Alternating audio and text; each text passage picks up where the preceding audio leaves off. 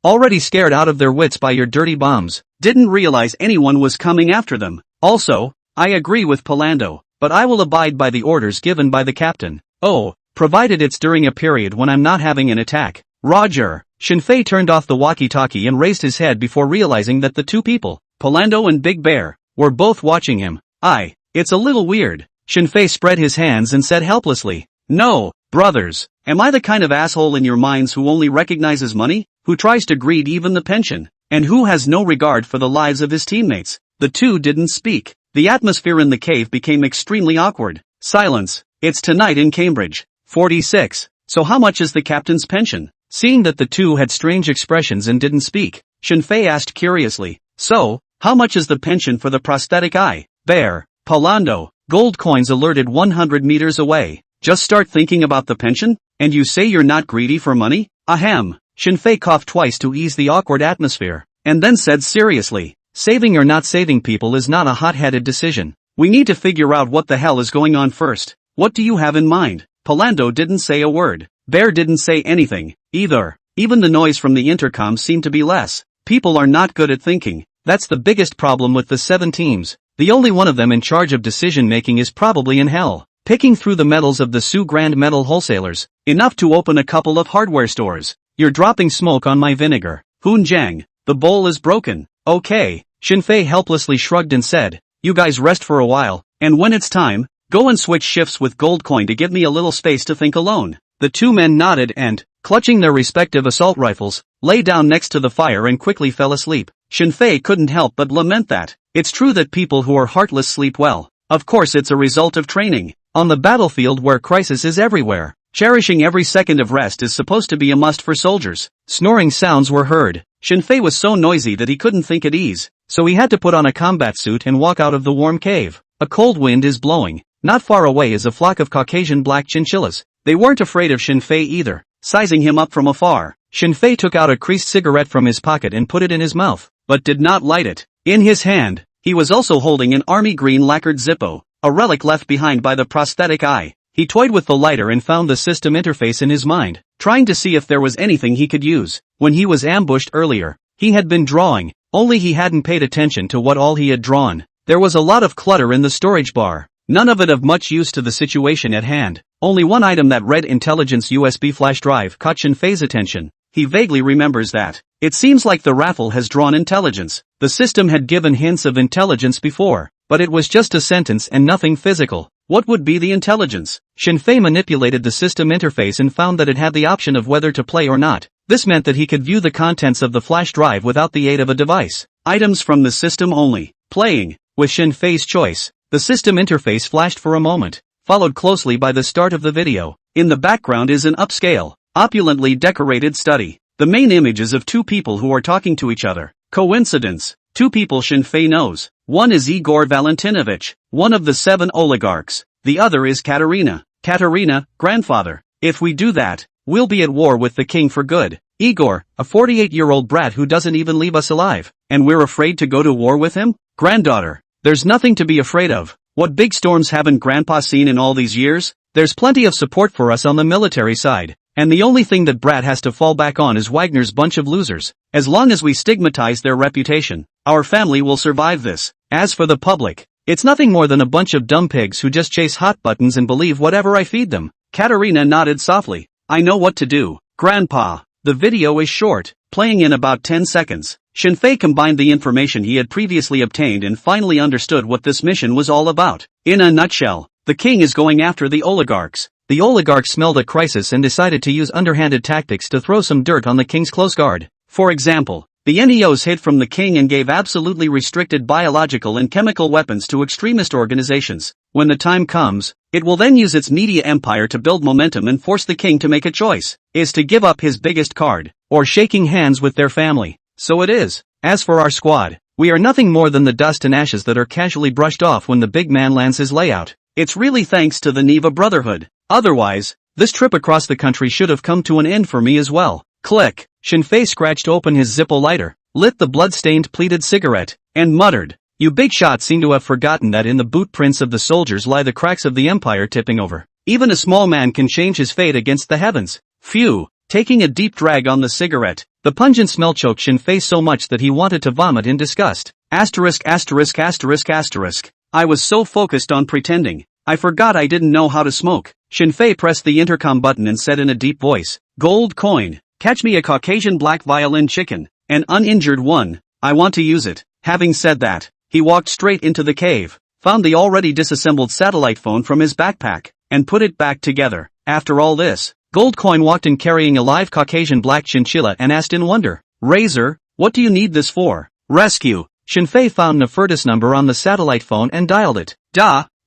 After a short wait tone, the call was connected. Katarina's lazy voice rang out. "Let me guess, you're supposed to be Razor?" Shinfei smiled. "MS. Katarina, you and your grandfather, you are really sophisticated." There was instant silence on the other end of the line, even without any movement. Shinfei could guess how surprised Katarina was right now. After all, the subtext of Shinfei's words was tantamount to knowing their family's plan. "But, how is that possible?" Katarina's tone became serious and she said coldly, "Mr. Razor, I don't know what you're talking about, and the initiative, right now, is in my hands." Shinfei laughed, laughing very hard. A full 10 seconds passed before he suddenly spoke. "Yes, of course it's in your hands. Like your grandfather said, we, the public, are just a bunch of dumb pigs chasing hot buttons. We'll believe whatever you put in our heads." Once again, there was silence on the other end of the line. Shinfei could clearly hear that Katarina's breathing gradually became ragged. She couldn't figure out how Shinfei could possibly know the conversation between her and her grandfather no matter what. Scare her?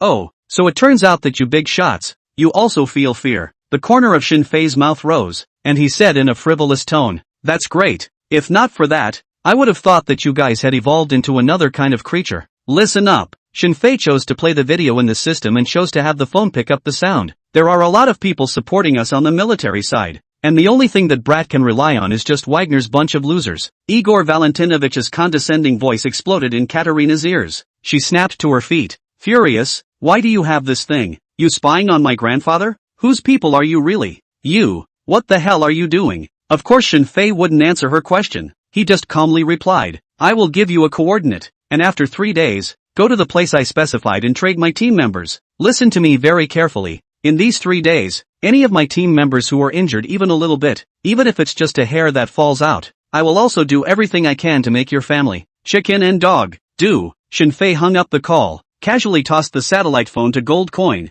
and pointed at the Caucasian black jean chicken in his hand. Katarina's face flushed red, her chest heaving violently as she stared in annoyance at the tech next to her and asked, "Answer me, have you located them yet?" The technician stared warily at the computer in front of him, and his voice was tinged with a sob as he replied, report, positioned, located, they, flying in the sky." 47, what the do you call this, the weakest squad? You're fired, boss, I'm not lying to you, look for yourself, they're just in the sky, roll. 2 security officers dragged the technician and left the room. Katarina pondered Shinfei's identity. Having the strength to spy on my grandfather. There aren't many people like that in the entire world. KGB? If Razor was one of the king's men and had the video of the conspiracy to discredit Wagner in his hands, he would have gone after our family long ago. It won't be the KGB. Wachovia Special Branch? Our country has occupied 1.5 million square kilometers of territory in territorial waters of Donda since 1945 until now. Kai Island, Kazakhstan, Bangbut, Kuril Islands, Tang Nu Liang Sea. They didn't have the power before, and the Red Alliance was too powerful. Now this is a good thing. They're getting stronger and stronger, and the Uralic Federation is again in a state of flux. It may not be unmoved. After thinking about it, Katarina felt wrong again. If it's someone from the Huaxia Special Branch, there's no reason for him to expose himself. It's impossible to get an answer to that question for the moment. The priority is what to do next. Katarina didn't believe, at all, Shinfei's words about a deal in 3 days. She's 100% sure. Razor, who could come up with the kinky dreams play monkey game, would not be sitting on his hands. She just couldn't figure it out. What exactly the other party wanted. Asterisk. How did a Razor come out halfway through when everything was going so well? Wasn't the investigation clear? Team 7 is the weakest of all of Wagner's elite squads? Assholes. You guys call a squad that can't even be killed like this the weakest squad? Goldcoin curiously surveyed Shinfei and asked, Razor, what exactly did you say to her that could scare the granddaughter of an oligarch? Like this? He had just heard clearly that the woman was already furious. Even his voice was shaking. Shinfei thought for a moment and said, call everyone up and have a meeting. The gold coins nodded. After the crowd woke up, Bear was in charge of the perimeter guard. Shinfei recounted what had happened. Originally, upon hearing that he even had such a video in his hands, Gold exclaimed, "Razor, that's so cool, how did you do that? You're from the Wachovia Special Branch? Wachotsko?" Shinfei heard this name for the first time. It's normal to think about it. Other countries have them, and it's strange that China doesn't have them. Shinfei shook his head. I'm not. I'm just an ordinary person. The only reason I'm throwing out this video is to ensure the absolute safety of Nefertus. But all the same, once the Marinkas knew we had the video, as far as they were concerned, we had to die. Can understand that, can't you? Gold Coin nodded. Polando shook his head and asked, why? They could totally buy us off with money. Shinfei sighed and said, Polando, you're overthinking the problem. There comes a time when the money runs out, and only the dead shut up forever. As long as you live, you will always be the sword of Damocles hanging over the head of the Malinki family. Polando lamented. The world of you smart people is too complicated. Razor, you make the decisions and we obey unconditionally. Gold offered. Can't we give the video to someone else? Like the colonel of our Wagner branch? Shinfei shook his head dryly. No, I can't trust anyone, and the fact that the video is now being spread means that they will kill Nefertus. Gold frowned. So what do we do? They have more men and more guns, and we're no match for them in a hard fight. If they put out a bounty, maybe all the terrorist organizations in the entire Caucasus will come after us. Shinfei, looking for a friend. Polando, you have friends in the Caucasus? Shinfei couldn't help but twitch the corner of his mouth and said, the enemy of our enemy is our friend. He realized that the men were all strong enough, but none of them were too smart. Also, who's smart enough to be a mercenary? The business is generally characterized by being able to fight, kill, and have excellent technical and tactical skills, but not enough brains. Goldcoin took out a map of the Caucasus region from his backpack and pointed to an area. If there's an enemy of the Caucasus Freedom Army, it's the Mountain Eagle Jihad Alliance. I heard a saying when I first got into the business that every feather in a mountain hawk's cap is tainted with FSA blood. There's no better place to find them. But, why should people help us? Shinfei smiled. In our China, the best way to ask for help is to give gifts. And as soon as we get Nefertus out, we can spread the video. And then the Malinkas will be dead. The Caucasian Freedom Army, which is allied with them, will definitely be focused on by the king. Mountain Hawk would have loved to see that. Goldcoin looked at the equipment on the ground and asked, we don't have any valuable gifts to give to people, do we? Shinfei slowly got up, stretched his back, and said with a cold face, when you see a cockroach, it means that the shadows can no longer be squeezed. I just can't believe that it's the first time the Marinkas have traded CS-137 oxide with the Caucasian FSA. The FSA must still have stocks. This is the best radioactive isotope for making dirty bombs. It's perfect for selling to the Mountain Hawk Jihad League. The pupils of the two men contracted slightly, and the knots of their throats rolled up and down as they let out sounds of cold air being sucked backwards. Polando exclaimed, that's bold. Razor, I'd love to peel back your head and see how it really grows inside. Gold followed suit. Damn, I love crazy. Razor, I love you. The corners of Shinfei's mouth rose slightly, outlining a cruel smile. It's now 12 p.m. Let's take turns resting, and in 3 hours, go out and capture the Caucasian Freedom Army's tongue. Inquiring about the location where they are hiding CS-137 oxide, or the location of their base, this is half the battle. Since they say we sell dirty bombs, we can't let them down by taking this false name in vain. Big man. Ha, I'd like to see who will have the last laugh. 48, Triple Blind Trial. Razor's Devil's Maneuver. Late night, cold winds, wrapped in the sweet, metallic stench of the CS-137 oxide explosion, wandered through the Caucasus snow-covered dense forests. 6 columns of light from the tactical flashlights traveled back and forth. The squad leader wiped his gas mask and couldn't help but curse. Where the hell have those bastards been hiding? If I catch them, I'll make sure they get a good taste of FSA torture. The few remaining squad members, too, couldn't help but start complaining. For s sake, those guys during the day were losers. They couldn't even handle a squad of 6, and they let them get away? Oh, those losers do. To say that people are also a bit strong. I heard that there was a sharpshooter who directly reimbursed the entire C-team with 2 grenades plus a point-blank shot of more than 5 seconds. That C-team trash. Try letting them run into me? The 6 men were in vertical formation, about 5 meters apart, advancing quickly through the jungle. What happened to bumping into you? An eerie voice rang out. The captain reacted quickly ducked behind a tree and shouted, receive the enemy. The rest of the group did the same, ducking while pointing their guns in the direction of the sound. The Caucasus is always covered in mist at night and visibility is very poor. Plus they couldn't see anything without high-tech equipment like night vision. Really? You're not happy again? Another voice, from behind them. Surrounded? The squad leader's heartbeat instantly accelerated, and he was just about to give the order to retreat when he heard the sound of pistol shots with silencers added. Shoo, shoo, shoo. A round of point-blank shots rang out. Before the squad leader could adjust his firing range, he felt his arms being hit by a huge force and slammed heavily into a tree along with his body. Numbness and tingling followed.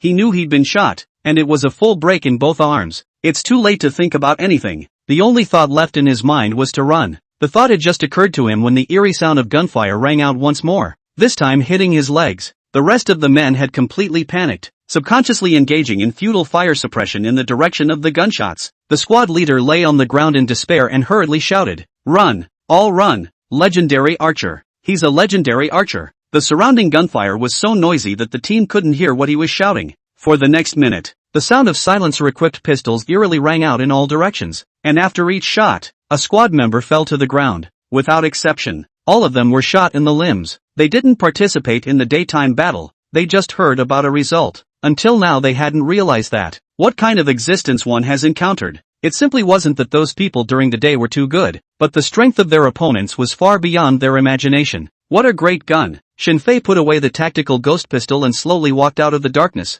Looking at the 6 people struggling in pain on the ground, he smiled and asked, "What kind of torture did you guys just say you were going to use on me?" He wore a gas mask on his face, and his voice was a little muffled, with an extremely oppressive tone. The squad leader was also a tough guy and cursed angrily, "Kill me, mercenary, kill me if you have the guts. I don't know anything." Phew! Gunshots were fired. The squad leader was shot in the crotch and exploded into a mist of blood in the light of the lamp. Ah! A mournful cry rang through the jungle, startling the birds in every direction. Shoo! The gunshots rang out again. This one hit him in the mouth. The bullet went through his side with precision and out the other side, bringing out a dozen blood-stained teeth. The squad leader could not make any sound, and could only look at Shinfei with a gaze that was almost pleading. He doesn't want to live. He just wants to die now. But it's a luxury to want to die painfully on the battlefield. Shinfei pressed the intercom. "Report the situation. Bearing 1 secure. Bearing 2 is clear. Bearing 3 is clear. Bearing 4 is clear." Gold coin and their voices, in turn, rang out in the middle of their ears, determining that the surrounding area was safe. Shinfei came to a Caucasian Freedom Army,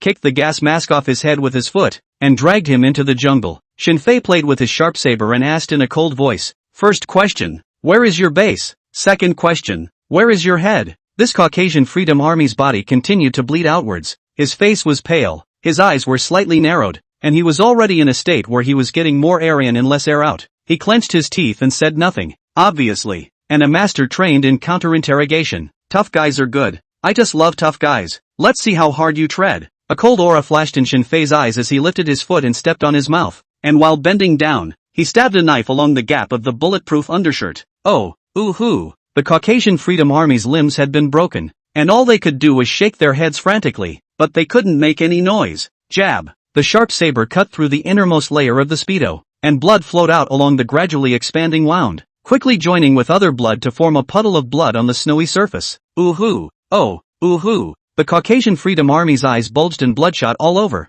Their expressions twisted together in a grimace. Shinfei little by little increased the power of the top of his foot, and had almost collapsed his face into it. Next, the tip of the knife cut across one of the Caucasian freelancer's eyes, followed by a hard stir. The pupil resembled broken glass, and dark red liquid slowly oozed along the metal surface, forming intermittent beads of liquid in the folds of eyelid skin. The whole process is accompanied by a slight cracking sound similar to that of a hard object penetrating a water membrane. Much like the prosthetic eye is initially injured. Shinfei slightly relaxed his heels and asked in a cold voice, "For the last time, where is your base? Where are your heads? Don't try to show off in front of the old man. There's enough adrenaline in the backpack to support enough to take all the flesh off your body, piece by piece." Lingering, ever heard of it? The Caucasian soldier on his hand could no longer scream, and the eyes of the only one left carried as much fear as if he had seen a demon. His breathing became rapid and he broke off.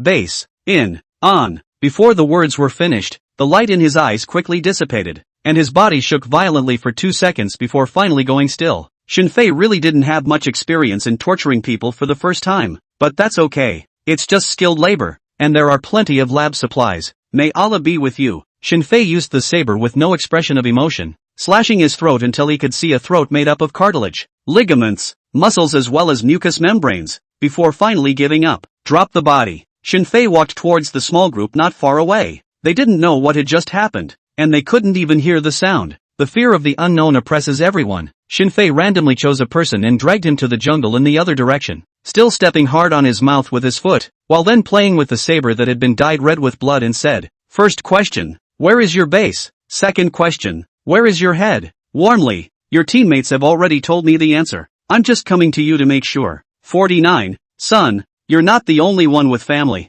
Razor, enemy squad in bearing 2. Distance 260 meters. Number 10 to 15. Expect to arrive at your bearing in about 3 minutes. Polando's voice rang out. 3 minutes. That's enough. Shinfei's saber was pressed against the seam position of the bulletproof vest and slightly exerted force. Woo woo woo. Woo woo. The panicked face of this Freedom Army soldier carried a strong fear of death. Thankfully, not everyone is a tough guy. Shinfei let go of his foot and looked at him condescendingly. Don't kill me. Don't kill me. The soldier looked to be only in his 20s, with fair skin, and in Shinfei's aesthetic opinion, was quite handsome. He panicked. My daughter was just born. I still have my mother. I can't die. I don't want to die here. Our base is behind the southern cliffs of Wolfsbane Peak, which used to be a Red Star Alliance anti-nuclear bunker that was converted into a 3-story 3-dimensional fortification. The coordinates are 42 degrees 44 minutes 23 seconds north, 45 degrees 18 minutes 57 seconds east. Our head went to the village of Varzai,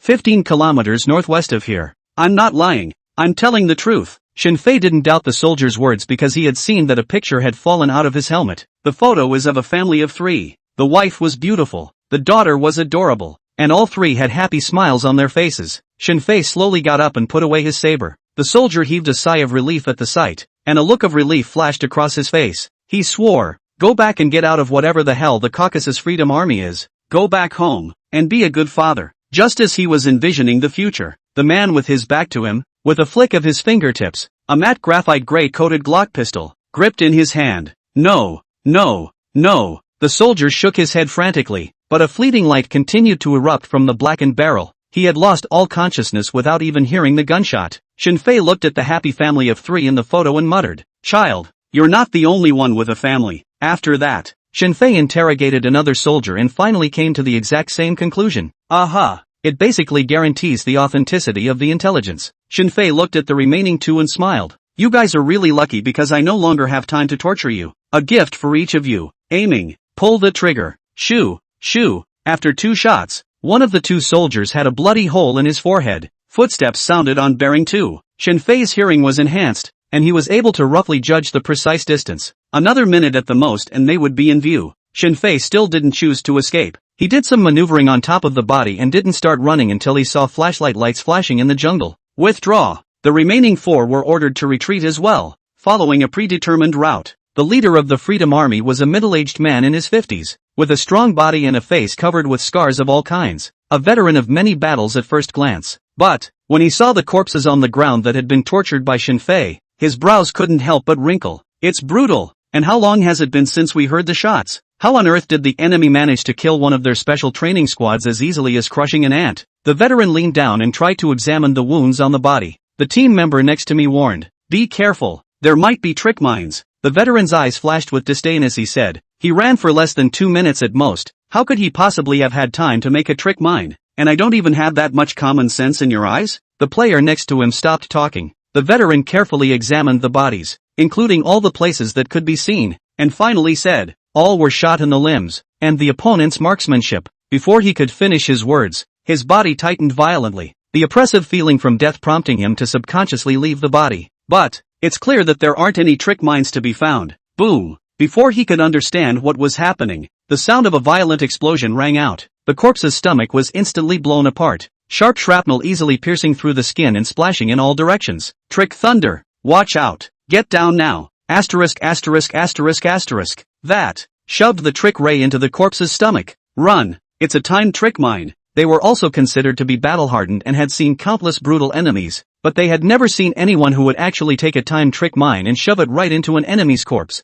That's terrible. What kind of demon could come up with such an idea? Without waiting for them to react, the corpses of their comrades around them exploded one after another, and countless flying shrapnel directly caused a strangulation zone to form in a 50-meter radius. The veteran's legs were penetrated by shrapnel and he fell to the ground, a crazy smile flashing across his face. Ha ha, ha ha ha, a master. This really is a ING master. Ha ha. Even those seemingly random corpses were carefully placed by him. To lose in the hands of someone like this, my old life. It's worth it. He was like a madman, completely disregarding his bleeding legs. And even more so, he didn't even look at his struggling teammates. Instead, he fished out a silver-gray bottle of wine from his body and drank it all in one go. Followed by, he shouted excitedly, "Ha ha!" He was still negligent. Maybe it's because it's too late. If I were him, would definitely be in the northwest? Put one. Before he could finish his words, he suddenly glanced out of the corner of his eye into the jungle next to him, and there was what looked like a wine jug, a green device, with writing on it in English. Front toward enemy. This faces the enemy. Great. It's a broadsword mine. We're hopeless. The veteran closed his eyes in despair, and a single, unwilling tear trickled down his clouded eyes. Everyone copes with death differently, but death, another process that every soldier is likely to go through. Snap. An explosion that didn't sound very loud went off. When the 700 steel beads burst out of the fan, they sprayed forward in a 60-degree fan shape at a speed of 1,200 meters per second, as if the gods had wielded an invisible saya. The air let out a sharp whistle that tore through silk. The veteran's head instantly caved in. Exploding skull fragments mixed with brain matter splashed in a radial pattern, spraying evenly across the white snow. In the blink of an eye, there was no more movement in a radius of 10 meters. Only those broken pieces of corpses, as well as the blood on the ground, silently recorded this from the beginning to the end of only a dozen seconds. Precisely calculated. One-sided massacre. This is Shinfei's revenge on the Caucasian FSA. And, just started. 50 that the gods devour the world and annihilate everything before it is born. When the battlefield fell into dead silence, Shinfei and the others were heavily armed and walked out from different positions. According to the normal process, you should refill your gun on the enemy at this point. Gold Coin and the others had switched to their respective pistols a long time ago, but the muscles at the corners of their mouths trembled slightly when they saw the condition of the scene. That's add up, piece by piece, east by west, broken meat everywhere. Even the trees had asses hanging from them. Not a single intact body could be found. Hell, there is nothing more to be feared. Goldcoin suddenly thought of what Shinfei had said during the interview and lamented. Indeed, even if they turn into zombies, they won't be able to stand up. Shinfei did not have any expression on his face, progressing faster than he thought. Perhaps it was because the death of Righteous Eye had sparked the anger in his heart. Or maybe that's just the way he was meant to be. Shinfei said in a cold voice, "Quickly replenish the ammunition. The enemy will surround them at any time." The four men nodded heavily and all began to get busy. The previous 6 plus the subsequent 10 or so people had all sorts of equipment scattered all over the place, but not much of it was usable. Shinfei and his squad's main weapons were basically M4 carbines. A 5.56 by 45mm NATO standard round was used. Almost all of those guns on the floor were several grades worse. Zastava M70 assault rifles. This is an uncommon model. It can be understood as a Yugoslavian version of the magically modified AKM with the bullet model 7.62. Oh, nope. Since Old Iron fell ill and died a few years ago, that country can no longer be found on the map. 11 million people went to see him off on his last journey, half the country's population at the time. Old Iron's life has not been in vain. When in Rome, Shinfei could only collect the M4 carbines of the whole team, throw them to the ground, and install the trick mines. This time the trick mines were buried in the ground, one layer set on top of this one, and then interconnected with those body parts. Shinfei buried a total of 7 layers. This way either the FSA wanting to transport the bodies of their comrades or their greed for M4 carbines will have to pay a price. And there's no need to worry about being detected by a booby-trapped mine.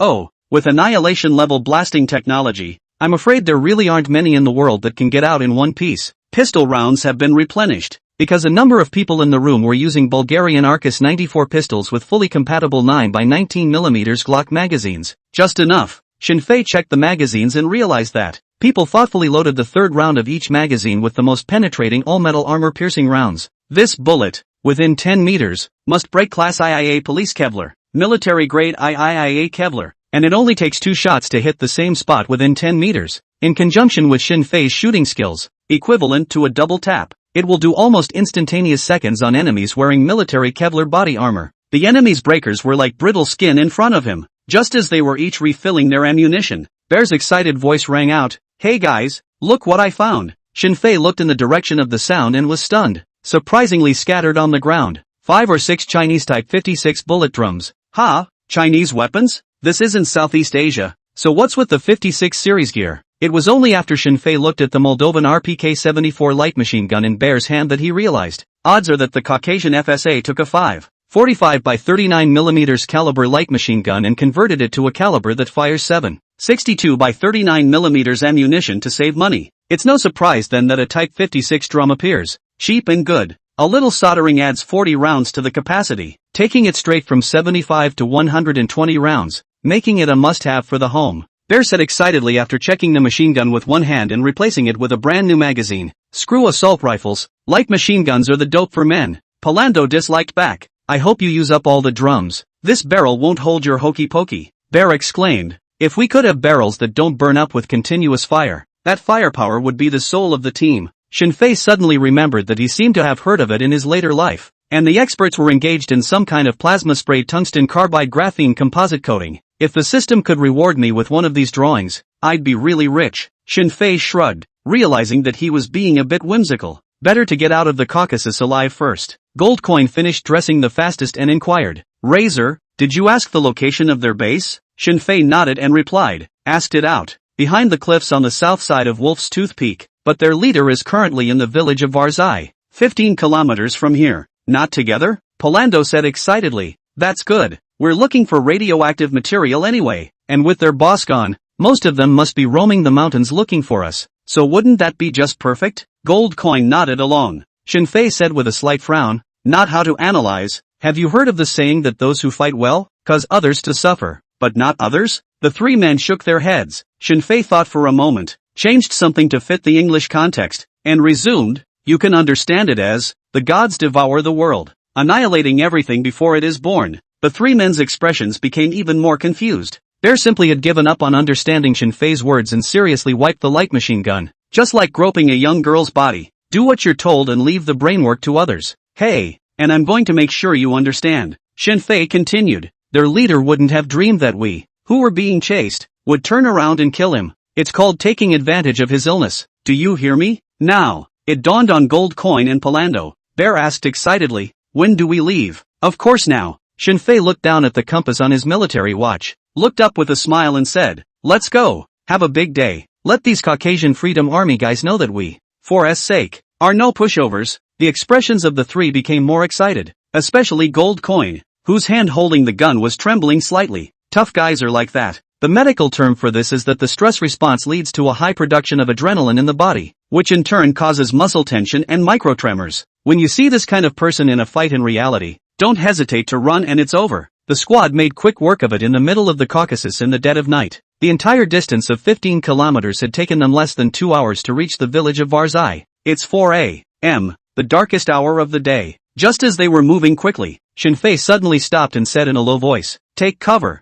There are people in front. The remaining few didn't hear any movement, but that didn't stop them from following orders and blinking as they took cover in the thick undergrowth. Just hit it. A young woman stumbled over. She stepped barefoot on the muddy path, her blood-stained, blue-on-blue, white-flowered bandana slung over her shoulder, her knees muddied with mud and dark red scabs of blood. The whole thing looked hollow, as if it had lost its soul. Shinfei frowned slightly and listened carefully to make sure that there was no movement around him before walking out. Palando followed him. The two of them, Goldcoin and Big Bear, remained hidden in the jungle and were in charge of guarding. It was obvious that there were two more heavily armed strange men in front of her, but the woman walked forward as if she didn't see them. Still mumbling, Palando looked at the woman's pupils and said, it's an acute dissociative state of rigor mortis, which can only occur in someone who has just experienced a major shock. She's supposed to be from the village of Warzai. Maybe the terrorist organization did something to the village. Shinfei inquired, can you wake up? Palando explains, it's possible to force a wake-up call, but it could have a significant impact on her psyche. Shinfei nodded slightly and walked to the woman, saying softly, girl, I don't know what happened to you, but I sympathize with you. The woman had physiologically shielded her hearing, completely as if she hadn't heard Shinfei speak. Shinfei continued to say to himself, I will avenge you, but you need to pay a small price in this process, and I believe you are willing to do so. Having said that, Shinfei raised his hand and slapped it. Snap! An ear-piercing slap rang out, and the woman staggered and fell to the ground, her expression gradually changing from bewilderment to panic, and by the time she saw the three people in front of her, her body began to tremble violently. No, don't kill me, don't, please. Before she could make more noise, her mouth was forcefully covered by Shinfei, who then whispered in her ear, you'd better be quiet, or I'll kill you immediately. Tears flashed from the woman's eyes and she nodded heavily. Shinfei saw that she was a little quieter before he let go and inquired, Tell me what happened in your village and how many people were on the other side. 51. Like a hellish village. Shinfei shook his head when he looked at it. The woman's thoughts are confused and her speech is broken. Man, so many people. Dad, mom, brother, dead, all dead. They killed my parents. They were demons sent by Iblis. Shinfei's hand rested on the tactical ghost pistol. He won't allow any extra factors that lead to the whole team being in danger. Like before, if he had been able to check the contents of the van after it drove out of the camp, righteous I would not have died, though not a word has been said on the lips, but anyone could see that this matter had touched Shinfei greatly. Polando voiced, Captain, let me ask. Shinfei nodded slightly. Polando gently held the woman's hand, gazed into her eyes, and whispered, you should be steadfast for the sake of Allah, just as Allah is steadfast for the sake of his believers. Girl, we were sent by Allah to save you. Religion? Shinfei froze and really didn't think it could be of any use. He was, like most Chinese, a staunch atheist, or preferred to believe that man would triumph over heaven. What Shinfei did not expect was that the woman actually gradually calmed down. Her eyes revealed a trace of desire for survival, and she murmured, are you really sent by Allah? Polando nodded slowly and said in a soft tone, in the name of the Father, the Son, and the Holy Spirit, forgive your wounds. Come on, tell me what's going on. The woman was stunned and subconsciously said, but isn't the Father and the Son Christian? Polando, Moncler Outlet Store, learn to mingle. Shinfei added from the side, Allah created everything on the earth for you, and everything in the heavens and the earth belongs to Allah. Blessed life infinite heavenly Father. Polando, you're ing Taoist, aren't you? The woman froze as well, seemingly confused about the connection for a moment. However, she did calm down quite a bit, and intermittently told Shinfei and the others what happened in the village. She is indeed a villager from the village of Varzai. Since 6 months ago, the Caucasian FSA has been recruiting laborers in the village, offering such good benefits that many men chose to go with them at first. But when he left, he never came back. Then they came back one after another to recruit people, offering generous pay. Many people thought it was strange, but they couldn't help the fact that the money was really given. Plus those who left the village did send money to their families on time every month. There are still bold ones who will go with them. After a few months, the villagers began to notice something was wrong and tried to get the men back. In exchange for a severe beating, forced to do so, they had to wait for the Caucasian FSA to come recruiting, and hide the few men, and the children. It's been 2 months of peace and quiet, but last night, the leader of the Caucasian FSA suddenly rushed to the village to take all the men by force, even children as young as 7 or 8 years old. They won't. A bitter conflict erupted between the two sides. Oh, nope, it should be a one-sided massacre. The woman was lucky enough to escape down the path after witnessing the murder of her entire family. 6 months? Shinfei's face became grave when he heard this key piece of information and inquired, do you know if you know where all the men in the village were taken? The woman shook her head. Coin inquired over the headset. Razor, anything new? Shinfei walked a little to the side and pressed his headset. I suspect that the man in the village is near the T Mountain. T Hill? A few people didn't understand what it meant. Shinfei knew that he couldn't spare any communication with them, not at all. So he simply said, the story should be like this. The Marinko family discovered that there was CS-137 oxide in the Caucasus 6 months ago, so they hired the Caucasus Free Army to mine it. Only recently the king wanted to move them, so they decided to use the Free Army to do something. Smear Wagner on the one hand, and create a terrorist attack to put pressure on the king on the other. Can you hear me now? Shinfei could all clearly feel that things were getting more and more complicated. Polando exclaimed, then aren't we, the little people, inadvertently caught up in an event big enough to affect the entire Ural Federation? Shinfei said in a deep voice. Polando, convince that woman to lead us into the village. Perform a decapitation operation and figure out where CS-137 oxide is being dug up or hidden in the meantime. Polando nodded. No problem, watch me. After 5 minutes, the woman's emotions stabilized completely. Before setting out, Shinfei made a mouthball with weeds and broken wood, and said to the woman, take it with you, this is Allah's will. This mission team was not carrying scopolamine, which suppresses the vocal cords. This traditional method can only be used to prevent being accompanied by non-combatants from making excess noise in inappropriate situations. The woman looked at Shinfei. I don't know if it was because I remembered my earlier fear of death or if I really believed him, but I dutifully put on the gag ball anyway. Shinfei tied the muzzle ball tightly with a hard pull, and then on her body, she hung 2 small homemade remote control bombs, shaped much like a rechargeable battery. It's the trophies that were just touched up, on the bodies of the enemy. The woman made a puzzled sound, looking at him in confusion. Shinfei smiled. This is the Allah Summoner, protecting you from pain. The squad departed, with the woman pointing the way. The rest of the process went very smoothly. It took less than 20 minutes for them to cross the blockade of the Free Caucasus Army and arrive at a residence near the village's central square. Instead of entering the village, Palando was on a rise north of the village, providing battlefield information. It's a sniper's job.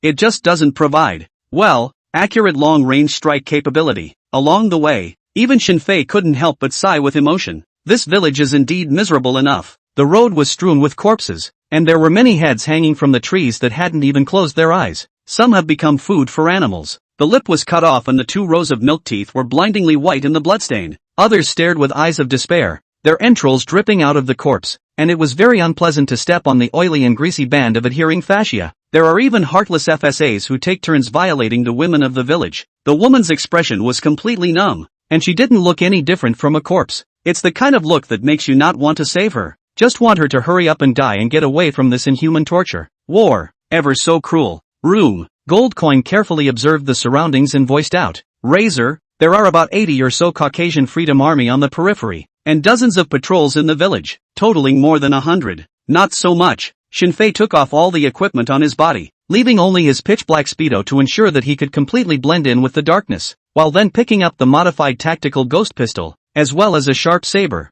He said, "We can't beat so many people, so tackle." Goldcoin frowned. "But, we don't know where the king is." Shinfei pointed to the Caucasian soldiers outside who were busy sweeping the houses for loot and said, "They know the usual rules: sneak in silently, grab tongues, and ask for confessions." Shinfei spoke lightly, but Goldcoin's brows had unconsciously wrinkled. This isn't the misty jungles of the Caucasus. If they made the slightest sound in the village, and the enemy detected the abnormality, they would only be left to die. Risks? That's a little high. Shinfei patted Goldcoin's shoulder and smiled. "Little Davaris, don't be afraid of difficulties. The more extreme we operate, the less the enemy can imagine. In the words of one of our Chinese fish sellers, it is called, the bigger the storm, the more expensive the fish." 52 in front of other people's husbands and letting them watch? Shinfei pressed his headset and said in a deep voice, "Palando, report the position." The killing intent resonance skill would only take effect when the opponent developed a killing intent towards him. Fortunately, before entering the village, Shinfei had let Palando occupy a high ground in advance, which could provide general information about the village. Roger,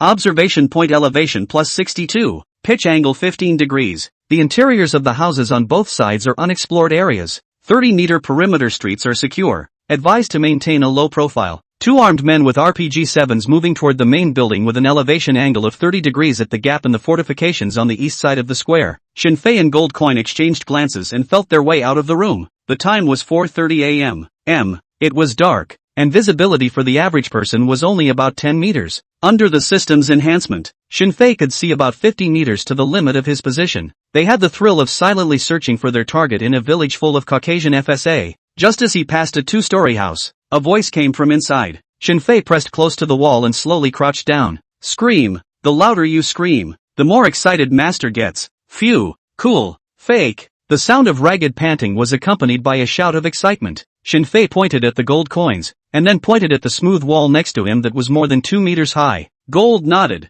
put the pistol in his mouth and bit down. Bending backward, Shinfei crossed his hands at the knee position to make a supporting tripod. When he backed up about 5 meters or so, Goldcoin accelerated violently, stepped on Shinfei's hands, and leaped up, steadily picking up the edge of the wall. Quietly, he probed and watched the yard, making sure there was no movement before bringing his hand down. Shinfei did the same with a boost and grabbed Goldcoin's hand to the wall. In front of us is a yard of about 20 square feet or so, and along the wall is a circle of flower beds with flowers common to the Caucasus. The yard was clean and cozy, and it looked like a family that loved life. The main structure was a 2-story house with 2 blood-covered bodies collapsed in front of the door. Visually a man in his 30s and a young boy of 4 or 5. The lights were on in the room. The bright light casts the silhouettes inside onto the walls, forming T's. That's probably the shape. Goldcoin stretched out his leg, and Shinfei lent his leg to slide into the flower garden. And the whole process did not make any sound. Goldcoin, with the help of Shinfei's shoulder, also entered the courtyard smoothly. The 2 men walked along the wall, a little closer to the window, looking in through the glass. 2 Caucasian FSA men wearing black hoods were violating a woman. Next to him was a man who was tied up in 5 pieces, his eyes closed tightly, not knowing if he was dead or alive. Goldcoin cursed in a low voice, letting someone look in front of their husband. Yuck, it's so damn disgusting. Razor, what to do? Shinfei observed the situation in the room and determined that there were only 2 targeted enemy units. If conditions permit, 2 point-blank shots can easily end the fight. But now that the goal was to capture the tongue, it was important to make sure that the infiltration was silent and foolproof. He pointed to the door of the room and whispered, "Hide in the doorway and, wait." Gold coin froze. "Wait," Shinfei said softly. "When they get to their most enjoyable time, that will also be the time when their vigilance is at its lowest." Gold coin nodded, a bad smile appearing at the corner of his mouth. The 2 men gripped their sabers tightly and leaned left and right against the half-open door of the room, watching for movement. The Caucasian Freedom Army played it fancy, and every few minutes, they would use their sabers to make a cut on the woman's smooth body. The intense pain spurred the woman to tense up and twitch. Every now and then, the faces of those 2 Caucasian freedom troopers would emerge with enjoyment as if they were ascending to the clouds, and so on 3 times. Their breathing became more and more ragged, and their expressions changed from enjoyment to grimace. Just when they were about to truly reach the peak of their lives, Shinfei and Gold Coin both rushed in at an extremely fast speed. The distance would not have been far. Shinfei was the first to rush to a Caucasian Freedom Army and coldly grunted, "Grandson, you're playing quite fancy." Snap. While speaking, Shinfei rose his right foot to hook kick the root of his legs, while his right palm slashed his neck to the right. Black Dragon 18 hands gold and silver double hook, or it's called the strike belly hook chop. The Caucasian Freedom Army instantly felt a sharp pain, but before they could make any noise, their bodies went limp and they collapsed. Gold Coin's side has also been successful in its sneak attack. Compared to Shinfei, his moves were less fancy. "Come up here and slap me in the face." And then that Caucasian freelancer fell into a baby-like sleep. The woman looked at the 2 men who had barged in panic, and although she was afraid, she forced herself not to make a sound. "It's a smart guy." Shinfei lowered his voice and said, "Find a place to hide, and don't make any noise." The woman nodded in bewilderment, unable to care for her unclothed self, and strained to drag the already unconscious man and hide him under the bedpan. It's the common people, after all. When something big comes up, often the first hiding place you can think of is under the bed. Shinfei piled the clothes next to him and kicked them to the bedside. Then he no longer cared about the 2 of them and turned his head to cooperate with the gold coins, tying up the 2 Caucasian Freedom Army, especially the mouth, which was stuffed tightly. After doing so, Shinfei pulled out his dagger and ruthlessly stabbed into the thigh of one of the Caucasian Freedom Army. Woo! The soldier woke up instantly, and the intense pain made his expression grimace, but he couldn't make half a sound at all. One could only panic, looking at the man in front of her that she didn't even recognize. Shinfei's cold voice rang out, "Your artery has been scratched. If you don't stop the bleeding, you will die within 3 minutes. I'll ask you right, answer to my satisfaction and I'll let you go." The soldier nodded frantically. In the end, it was an ordinary soldier, pressed to talk about resistance. The weapon they used, Shinfei couldn't even tell the model, looked a lot like an AKM, but had a stirrup-type single-leg stock, and a movable stock, with a wooden vertical grip added, and even a high-capacity ammunition drum. This thing, being able to shoot the bullets in the drum without jamming, is a favor to Allah. I can only lament the fact that a small workshop uses materials that are just fierce. Shinfei inquired in a cold voice, "Where is your leader?" The soldier looked at him quizzically, attempting to inquire how he was going to answer the question when his own mouth was gagged. Shinfei said in a deep voice, "Use your blood and write it on the ground. Let me remind you that your time is running out." The soldier panicked and hurriedly ran his hand over the wound before writing on the ground. "Church. There is only one church in the village. The 5-story building in the center of the village square." Shinfei had suspected before that their leader should be in the church, but he just wanted to arrest 2 people and confirm it. Followed by, he started asking other questions again. The soldier was cooperative and said what he was asked. Shinfei also kept his promise and used a dagger to make a hole in his neck, releasing him from this world. And then, Shinfei used a dagger and gently woke up the second soldier, asking the same question. The answer is exactly the same. Aha! This makes it absolutely certain that their confessions are correct. Shinfei and Gold Coin were ready to leave. Just then, Polando's slightly anxious voice rang out. "Razor, there are 5 Caucasian freelancers, ready to enter your yard." Click. Almost as soon as Polando's voice fell, the door to the courtyard room opened and the light of a flashlight shone in. Gold Coin and Shinfei glanced at each other, their expressions all becoming grave. It's over. This is going to be a real problem. With just 5 of them, and in a terrain like the village, how could they possibly beat a couple hundred extremist terrorists? 53, come on, get me killed. I can't wait. It's all coming together so fast. But this is the battlefield. It's instantaneous and treacherous. It's like walking a tightrope at a high altitude, where the slightest misstep could be the end of everything.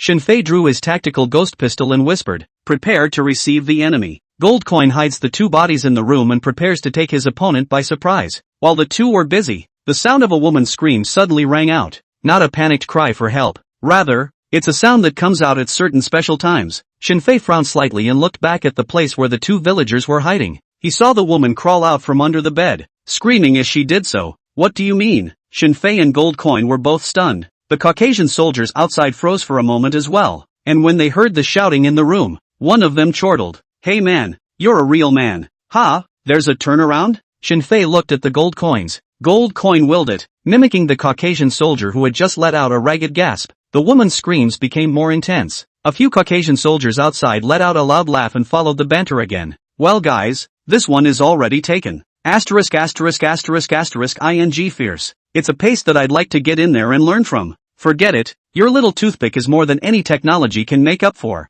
Damn it, shut the up and get a woman now. I'll fight you. Several Caucasian soldiers turned around and left the courtyard while discussing excitedly. The corners of Shinfei's mouth couldn't help but twitch. What is this? Good things happen to good people? Maybe, but Shinfei didn't believe in these things. He was just worried about the woman making extra noise earlier. That's why he told her to hide first. Nor did time permit him to subdue the soldiers while, and to care about a woman. But now, her performance earned her the chance to live. The woman didn't say anything, and after seeing the Caucasian FSA leave, she went back under the bed. Shinfei noticed that the man had also woken up. He whispered a reminder. Stay under the bed and don't move until it's light out. Do you hear me? The two nodded in panic. Shinfei stopped paying attention to them and changed into the clothes that the Caucasian Freedom Army next to him had taken off. The reason for wearing a Speedo out is for the same purpose. In addition to their gear, many Caucasian soldiers choose to wear a scarf and mask. On the one hand, it's to hide your face and make yourself look more mysterious. And then there's the fact that their weapons are really crap.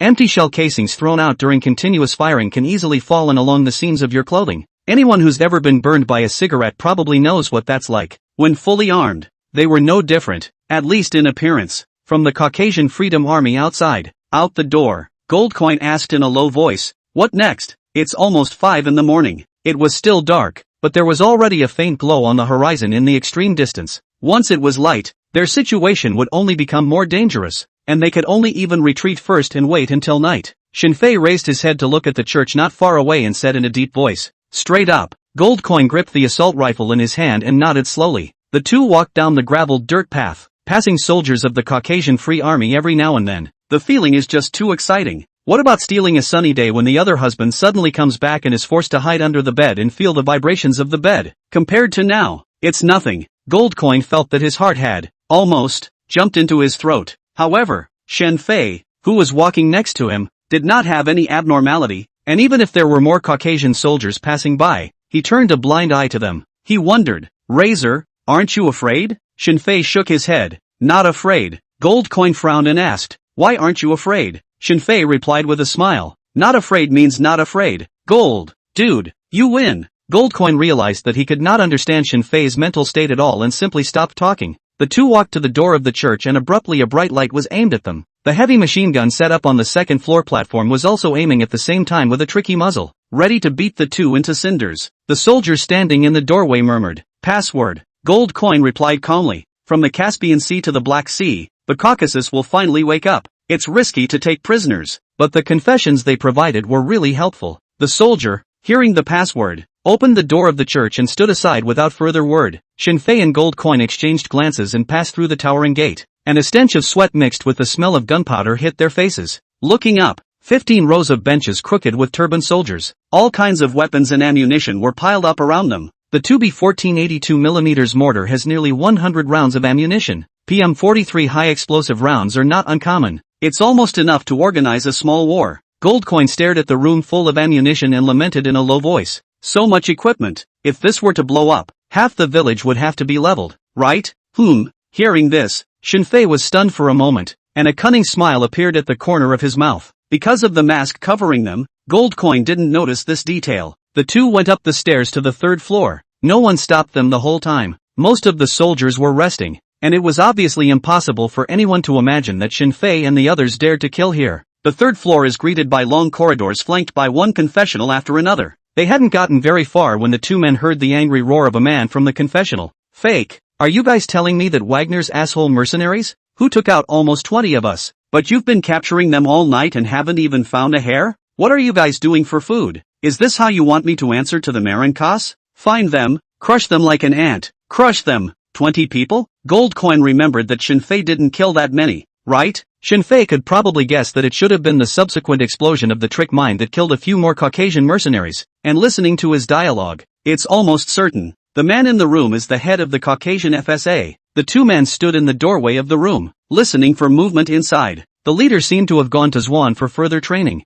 and cursed for a full 10 minutes without a single repetitive sentence. For foreigners, it's already considered a very rich store of knowledge. Meanwhile, after listening in for so long, he had basically been able to determine that he was the only one in the room. So what are you waiting for? The corners of Shinfei's mouth rose in an icy arc as he raised his hand and knocked on the door of the room. Snap, snap, crisp sounds echoed down the long corridors. What for? The chief's angry voice came from the door. Shinfei twisted the door handle and realized that it was not locked. He slowly opened the door. The gold coin next to him said, "Boss, we have important news to report to you." Important news? The chief frowned. You have 10 seconds, and you'd better pray that your message satisfies me. With a smile on his face, Gold Coin took 2 steps forward. Shinfei closed the door of the room with his backhand, gently locked it, and followed behind Gold Coin. The chief sensed something and his expression grew serious. Gold Coin spoke up. "Boss, we found that mercenary squad." The chief was startled, and with a face of ecstasy, asked anxiously, "Where are they?" Gold Coin pointed at Shinfei beside him and said, "Nu-ah, it's not right in front of you." "What?" The chief snapped, and the hairs on his body stood on end. He subconsciously wanted to go to the drawer to get the gun, but Shinfei didn't give him that chance. He drew the dagger he had already prepared and stabbed it down at the chief's neck. The blade of the knife formed a 12-degree angle with the tracheal incision, and air, wrapped in blood foam, spilled out of the 4.5 mm incision. Such a wound, a moment is not fatal. The chief tried to call for help, but with all the blood in his throat, all he could do was whimper. He covered the wound on his neck with a dead hand, but blood was still spilling outward between his fingers, and he would soon die if he didn't stop the bleeding urgently in this situation. The chief just can't figure it out. How could a squad of mercenaries who had obviously been in the jungle a dozen kilometers away just a few hours ago appear in front of him in their uniforms? Is this a ING man or a ghost? Though he couldn't think of any of these details, the chief was also a master of giving and taking. He covered his wound and plopped to his knees, looking desperately at the two men in front of him, hoping they would step in to help stop the bleeding. Shinfei squatted in front of him,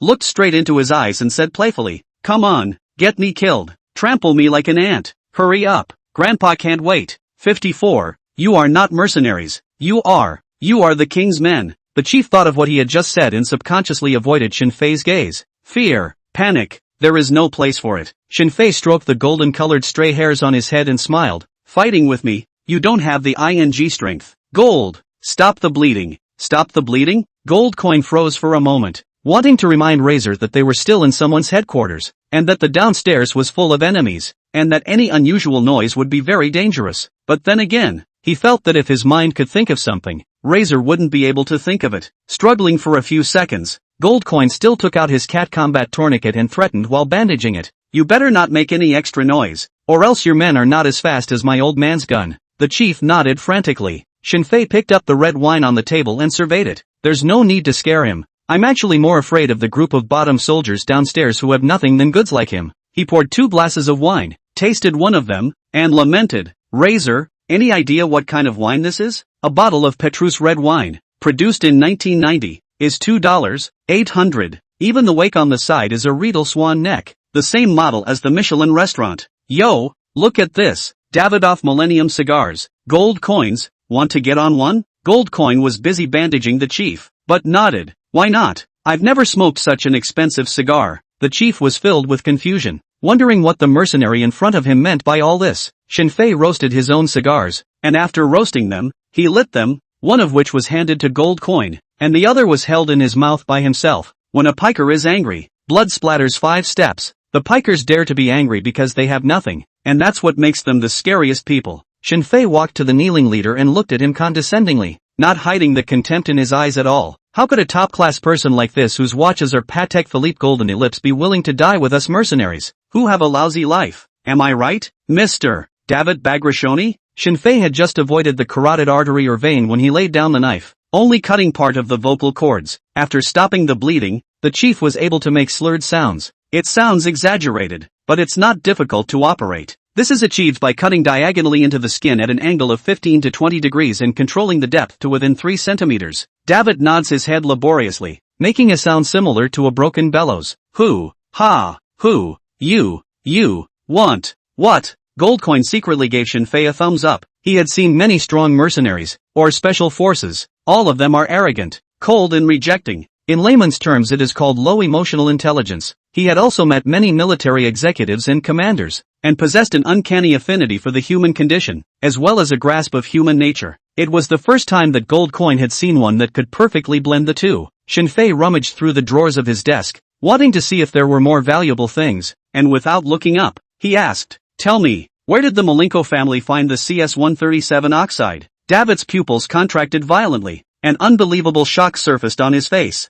How is that possible? How would he know? David shook his head hastily. I don't know. What are you talking about? Ka! Shinfei casually threw out his saber, and the sharp tip of the saber was inserted on the wooden floor with a bang, less than 2 centimeters away from David's crotch. David trembled and subconsciously tried to dodge. Goldcoin had already tied his arms backward and put his foot on his back so that he couldn't move a muscle. Shinfei continued to rummage around and found that the drawer was quite full of goodies. He grinned. I have little patience, and you'd better be able to answer my questions before I find everything of value. David fell into deep thought and quickly shook his head. No, I can't tell you. If I offend the Malenko family, my parents and family will die. Anything beyond that, I can promise you. I have almost 100 million rubles to my name. I can give it all to you, all of it to you. Shinfei shook his head. I only want CS-137 oxide to mine the location. David gritted his teeth and said, no way, you guys kill me. That being said, he clearly didn't want to die that badly, otherwise it would have been ready to yell. The purpose of Goldcoin standing by his side was to prevent such an accident. Shinfei looked at David's eyes and knew that this must be his bottom line, and that interrogation torture was not very effective against people like him. They don't have that either. So, there was only one other way to break his psyche. Shinfei opened the laptop on the table and asked in a cold voice, password. There's nothing in there. David added, 543423323. Shinfei entered the password and successfully entered the computer interface. The computer should be a dual system, entering different passwords and accessing different screens. There was this possibility, but Shinfei didn't have time to look deeper. He doesn't have the hacker's 2 cents either. Shinfei entered the system interface and found the USB flash drive, which then materialized into his hand. His hand was blocked by the table and the two couldn't see anything. Insert the USB flash drive and play the video. An expression like seeing an alien gradually appeared on the faces of Goldcoin and David. When the video finished playing, David said in surprise, how is this possible? How could you possibly spy on Igor? He's an oligarch. Don't say you're a mercenary. Wagner doesn't have that kind of strength either. Because of his overexcitement, he spoke very fast, and after pulling his wound, he began to cough violently again. He could no longer care about the pain in his neck and suddenly said, I see.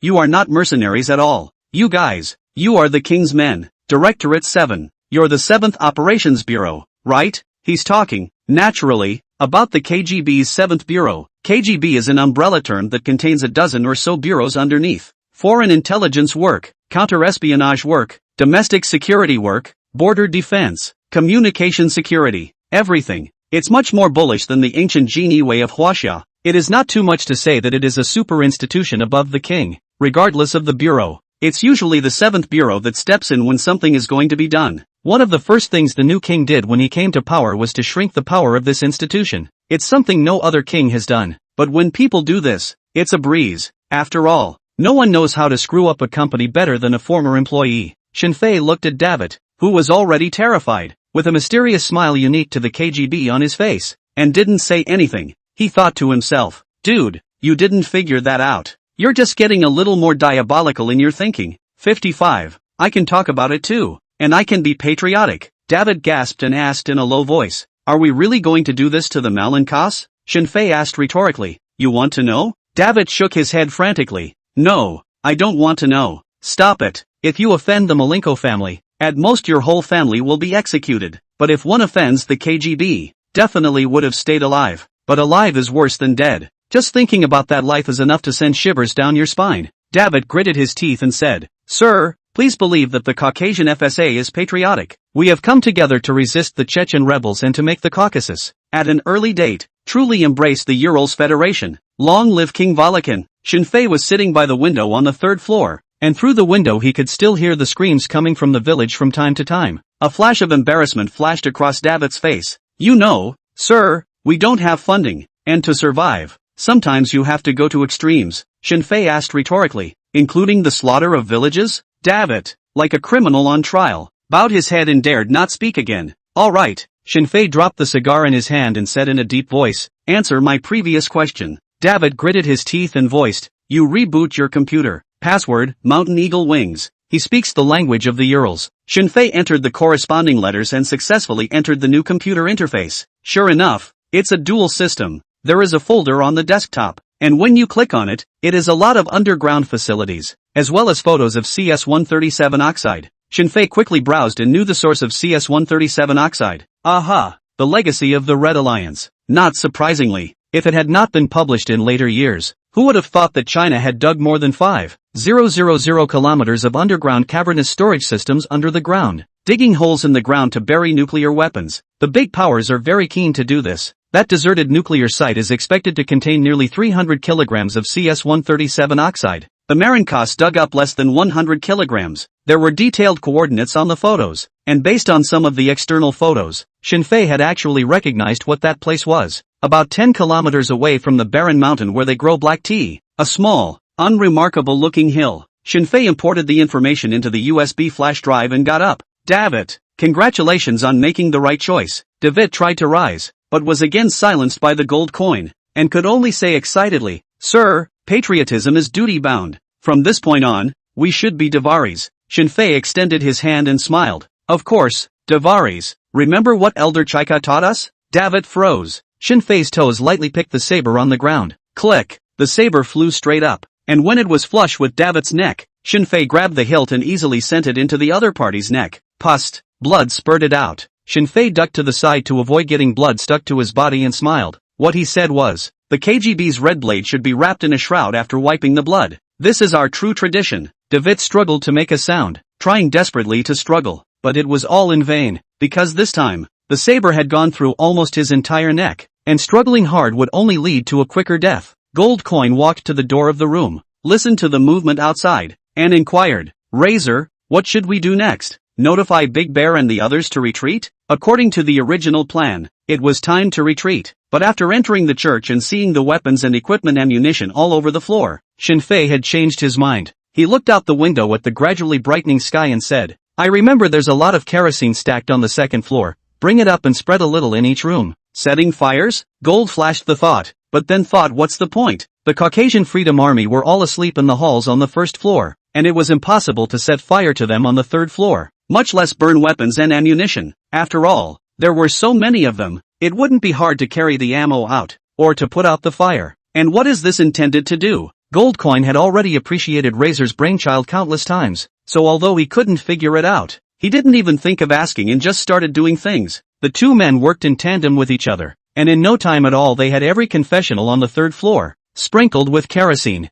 The two then prepared to leave, and when they got to the first floor, they saw more and more Caucasian freedom troops coming back to rest, heading out. Just as he reached the door, a voice rang out, Wait! The two men stopped and looked at each other without turning around. The voice said excitedly, You young people restrain yourselves a little, and give this poor village, leave a way to live. Oh, that's a good man. Shinfei and Goldcoin both breathed a sigh of relief and ignored him, leaving the church straight away and returning to the residential house where they had hidden before. The woman huddled in the corner, shivering. Shinfei walked up to her, removed his mouth ball, and inquired in a low voice, What's your name? The woman stammered, A.I. R.A. Shinfei nodded and asked again, Elmira, what do you plan to do in the future? The woman shook her head, full of confusion. Her whole family is dead. There's no time to think about that. Shinfei asked in a different way, Do you want to take revenge for them? Elmira stared at Shinfei in a daze, seemingly not understanding why he suddenly said this. At the same time,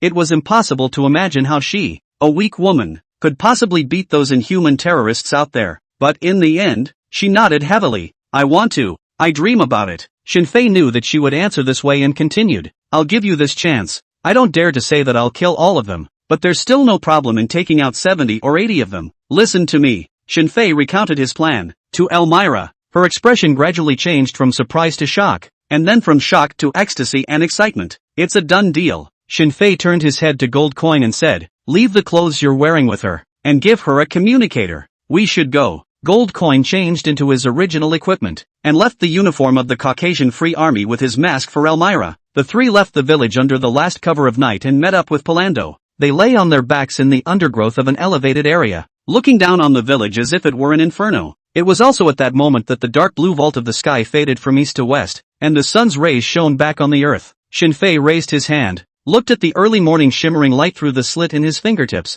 and muttered, "Gold Coin, why do I feel that today's sunlight is particularly blinding?" Gold Coin looked up at the warm sun at the edge of the sky and replied, "Razor, the sun hasn't changed. You're the one who's gone dark. Is that so?" Shinfei didn't say anything else and pressed the remote control in his hand with a calm expression. Fire and smoke rose from the third floor of the church, quickly covering the entire roof. The entire Caucasian FSA of the village saw this scene and all of them quickly rushed towards the location of the church. It was too far away to hear what they were shouting. As Gold Coin expected, they were numerous, organizing the firefighting and carrying the equipment at the same time. Panicked but half-assed, Shinfei pressed the communicator and said in a soft tone, "Elmira, do what I taught you. May your fasting and prayers be pleasing to Allah, and you reap endless bounty and well-being. Allah be with you." Shinfei doesn't believe in God, but at this moment, he was more devout than any believer ever could be. 56. A star can start a prairie fire. Elmira straightened her clothes, put on her mask, and walked out of the room. The streets were filled with panicked Caucasian FSA. They carried all kinds of water implements, filled them with water from all directions, and returned to the church to extinguish the fire. Looking at the expressions on these people's faces, Elmira was slightly lost in thought. Oh, turns out they do panic and get scared. They were not demons sent by Iblis, but people like her. Live and let live. Obviously we're all human. Why can they be that bad? Elmira couldn't figure it out, and don't want to think about them anymore. All she knew was that among those bodies lying on the ground were her neighbors, her friends, her loved ones. "I'm not afraid of you, because I now have the power to sanction you all. It wasn't the gods who gave me my powers, but that mysterious Oriental man." Elmira walked steadfastly down the path of certain death, brushing shoulders with one Caucasian freelancer after another, and finally coming to the clearing outside the church. The place was filled with weapons and ammunition that had been removed from the church, and there was a steady stream of ammunition being transported out. "Hey, you idiot, what are you doing? Don't go put out the fire yet." Spiteful curses rang out. Ignoring him, Elmira stood in the middle of the shells and pressed the remote control in her hand as the Oriental man had taught her. Dropping, drip, a clear, subtle sound rang out. It was clearly a precursor to imminent destruction, but listening to such a voice, Elmira felt more at ease than ever before. She couldn't help but wonder, if people really do have souls after death, then she can be reunited with her family. If the world after death is a void, then she can be free from her nightmares. "Father, you always say that those who are not even afraid of death, why should they be afraid of living? But my daughter realized today that death is actually very simple. It's living that requires great courage." "I'm sorry, Father, I don't have the courage to do this." No cursing, no yelling. The woman remained absolutely quiet until the last second before she died. Even if one were to look into her eyes up close, one would realize that even the hatred in her eyes had dissipated. Boom! An explosion rang out, and Elmira's body instantly turned into a mist of blood and burst apart. The firelight rose to the sky, reflecting the panicked and shocked expressions on the faces of the Caucasian Freedom Army. Such an expression, such a state, like those villagers last night, the way it flowed out in front of them. Only the identity has changed. They went from being predators to being preyed upon, and Shinfei, it doesn't give them a chance to repent. The first round of explosions took 3 or 4 Caucasian FSA troops that were close by. Their bodies were instantly lifted off by the airwaves and cut by countless shrapnel in midair. The broken human tissue mixed with thick mucus falling rapidly under the pull of gravity. Fake. Run. It's going to explode. Run for it. Despair spread quickly through the Caucasian Freedom Army, and many froze in place at the suddenness of the scene. Sure, there is no escape from death, either by running away or by frothing, because here comes the second explosion. The 7.62mm bullets were martyred at high temperatures, and the warheads pierced through the chambers of the guns to form a storm of metal, and many people were blown to pieces before they had time to react. Followed by, the pressure of those shells reached a critical level and were detonated. Moreover, this death orgy was directly pushed to the climax. The outer walls of the church were stained red with blood, and the sky rained blood mixed with human tissue. Everything was reflected in the eyes of the Caucasian Freedom Army, who were not yet dead, but only half of their bodies were left. desperation, deep despair. By the time the 3 rounds of explosions were over, fewer than 30 Caucasian FSA men remained alive in the village. Goldcoin looked at the scene that was like an inferno and inquired, Razor, going to take care of the rest of them? The survivors have been scared out of their wits. Now go down there and kill them with little effort. With the Caucasian FSA, it's already a no-win situation anyway. It's the honorable tradition of mercenaries to kill him while he's sick. Shinfei slowly shook his head. There's no need. Someone will take care of them for us. Who? Wayvatter gave a puzzled look. Goldcoin also couldn't figure out who the person Shinfei was talking about was. Bear, on the other hand, was leisurely munching on an energy bar, not the least bit interested in the exchange between the 3. Shinfei smiled and said, haven't you guys heard of a saying? A star can start a prairie fire. The 2 men's expressions became even more puzzled. Instead, Shinfei pointed to a house in the village and said, look, they're here. The 3 of them looked toward Shinfei's finger. It was the same house they'd been in before, the one where the mistress had been violated. At this point, the 2 surviving members of the family, bloodstained weapons in hand, cautiously felt their way out of the yard. They didn't know what had happened, but the violent explosions made them afraid to hide in their homes any longer. The number of villagers who chose to do the same as them was very large. It was only then that Goldcoin and the others noticed that even after a full night of bloodshed, there were still many survivors in the village. Soon, there are survivors who understand exactly what is happening and make choices. Pick up your weapons and attack the remaining Caucasian FSA. Bang! The gun went off, but missed. No way. Even if she wanted to kill someone in her heart, the use of weapons was not something that could be learned overnight. The Caucasian soldier, who had been attacked, subconsciously looked for a place to take cover before turning back and taking out the villager who was about to shoot him again with a single shot. He thought he was safe, but before he could return to his senses, he saw a lot of villagers appearing at the corner of the street. Since 1 gun won't kill you, 10 shots, then 50 shots, 100 rods. The villagers didn't have the courage to fight back last night, nor did they have the strength and weaponry to do so. But at the moment, the ground is littered with weapons and equipment scattered after the explosion. And again, they were overwhelmingly outnumbered, even though the vast majority of them are women. But their guns, too, can kill. Interesting scene. And so it played out in the small village that had been turned into a hell on earth. The 3 of them watched the scene dumbfounded, finally understanding the sentence that Shinfei had just said. Starburst. It can really start a fire. Shinfei patted the shoulders of several people and said in a deep voice, it's time to go. Find a place to have a good discussion on how to rescue Nefutis. What follows is our, with that woman. The moment of showdown. 57. No way. What is Razor capable of killing that many people? Caucasus. T-Mountain. Command room. Bunch of losers. Katerina's face flushed red with anger. Her pitch-black leather jacket straining out the amazing curves of her waist and hips, her ample chest rising and falling violently with her panting breaths.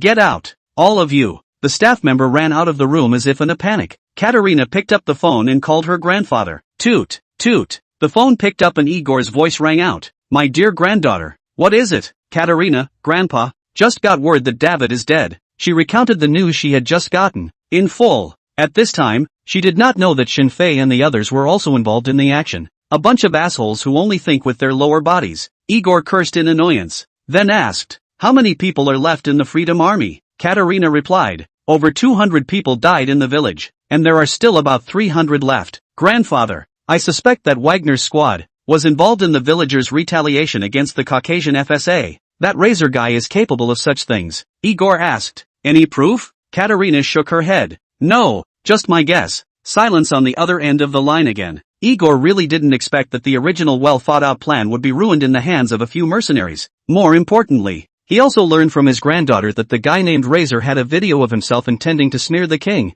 along with framing Wagner. Such a person should never be kept. Igor pondered for a long time before saying, how much longer are those loads going to be dug up? Katerina replied, we'll probably be able to put together another 20 kilos or so tomorrow. Good. Igor murmured as if he had made some decision. Sell these to Chechnya. They'll be interested. I'll make the contact. Make the deal first thing in the morning the day after tomorrow. Then you take the female mercenary and come back to Moscow. Moscow is the imperial capital of the Urals Federation. Selling to Chechnya. Grandpa, that would mean a complete break with the king. Katerina asked with a frown. And just letting those mercenaries from Wagner go, in case they leak the video. Igor's smug laughter came from the phone. How could the Malenko family's 10 years of operation be destroyed by a 10-second video that destroyed its roots? Grandpa just got word that Abu Murad Gilzayev is preparing a massive military operation against Chechnya with the king. This hungry wolf, exiled by the Red Alliance, will not willingly accept the rule of the king. We've entered into a partnership where I provide him with what he wants and he provides us with a perfect back road. And once this battle is fought, the king can't care about us." Although Grandpa spoke confidently, but Katerina knew that it was a choice that bet on the lives of all the Malenkos. And there is no other choice. From the moment Igor targeted the new king in the first place, they were destined to be with King Sergei Ivanovich Volodin. Immortal. I know what to do. Grandpa, hang up. Katerina walked over to the window and looked out over the early morning Caucasus and muttered, "Razor, it has to be said, you're still a lucky guy." Caucasus, Mountain Hawk Jihad League, headquarters. There was a knock on the door of the chief's office. Umarov, sitting at his desk, tapped the blonde sprawled out under the desk before saying, "Enter." The door to the room opened. A heavily armed man walked in, saluted and reported, "Chief, the cause of the explosion has been found." At the sound of her husband's voice, the beautiful woman under the table was startled and her teeth chattered involuntarily. Umarov, slightly pained, frowned. "Say, what happened?" The man said excitedly, "Last night those bastards from the Freedom Army attacked the village of Varzai.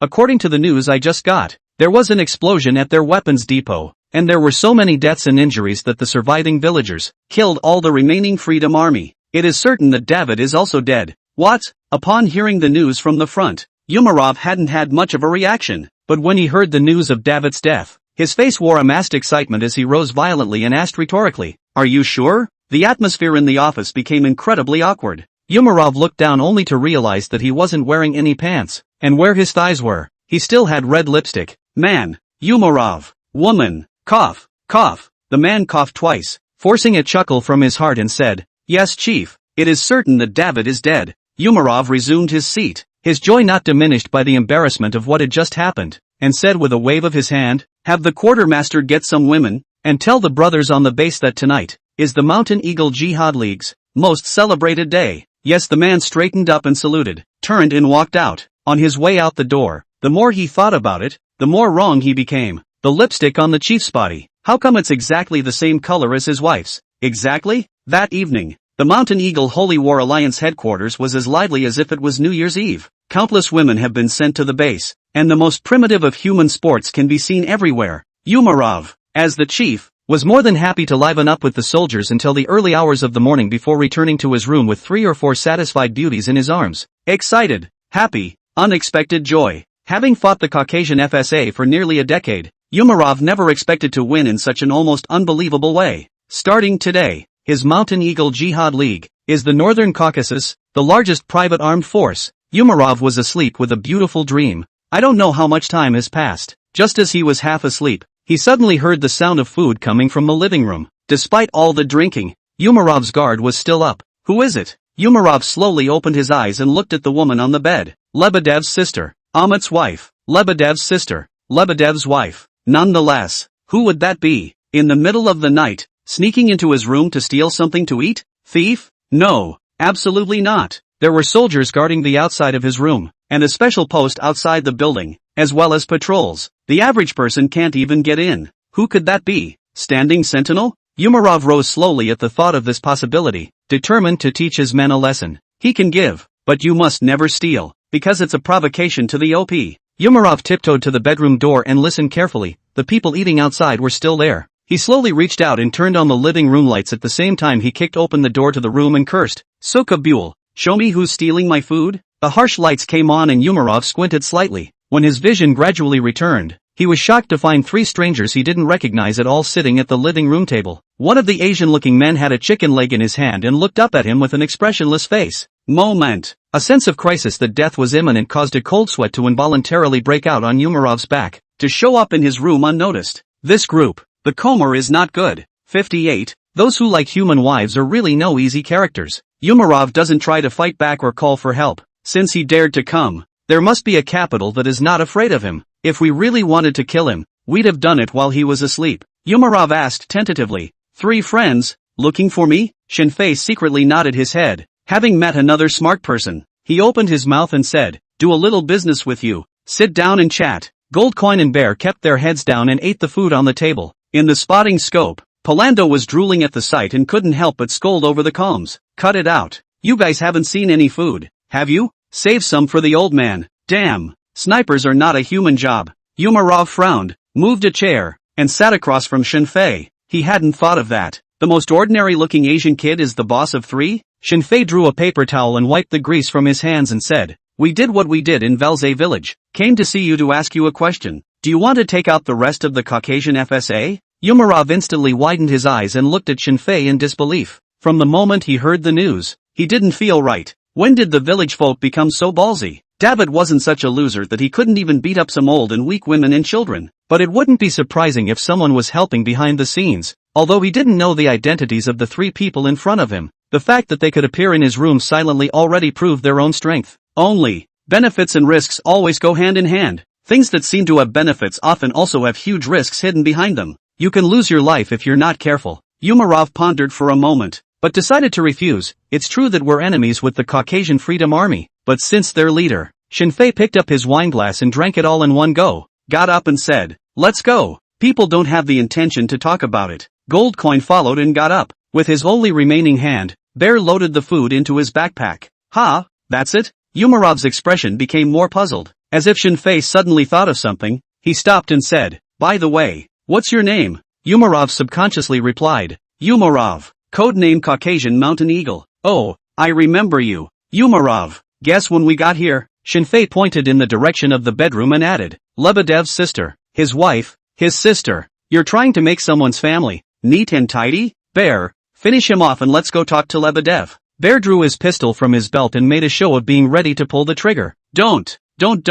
Umarov did not expect the other party to be so decisive. People were stunned. Hastily waved his hand and said, Sir, we can talk about anything. Anything can be discussed." Shenfei looked up at Umarov, who was nearly 2 meters tall, waved his hand and said, "You're too tall. I can't see you. Get on your knees and say it." Strong pride raised a ball of anger in Umarov's heart, but when he thought that the other party didn't even take the Caucasian Freedom Army, which was much stronger than him, seriously, what was the point of killing him? Gritting his teeth, Umarov fell to his knees. Shenfei looked down into his eyes and questioned, "Not convinced?" Umarov shook his head vigorously. "It's really a self-esteem rebuilding process and the fastest way to domesticate. The villain uses it often. After the intimidation, of course, it's time to give the benefit of the doubt." Shenfei waved his hand. Goldcoin understood, and took the computer out of his backpack, showing the information on it about the radioactive material in the abandoned base. Umarov's expression gradually changed from confusion to shock to dawning realization. No wonder the Caucasus Freedom Army had developed so quickly in the past 6 months or so. So you found an oligarch to lean on. He wondered even more. What were the identities of these people in front of him? Even the oligarchs? Shenfei asked. "Do you know what the price of CS-137 is on the black market now?" Umarov replied. "Industrial grade, $10,000 a gram. Weapons grade, $50,000 a gram. If it's left over from the Red Alliance, it's slightly cheaper, at over $7,000 a gram." No one in the room was surprised to hear this price. It's not cheap enough for the regular channels, let alone the black market. If you don't make money, who dares to risk offending the 5 good men by supplying you with goods? Shenfei added. This place has about nearly 300 kilograms in stock, and although some of it has been taken away, at least 20 to 30 kilograms are in stock. How about, is it worth the risk? 20 or 30 kilos? Astronomical figures. This is definitely an astronomical amount that an ordinary person can hardly imagine in their lifetime. A flash of greed and struggle appeared in Umarov's eyes, but in the end, reason prevailed. "Sir, you should know the strength of the Mountain Eagle. There are at least a couple hundred armed men in the abandoned base. We can't fight them off. And once the war starts, both Chechnya and the neighboring countries will get the news. And even if I could take it away, I wouldn't survive." Shenfei was, on the contrary, a bit impressed with this Umarov. Sure enough, there's nothing simple about those who like to sleep with people's wives. Shenfei offered him a third thought. What if you're not thinking of taking the radioactive material? For example, give it to Moscow as a pitch. Or Chechnya. It can still be played like this? Umarov's face flashed with a touch of surprise, followed by a strong excitement. Good idea. This idea is fantastic. No matter who I give it to, I will be able to get their blessing. And we can also use this opportunity to completely eliminate the Caucasus Freedom Army. That's a wonderful solution. Sir, Shenfei didn't say anything. After Umarov's excitement, a hard look once again appeared on his face, adding, "But sir, we can't beat those defenders in the base. It would be nice to get the message directly to Chechnya or Moscow. Of course, you wouldn't have come to me if you really could do that. No wonder you can't beat the Caucasian FSA. Grinding. Enough smarts, not enough ruthlessness." Shenfei said expressionlessly. Those villagers couldn't beat the Caucasian Freedom Army either, but the end result was that they won. Understanding what the subtext was, Umarov gritted his teeth and said, "What is your name, sir?" "Shenfei, Razor." "What a catchy code name." Umarov clapped his hands together and continued, "Mountain Eagle is willing to provide you with all the help you need. What do we do next?" "It's a done deal." Gold Coin and Bear both had a happy face. There were too many defenders in the abandoned base for the four of them alone to save Nefertus. But with the help of the Mountain Hawk organization, the effect is completely different. They were technically and tactically incapable, but they were well equipped with enough weaponry to hold a large force at the front. Shenfei glanced at the time on his military watch and said in a deep voice, "I'll give you 30 minutes to gather everyone together,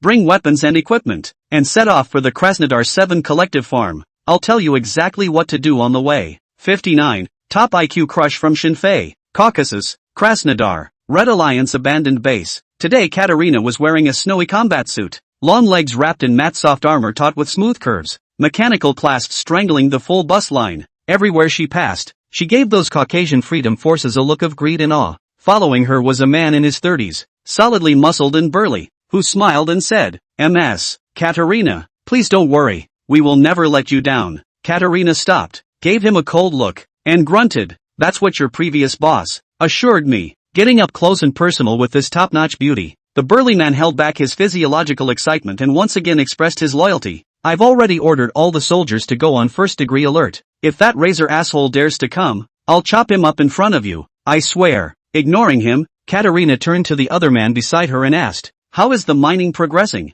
Next to him was a svelte man with gold-rimmed glasses who replied, "Not too optimistic. Many of the villagers are unable to continue working due to prolonged exposure to radioactive materials. If we must raise the number the boss wants by tomorrow morning, there's only one way to do it." He had an umbrella in his hand, but it wasn't raining today. After seeing him, many people wondered why he was carrying an umbrella on a sunny day. "Katerina, speak," the man with the golden glasses said in a gloomy tone. "Those people on T-Mountain, arrest them and put them into base production together." Katerina frowned slightly. It wasn't that she hadn't thought about the idea, but it was too risky. If their true intentions are discovered by the local authorities and then reported to Moscow's top brass, the 58th Army Group, stationed north of the Caucasus, could blast them to cinders with long-range fire. No way. Katerina refused very dryly. "Think of something else." The man with the gold glasses didn't say anything and turned his head to the burly man. The burly man frowned and said angrily, "No, everyone on my team is my family, and I will never let them."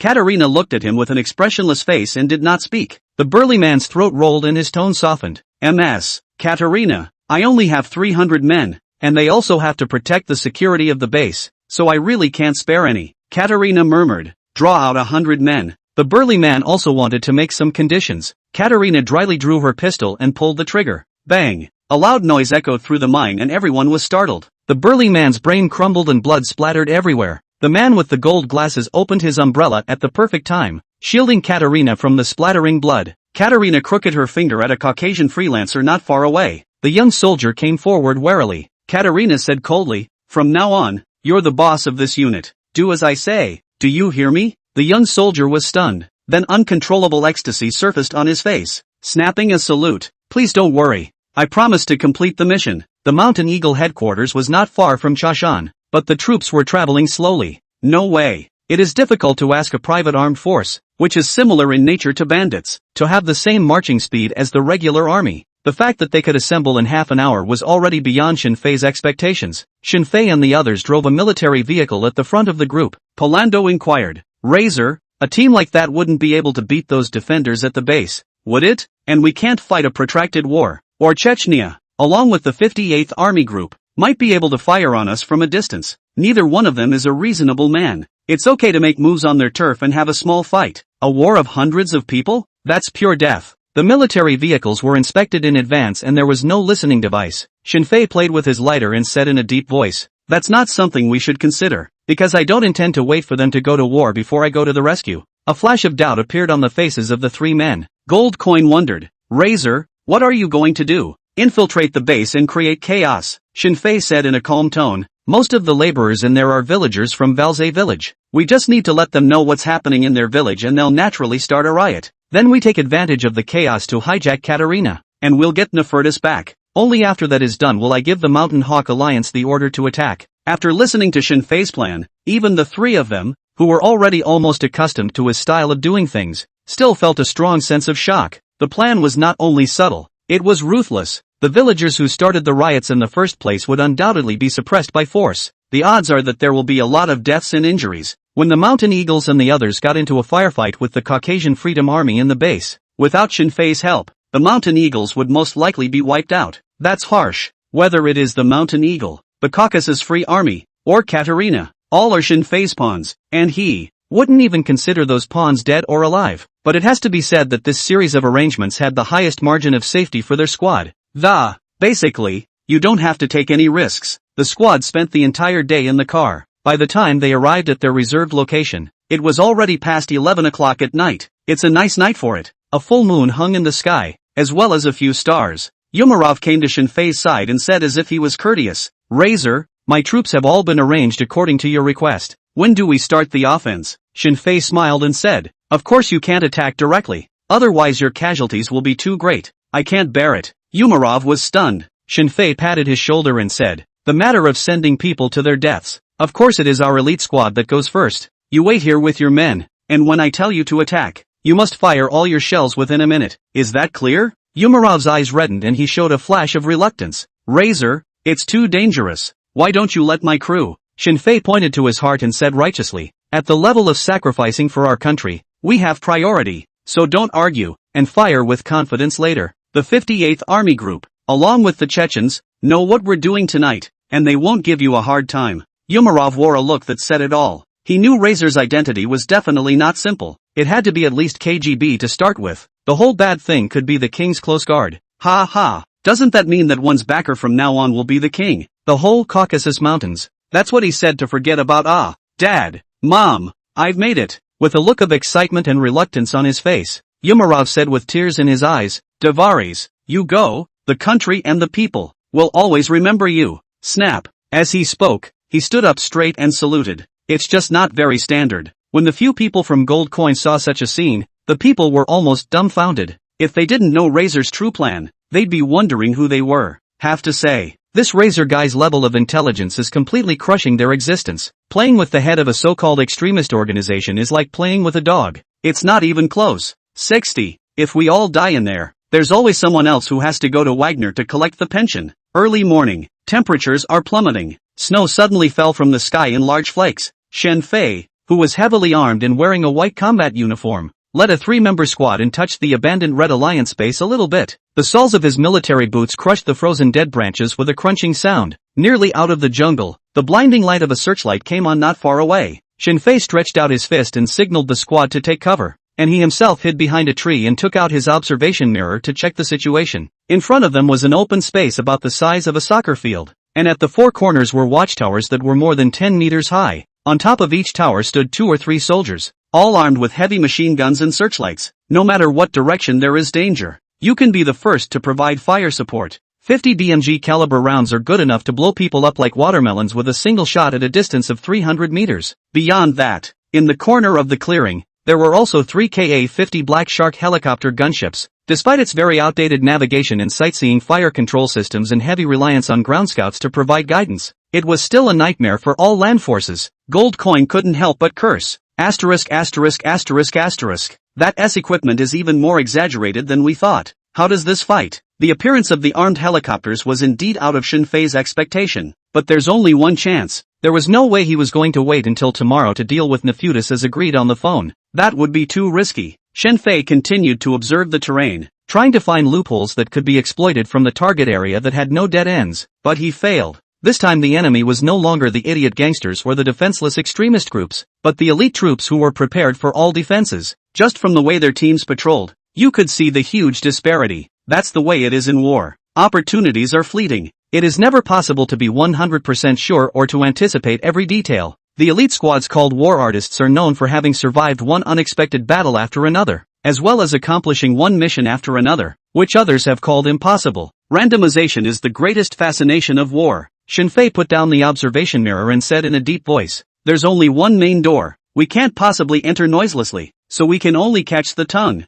Polando, use thermal imaging to find out if there are any enemy outposts nearby. They're so heavily guarded, it's impossible." His words were just in mid-sentence when he suddenly heard the roar of a truck coming from the road not far away. As the four of them watched, 4 or 5 trucks appeared on the trail not far away, traveling very slowly because it was unpaved and the road was slippery. What a coincidence! A truck's tires were stuck in the mud, and the driver was vigorously blasting the gas, but still couldn't get out. A dozen men jumped down from the wagon. They were dressed in the clothes of the Caucasian Free Army, but were not armed. Instead they had a gas mask in hand. They started pushing the cart.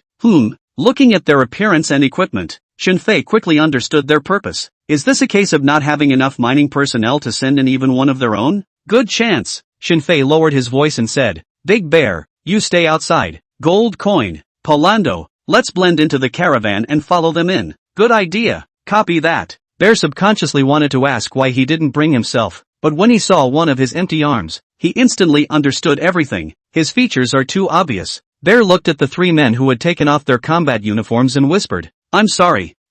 Shinfei patted him with a kind smile. There's nothing to apologize for. If we all die in there, there's always someone else who has to go to Wagner to collect the pension. You bet. Bear's expression was grim and he didn't say anything. It's all men. There's nothing to dilly-dally about. The convoy won't wait for them either. Shinfei led the gold coins with Polando and quickly approached the truck. Bear looked at their gradually disappearing figure. The heart once again sprouted a sense of withdrawal. Perhaps this is my last mission. He loves this job, because only by being a mercenary could he make a decent living in the Urals Federation, a country which severely discriminated against blacks. But, even if his personal willpower was strong, the defects from his body still greatly limited his strength. He knows he could no longer keep up with Razor and the others, and forcing them to walk together again would just be a burden. A bitter smile appeared at the corner of Big Bear's mouth, and he muttered, Gold Coin, Razor, Polando, you guys must come back alive. The truck was sunk deep and more people were coming down. Some people stood on the side of the road smoking cigarettes. Others ran a little farther away to urinate. Shinfei easily slit a soldier's throat with his dagger, covered his mouth, and held his body a little bit on the ground. The system's draw beep sounded in his head. Shinfei changed his clothes and chose the lottery. Lucky draw begins. Congratulations to the host for acquiring the hacking, elementary, skill. In a split second, countless hacker-related knowledge flooded into Shinfei's mind. Exactly the same as before. Almost in the blink of an eye, he had grown from a cyberwhite to an expert hacker. Not to the extent of casually hacking into the KGB, the Pentagon, but if it's hacking into a municipal government department, it'll probably only take 20 minutes. Such hacking skills are already in reality among the top 100 in the country. But in the system, only worthy of making primary skills appear. Shinfei carefully looked around and realized that Gold Coin and Polando had also finished dressing up. The 3 nodded to each other, snapped on their gas masks, and walked back to the group as if nothing had happened to help them push the cart along. It took nearly 20 minutes for the truck to finally get out. Shinfei followed them and sat in the carriage. The dense space is crammed with many people and, combined with the foreigners' genetics, is filled with all sorts of odors. They were obviously used to it, but for Shinfei, it was just a little bit like throwing up. You can tell from that, too. The gas masks that Katerina had provided were total lookalikes, not even insulating them from body odor, let alone radioactive material. Purely adds some psychological effects. These capitalists, more than anyone else, don't care if the poor live or die. After the truck pulled into the clearing, everyone got out, went through the spray of water gates, and were led through the heavy metal doors and down the mine shaft all the way to the west. The cave was filled with a pungent odor. Shinfei looked down at the DP5V radiation meter, which showed 2.1 Röntgens. It's such an exaggeration just at the door. I shudder to think how high the radiation levels are inside. Beyond the deep mine, you are greeted by a huge operating platform on which 200 or 300 men are hard at work. All of them, without exception, had no hair. Not just no hair. To be more precise, it should be all the places you can see, not a single hair. They were hunched over, their irises cloudy like beads of burnt glass. A closer look reveals that their mouths are sunken in, indicating that teeth should have fallen out as well. Even more oozing. Many were thickly bandaged, while at the edges were skin that had festered and runny, and sarcomas the size of grapes. They don't look human. More like, it's only in the movies. Zombies. 61. It's been a long time, MS. Katerina. Seeing such a scene, many of the Caucasian Freedom Army, who were sent in, couldn't help but dry heave. Someone soon shouted, Fake, we refuse to work in this environment. When someone starts, someone follows in protest. Right, we're not here to die. Let's not become such monsters.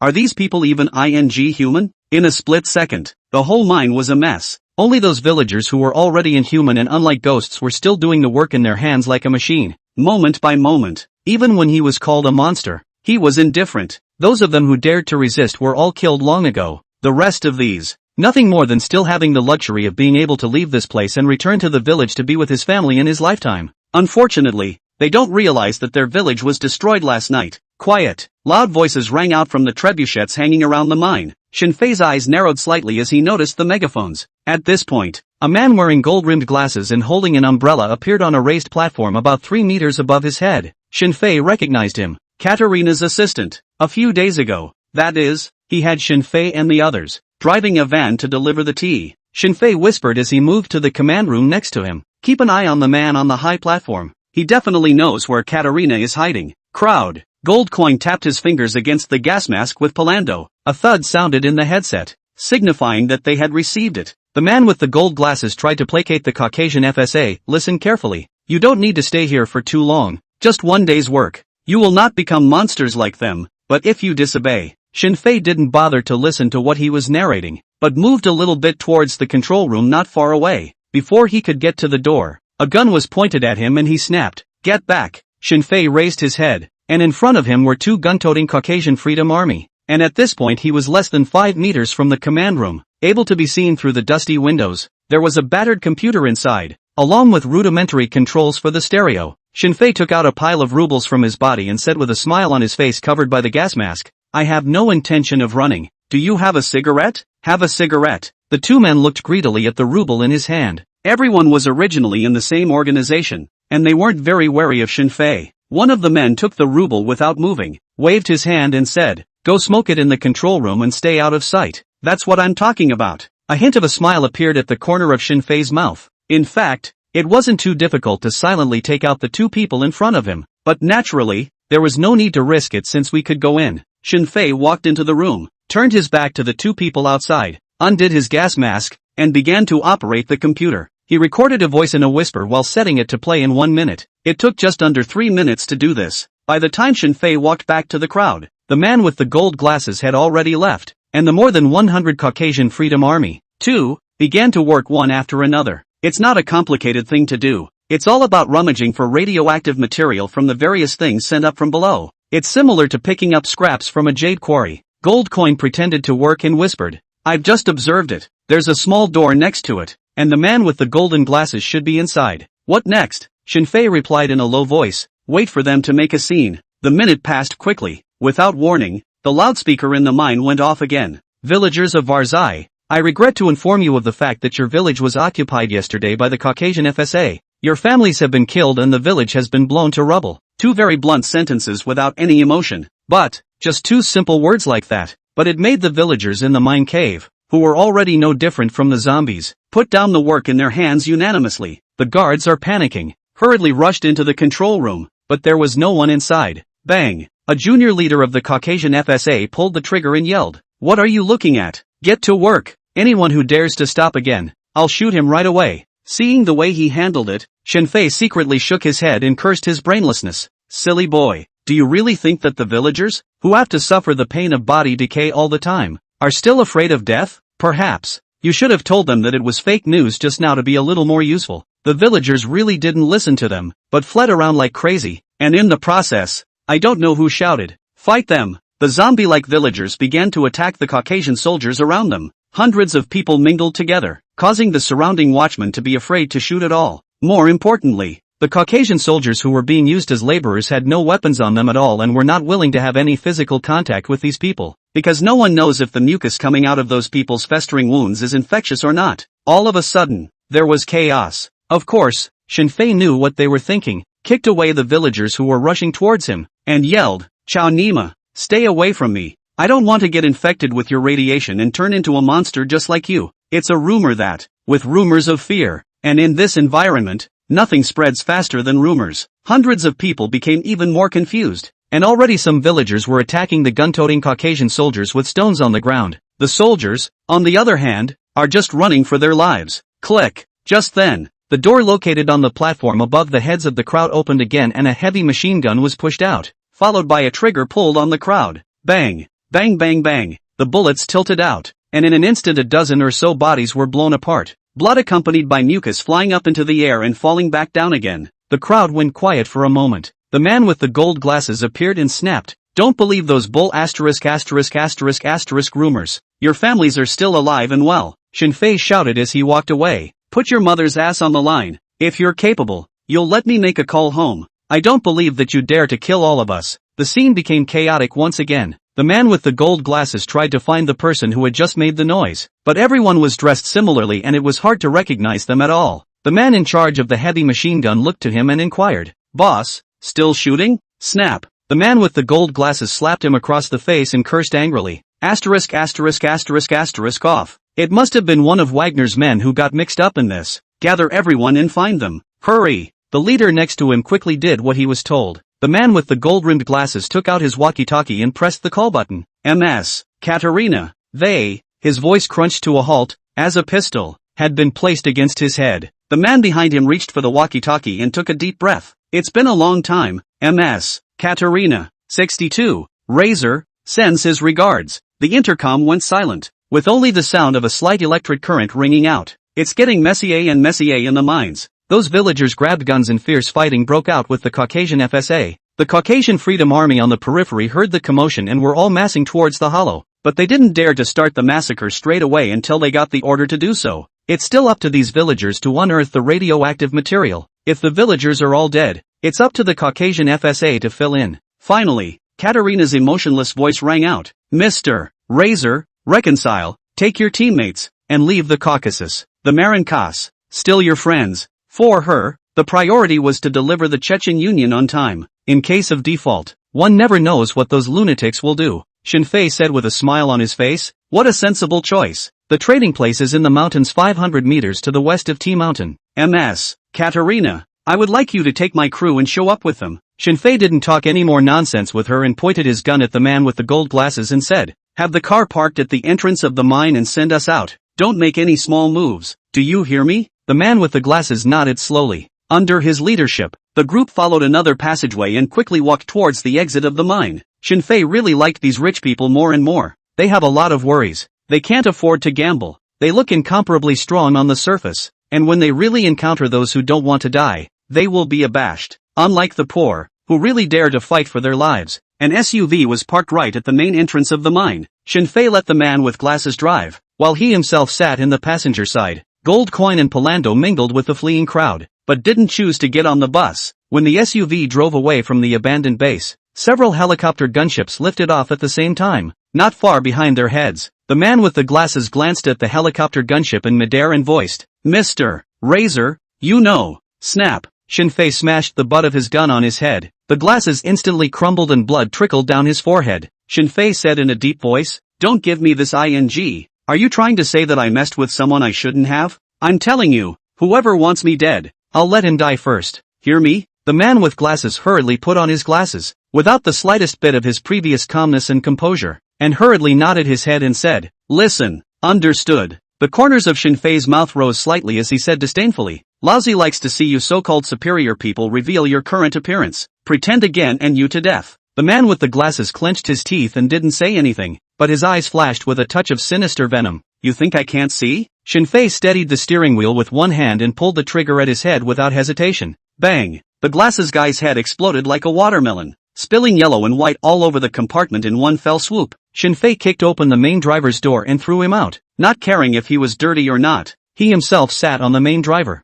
At that moment, Katerina's exasperated voice rang out over the car's intercom. "Asshole, what did you do? Why did you kill him?" There was no surveillance in the car, but the helicopter gunships in midair had a clear view of everything. Shinfei drove forward unhurriedly and pressed the intercom to scold. "This is what happens when you pretend to be a bully in front of me. MS. Katerina, you could have had those helicopters attack me if you were offended. Do you have the guts? Since I know where your CS-137 Oxide base is located, I have ways to make you not be able to dig out a single gram. Go ahead, get me." Silence on the other end of the intercom again. Although there was no sound, Shinfei could imagine how furious the opposite side was if he wanted to. There were a total of 6 people in the 7th team, excluding 1 dead and 1 captured. There should be 4 more people, but now only Shinfei appeared. Katerina really didn't dare to bet, because any one of those 3 guys could have called the 58th group and told them that someone was digging up radioactive material in the Caucasus. The consequences are unimaginable. After waiting for a while and seeing that there was still no sound from the opposite side, Shenfei continued to curse, "If you don't dare to gamble, let those damned helicopter gunships disappear from my eyes." There was still no sound on the intercom, but soon, the helicopter gunship disappeared from Shenfei's field of vision. After driving for about 7 or 8 minutes, Shenfei stopped the car, stood in the front of the car with a big grin, and lit a cigarette. Not for long, Katerina approached with a squad of 20 or 30 heavily armed elites, as well as Nefertus. The parties were about 20 meters apart. Shenfei looked at Nefertus' state. Not bad, at least from the looks of it. There wasn't much of a grueling interrogation. It's not like she's being asked for any statements or clues, so there's little point in making things difficult for her. According to Katerina's original plan, a single bullet would have killed the last sniper after Squad 7 was taken out by the Caucasian FSA. Never in her wildest dreams did she think that things would come to this. Katerina stared at Shenfei, her eyes still carrying a strong sense of doubt to this day, as well as having too many things she couldn't figure out. Why does he have surveillance video of his grandfather? How did he find the abandoned base where he was digging for radioactive material? There are so many mysteries surrounding this man. Shenfei looked at Katerina's pretty figure and said playfully, "Miss Katerina, pondering what?" Katerina said coldly, "Mr. Razor, you're really impressing me. I'm curious, why did you, once or twice, turn down an invitation from the Malenko family that we weren't sincere enough? Of course it's because you're almost done playing." Shenfei smiled. People have their own aspirations. There is no way to force them. Ms. Katerina, you are beautiful and the sexiest of all the women I have ever met. Even if we don't join you, we can actually be friends. But you killed my captain. Click. Hearing Shenfei's words, the 24 heavily armed elites behind Katerina all raised their guns and aimed at him. Katerina said with a cruel smile on her face, "So what? The weak come into this world and are meant to be toyed with by the strong. Like you are now. I can let you go, or I can kill you right now." Mr. Razor, don't challenge my patience again and again, Shenfei asked rhetorically. On what grounds? Just because you're outnumbered? Katerina nodded rightfully. Yeah, just by the fact that I'm outnumbered, and you do have the Marinkas in your possession, and know about the abandoned base where we dig for radioactive material. These are the capitals that allow you to stand here and communicate with me, but don't ever think that having these things makes you worthy of conversing with me as an equal. You are nothing but a war hyena, nothing more. The corners of Shenfei's mouth rose slightly, and he couldn't help but reach out and applaud. Ms. Katerina, I understand your logic. The remaining Caucasian FSA, all of them are at the base subduing those villagers, and you only have about 24 people right now, which, according to your logic, means that as long as I outnumber you, I can kill you? As if she had heard the biggest joke in the world, Katerina sneered. Kill me? I'm sorry, but the Ural Federation hasn't. Bang! Before he could finish his words, he saw Shenfei pull the trigger at the sky. A loud sound rang out, and in the blink of an eye, hundreds of heavily armed soldiers appeared in the surrounding grass. Hundreds of blackened guns were aimed at Katerina and her entourage. For a moment, those elite members who were originally full of aura and thought they had an absolute advantage all panicked. Shenfei didn't give them time to react and pressed his headset. Finish them off and leave Katerina behind. Ta-da, da-da-da-da. Hundreds of people fired at the same time, instantly knocking the 24 elite squad members, all into sieves. The only ones still standing were 2. Katerina hurriedly held the bound Nefertus at gunpoint, a look of utter confusion on her face. Not buddy, you, is it the Monkey King? Being hunted for 2 whole days. Where did so many people change from? 63. Surprise, surprise, surprise? The intense gunfire drew the attention of the Caucasian soldiers at the base. Looking down from Shenfei's heights, there was already a squad touching over, numbering around 70 to 80. The helicopter gunships lifted off again. Unfortunately, before they could get close, several RPGs were fired into the sky. One of them hit the helicopter gunship with precision, bursting into a brilliant spark in the sky instantly. Umarov knew it was time for him to perform and said solicitously, Mr. Razor, I will hold off the Freedom Army scumbags for you, so please feel free to do your work. Shenfei nodded slowly. As long as you're not attacking the base and setting the battlefield in the jungle, then the two sides are about the same. And the Mountain Hawk Jihad Union is now on the defense, and the Caucasian Freedom Army is on the offensive side instead. As for the remaining 2 helicopter gunships, if they wanted to attack directly without ground markings, they would need to lower their altitude and get into the range of the RPGs and Stinger manpads. For a while, they didn't dare to act rashly. It was also at this time of confusion that Big Bear, Gold Coin, and Palando appeared behind Shenfei. staring at Katerina expressionlessly. Shinfei said playfully, "Ms. Katerina, the situation seems to be not quite the same as what you imagined. Ah, now, what are you going to do?" Katerina gritted her teeth, her face reddening, and cursed in a low voice, "Damn hyena, what the hell do you want?" Shinfei, who was scolded, did not have half a change of expression on his face, and said softly, "Before, I wanted to take on a mission, earn some money, and live a dashing life, but now, I want to kill you." Katerina hid behind Nefertus, pointing the gun at her head, and lost her voice as she laughed. "Razor, you're too much of a joker. Do you know what happens when you kill an oligarch's granddaughter? I tell you, either you, or your teammates hiding somewhere, will be found and killed by Marinko's assassins." That's right, even in today's situation, Katerina still didn't feel that Shinfei dared to kill herself, because behind her stood the entire Malenko family. Looking at the entire Euro Federation, no one would dare to lay a finger on her. Even if the king wanted to deal with their family, he would have to think long and hard about whether or not he could afford the cost before he could make a move. This, then, is the confidence of the oligarchs. Bang! Shinfei pulled the trigger at the sky. The loud sound of the gunshot startled Katerina's body, which tightened violently and shook twice. Her body was truly perfect, especially in the moonlight. It was as holy as a work of art. Shinfei playfully pointed his gun at Nefertus, who was in her way, and suddenly said, "Nefertus, I'm going to shoot through your lungs, and you'll probably die in the process. Can we accept the result?" Nefertus nodded vigorously as she was stunned. Katerina sneered, "Don't scare me with these things, Razor, you're just the most common mercenary, a hyena raised by a king, how dare you?" Bang! Shinfei pulled the trigger again, this time firing the most penetrating all-metal armored rounds in the magazine. The bullet passed easily through Nefertus' lungs and followed into Katerina, who was pressed against her back. The gun went off at the same time. Baron Palando quickly rushed up to catch the staggering Nefertus and quickly began to stop her bleeding. Katerina fell to the ground, never dreaming that Shinfei dared to shoot and was so dry. Isn't he afraid of reprisals? Doesn't he realize that? Herself as the eldest princess of the Marenko family?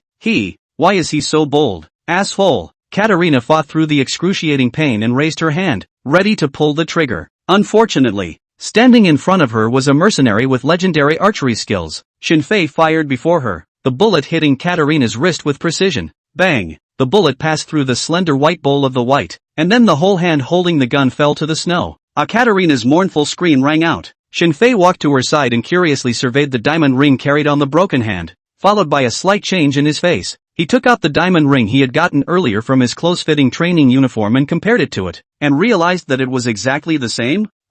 Shinfei clearly remembered that Katerina had once told him that this diamond ring was very expensive, a unique existence in the world, and that it cost 700,000 rubles to buy it in the first place. He's really pissed off, even angrier than when Righteous Eye was sacrificed. Shinfei took off the diamond ring from his severed hand and put two of them in front of Katerina, questioning in a cold voice. "Explain? I'll damn well let you explain what's going on here." Katerina clenched her teeth and didn't say anything, and rightly so. Shinfei viciously threw the diamond ring into the snow, raised his gun and said, "Rich people like you, even if you bring something even cheaper, people will think it's real. Miss Katerina, you have deceived me. You have deceived the pure nature of an innocent teenager willing to trust others." Katerina covered the wound of her broken hand and endured the excruciating pain. "Oh, Razor, you'll soon realize just what kind of crazy thing you've done. I'll be waiting for you in hell. I'm sure you'll come to me soon." Having said that, Katerina clenched her teeth violently, and soon a trickle of blood seeped from the corner of her mouth. Shinfei frowned slightly and broke open her mouth to take a look, finding that one of the teeth was movable, which should have poison hidden inside. ******ing women. Shinfei stood up and added 2 shots to her head to prevent her from dying incompletely. Then from her body, he found the satellite phone. When that was done, Shinfei looked not far away and asked, "What's the situation with Nefertus?" Palando shook his head and said, "It's bad. We need to get to the nearest hospital quickly for treatment." Shinfei looked at the Freedom Army and Mountain Eagle Alliance that had exchanged fire in the distance and said, "Go, retreat." The group got into the SUV and traveled quickly through the jungle. The gunshots were getting farther and farther away from them, but the expressions on the faces of several of the men did not relax in the slightest. Katerina is absolutely right. By offending the Malenko family, their lives are the same as if the countdown has already begun. As for running, if they can run, can their wives and families run? Gold Coin, who was in charge of driving the car, annoyingly lit a cigarette and said to Shinfei, who was in the passenger seat, "Razor, thank you for avenging Righteous Eye. I'll get you to the border later. You run. There's no need to be buried with us." The rest of them didn't say anything. Shinfei took out his satellite phone and said with a smile, "It's not my character to run away after pretending and throw away your wives and families to die. And, who says we killed Katerina? We're here to protect her." Shinfei dialed the 102 alarm number under the puzzled gazes of several people. Toot. Soon, the phone was answered and a woman's professionalized voice rang out. "This is the alarm desk. May I ask you?" Shinfei didn't let her finish her sentence and said in a deep voice, "Listen carefully, I'm not joking with you. Immediately tell the 58th Group Army that in their jurisdiction, there's an abandoned Red Star Alliance nuclear test base, which contains at least 500 kilograms of radioactive material. Right now the Caucasus Freedom Army is at war with the Mountain Eagle Jihad Union at the coordinates." The responding officer originally thought it was a nuisance call, but when she subconsciously entered the coordinates provided by Shinfei into the computer, after looking at the address on it, she violently stood up and anxiously shouted, "Team leader, there is an important situation to report to you." 64. The lieutenant general came out and Shinfei was noticed by the really big people for the first time. The originally lively answering hall was instantly silent, and the team leader ran all the way to the computer. Many gazes from the neighborhood also looked over. The responding officer pointed to the coordinates above and said, "Team leader, someone just reported that large-scale fighting has broken out in the area. The two sides fighting are the Caucasian Freedom Army and the Mountain Eagle Jihad Union. I suspect it has something to do with the explosion 2 days ago. 2 days ago there was an unusual explosion in the Caucasus, where more than 3.5 Roentgens of radioactive material were detected at the site. Once something like this appears, whatever country it is will be on high alert. It's just that after 2 whole days of investigation, apart from knowing that it's related to the Caucasus Freedom Army, they didn't find out much useful information. The Caucasus is too big. Trying to catch a group of roving terrorists in a vast mountain forest is undoubtedly a fool's errand." The team leader asked anxiously, "Did the phone hang up?" The receiver nodded. "The other party told us to contact the 58th Group Army immediately, and then hung up. Call back and lock onto his location." The team leader finished his explanation and rushed to his front, picking up the phone and starting to report upwards. "Northern Caucasus, 58th Army Group, 42nd Motorized Infantry Division Command." In the office, the room was filled with the top brass of the 58th Army, and sitting at the main seat of the conference table was the current commander of the 58th Army, Lieutenant General Alexei Vladimirovich Petrov. The rest of those who get to sit at the conference table start at the rank of lieutenant colonel at the smallest. Petrov gazed around the room and said in a deep voice, 48 hours? Exactly 48 hours have passed, and you still haven't investigated what really happened." A powerful sense of oppression enveloped everyone's head. An ordinary skirmish wouldn't have alerted so many top brass, but CS-137 oxide is different. No exaggeration. All it takes is 10 kilograms of CS-137 oxide, exploding in certain sensitive places, to cause a war directly within the Federation. Dirty bomb, the treasure that countless terrorist organizations have dreamed of, is likewise the most sensitive biochemical weapon among various federations. Petrov murmured, "Speak, and tell me what new developments you've made in the last 2 days. Brigade Commander Dmitry gritted his teeth and spoke up. "Commander, all we can find out so far is that it was Wagner's mercenary squad that supplied the Caucasus Freedom Army with the biochemical weapons, and that a fight broke out halfway through for some reason. I think that would be the truth." Petrov glared at him and chortled. "Where did a few mercenaries get that much radioactive material from? Or do you think this whole thing was done by the Wagner hierarchy?" Brigadier Dmitry shook his head hastily. "Commander, I didn't mean it that way, but other than that, I can't find any other more reasonable explanation. Their mission this time is to protect Ms. Katerina of the Marinko family. We can't suspect that it's a bunch of media guys working on nuclear weapons, can we?" The conference room fell silent. "Actually, we all understand how the commander thinks. The fire can burn on anyone, but it just can't burn on Wagner, because the king wouldn't want to see that. If the evidence is overwhelming, so be it. If they do report up the chain of command as it is currently progressing and the end result is not Wagner, no one can afford the consequences." Snap, snap. Just as everyone was thinking about the next direction of the investigation, there was a knock on the door of the conference room. Lieutenant General Petrov murmured, "Enter." It was unlikely that a meeting at their level would be disturbed if it wasn't something heavenly. The door to the office was pushed open, and the major guard came up next to Petrov, saluted, and said, "Reporting to the commander. I've just received a message from the police, who say that a report has been made that large-scale fighting has broken out in the vicinity of the Krasnodar 7 kibbutz. The combatants are the Caucasian Freedom Army and the Mountain Eagle Jihad Union." "What?" Upon hearing this news, a rare look of shock appeared on Petrov's face. "I'm looking for you all over the mountain. How dare you cause trouble?" The eyes of the rest of the senior officers flashed with a fierce color. "I've been holding my breath for 2 whole days, and I'm worried that I won't be able to find a chance to take it out." the guard continued. According to the caller, the two sides are fighting over the Red Star Alliance's abandoned base, which contains at least 500 kilograms of radioactive material. A recording of the caller's phone call was brought in. Swish! The instant he heard about the 500 kilograms of radioactive material, Petrov jerked out of his chair and without the slightest bit of nonsense, said dryly, the 42nd Motorized Infantry Division, the 20th Motorized Infantry Division, all of them, move out immediately. The 943rd Multiple Launch Rocket Regiment gives me immediate area targeting. Within 2 hours, I want to see them on their knees in front of me. Good man. 2 extremist groups in the district, 2 divisions and a rocket artillery regiment. With that kind of firepower, you could take down several countries in the Middle East or Africa. But no one will think it's an exaggeration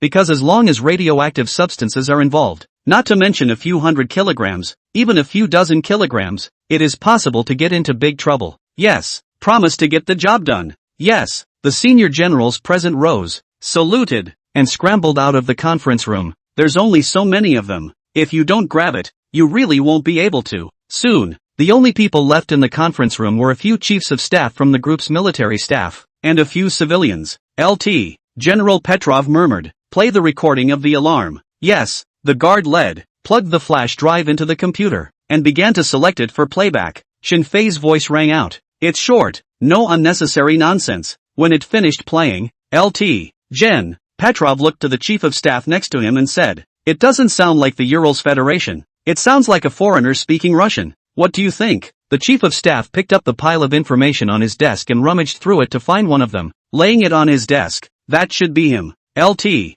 General Petrov looked at the profile, which showed an Asian face in his mid-20s with the name Shinfei, new to Wagner not long ago, codename Razor. On top of that, there is a detailed profile of Shinfei. No way. Before Shinfei obtained the system, he was an ordinary young man, without the ability to disguise themselves. Of course there was no need for that, and anyway, being alone and having grown up in an orphanage, there was nothing to fear from an investigation. Petrov had only scanned Shinfei's profile before, and when he saw the chief of staff bring it up again, he asked in a puzzled voice, what's so strange about him? Just a Wagner recruit. The chief of staff pointed to the recent report on the file and said, but you mustn't forget that this young man exterminated an entire gang with a Glock pistol, killing nearly 50 people in all, and he joined Wagner less than a week ago, and he's already a member of the elite squad. Now, he was the one who initiated the call. I don't know what he's trying to do or what's going on in the Caucasus in the last 2 days, but I assure you, finding him will tell us everything, and the fastest way to get to him is for you to contact Mr. Volkov, the founder of Wagner. Petrov's brow furrowed slightly as he asked rhetorically, Chief of Staff, you should know, the king does not allow us to have any private contact with Wagner. They're just a bunch of hyenas. We're the fist that protects this country. The chief of staff nodded and said, then we'll just have to contact the king and admit that there's no way for you to figure out what's going on in the Caucasus, in the time frame he's set. Petrov was silent for a moment, looked to his guard and said, contact Volkov and tell him that 58th Army Group wants to talk to him. 65. I'm a Wagnerian mercenary, codename Razor. The buggy raced through the mountains of the Caucasus. Nephthys was unconscious, and although the bleeding had stopped, her face was pale, her pupils slightly dilated, and she was in very bad shape. Polando ripped open the first aid kit, pulled out the rubber tubing it contained, quickly fitted the needle, and said in a hushed voice, Bear. Bear had already stripped off his clothes and without any nonsense, simply raised his arms. Polando inserted the needle into the crook of his elbow, clutched the transfusion hose in his left hand and began squeezing it regularly, waiting until everything was ready and then jabbing the other end of the needle into the middle of Nefertis' artery. The blood slowly began to flow towards Nefertis' body because of the pressure. Goldcoin saw this scene through the rearview mirror and hurriedly asked, how much longer? Half an hour at the most. Polando gave his judgment. Half an hour. Goldcoin glanced at the car's navigation. Even the nearest hospital would take at least 3 hours. It's too late. What to do? Everyone's expression became anxious, but no one bothered to blame Shinfei. In the situation just now, the slightest hesitation would be the end of death. No one does it better than Shinfei. Shinfei looked at the satellite phone in his hand and inquired, Wagner doesn't have emergency assistance? Goldcoin replied, yes, but the Caucasus region belongs to the territory of the 58th Group Army, and our planes can't just come in. Even if we contact the colonel now, it will take at least 2 hours. Buzz, buzz. Just at this time, the satellite phone suddenly rang with an unfamiliar number on it. Shinfei picked up the phone, but didn't speak. A middle-aged man's voice slowly rang out. Someone from the 58th Group Army wants to see you. No heads or tails, no introductions, But when Gold Coin and the others heard this voice, the expressions on their faces instantly became grave. Polando whispered, "Razor, it's Volkov, our boss." Volkov? Shinfei hadn't seen each other much in the news. He just didn't expect to be able to communicate with each other so soon. He said in a hushed voice, "Yes, but one of my team members is injured and needs to be within half an hour." The voice sounded again. "They'll take care of everything. You just need to find an open spot to park." Goldcoin parked the SUV in a clearing. After the phone hung up, Shinfei reminded, "We can't fool the 58th Group Army. Just answer whatever they ask about these 2 days and tell the truth. But remember, we haven't seen Ms. Katarina since the battle began, much less killed her. All we're doing is preventing the radioactive material from getting into the hands of terrorists. Understand?" The three nodded heavily. Buzz. There was a roar in the sky as two Mi-26 transport helicopters pulled up next to them, rolling in gusts of wind. One of the helicopters rushed down with several military doctors carrying stretchers and wearing white coats, and without saying anything, they opened the doors and began to transfer and treat Nefertus. Shinfei turned his head and said, "Polando, you're with them." Polando nodded and followed the doctors to the transport helicopter. On top of the other helicopter, a group of soldiers came down to surround the SUV, led by a major. The major asked in a cold voice, "Who is Shinfei?" Instead of a code name, he was called by his name directly and in a nonchalant manner. It's pretty much an industry consensus that the regular army looks down on mercenaries. Shinfei stepped forward. The two soldiers took all the weapons he had on him and the major pointed to the transport helicopter and said, "You're coming with us." The two transport helicopters lifted off again. When he flew to an altitude of about 500 meters, Shinfei saw dozens of helicopter gunships hovering over the abandoned Red Alliance base. With hundreds of powerful lights shining on the area, it almost turned that area into daylight. The two extremist groups are no longer interested in fighting and are attempting to break out from all directions and leave the battlefield. Unfortunately, they didn't have God's perspective and didn't know that 7 or 8 encircling circles had formed outside,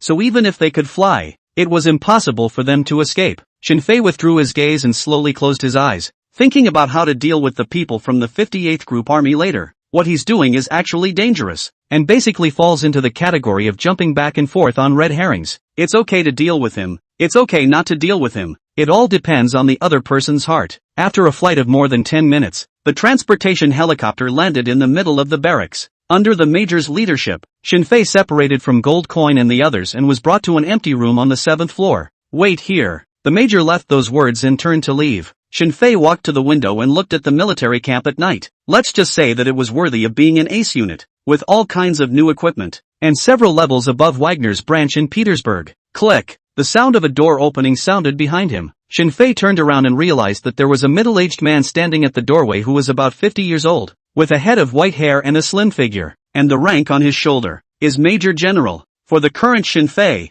battalion commanders were already considered big shots, and a big man like that, he's got a bunch of people under him. It was just that Shinfei couldn't figure it out. "So you're such a big shot right off the bat?" It seems that radioactive substances have a much greater impact than one might think. The Major General pushed up his glasses with a kind smile on his face. "Introduce yourself. I'm the Chief of Staff of the 58th Group Army. You can call me Snow Eagle." It's obviously a code name, and this big man should be working in politics. Very kind. Not a single frame on him, without looking at the rank. Even the major from earlier was more oppressive than him. Shinfei saluted and said, "Good day, Chief. I'm Wagner's mercenary, codename Razor." Snowhawk pointed to the chair and said, "Sit down and talk." The two men took their seats. Snowhawk asked seemingly casually, "Razor, you may not be too aware that the eyes of almost the entire Urals Federation have been watching the Caucasus for the past 2 days. I need to know what happened. You're a smart man, don't lie. There's no point." Yes, Shinfei took his seat and then began to recount everything that had happened since arriving in the Caucasus region.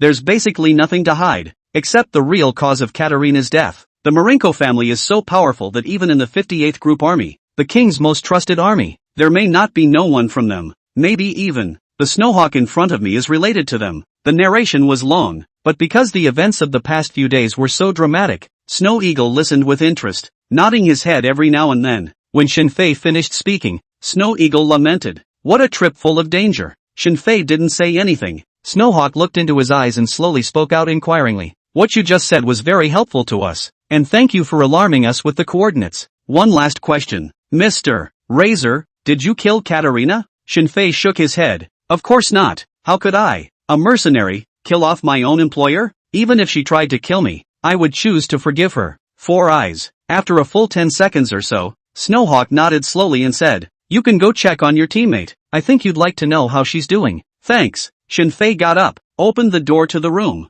and followed the two soldiers out. Room. Snowhawk pressed his headset and said in a deep voice, "Commander, it's basically certain that it's the Malenko family that's digging up the radioactive material, but unfortunately it's hard to directly identify the Malenko family since he killed Katerina. To be able to kill his way out of a desperate situation, this little guy called Razor is quite something." 66. Razor, will you be an honest mercenary? Hanging up, Rear Admiral Snowhawk took off his glasses and rubbed his nose wearily. Got the general direction figured out, but there are still a lot of details to work out. For example, on what basis could Shinfei, an ordinary mercenary from Wagner, persuade the head of the Holy War Alliance to provide him with help? Another example, by what means did Shinfei investigate the address where the Malenko family mined radioactive materials? But that's okay. These suspicions have been investigated by specialized personnel, and counting the time, the confession should be interrogated almost. Major General Snow Eagle was just about to go out the door when a major walked in and saluted before saying, "Chief,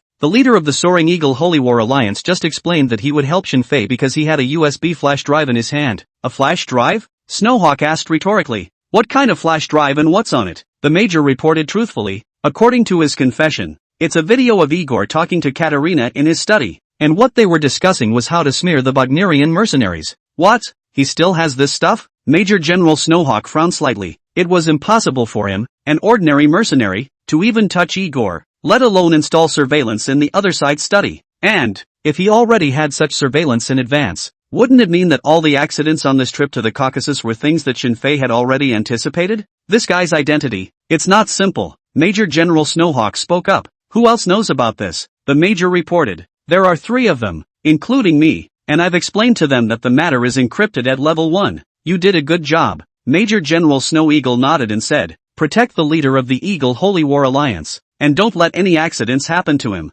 "Yes." The major saluted and turned to leave the room. Snowhawk picked up the phone and called the commander again. When the call was answered, he repeated in detail what he had just grasped. After a moment of silence, the Lieutenant General Commander asked, "That is to say, Shinfei may be one of the king's men or have received authorization from the Wagner hierarchy? Ostensibly just a protection operation, but actually utilizing this opportunity to expose the Marenkas?" Rear Admiral Snowhawk thought for a moment and replied, "Commander, maybe neither, and he could also be with the KGB, but whoever he is with, from the looks of things, he's going to be doing the same thing as the king. It's all about taking down the Marenkas." The Lieutenant General Commander asked again, "What about the flash drive? Are we going to ask him about it?" "Ask or don't ask. There's a good chance there's another level of struggle involved behind the scenes. The bigger they are, the more they think sometimes. Can't really stop thinking about it. Those little darlings who don't want to use their brains, only to be nailed to the pillar of historical shame. It's not good enough not to ask.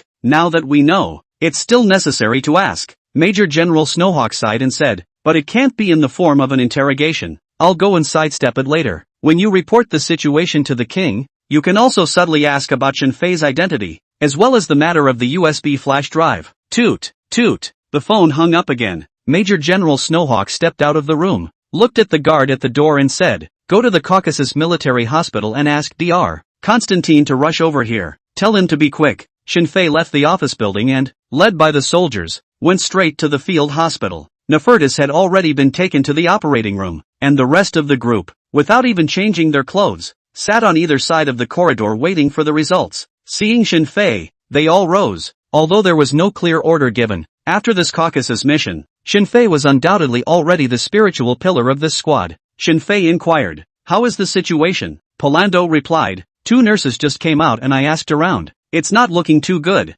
Nefertus is bleeding heavily. Lives will be saved, but it will be difficult to pursue a career as a mercenary in the future. An ordinary security mission, the death of a captain and the serious injury of a team member, which actually had a certain blow to Shinfei. More than once on his way to the hospital, he mentally reviewed the whole thing, striving to do better in the future. Goldcoin wiped the bloodstain at the corner of his mouth with the back of his hand and smiled. "Razor, you've done a great job. If you hadn't been there for this operation, a few of us would have died. You saved us, no doubt." Polando nodded along and said, "Yeah, Razor, even as a veteran mercenary, I have to admit I'm not as good as you. And not being a mercenary isn't that scary. Bear was just talking to us, and when we get back, he's going to resign from Wagner and open a tavern down the street." Shinfei looked to Bear. Bear's ears had been rebandaged once more. and his face was wrapped in thick bandages, along with an empty arm that, with his strong body, gave him a strong cyberpunk vestigial feeling. He smiled and said, "Razor, these last few days have been really exciting, and I'd love to keep the excitement going,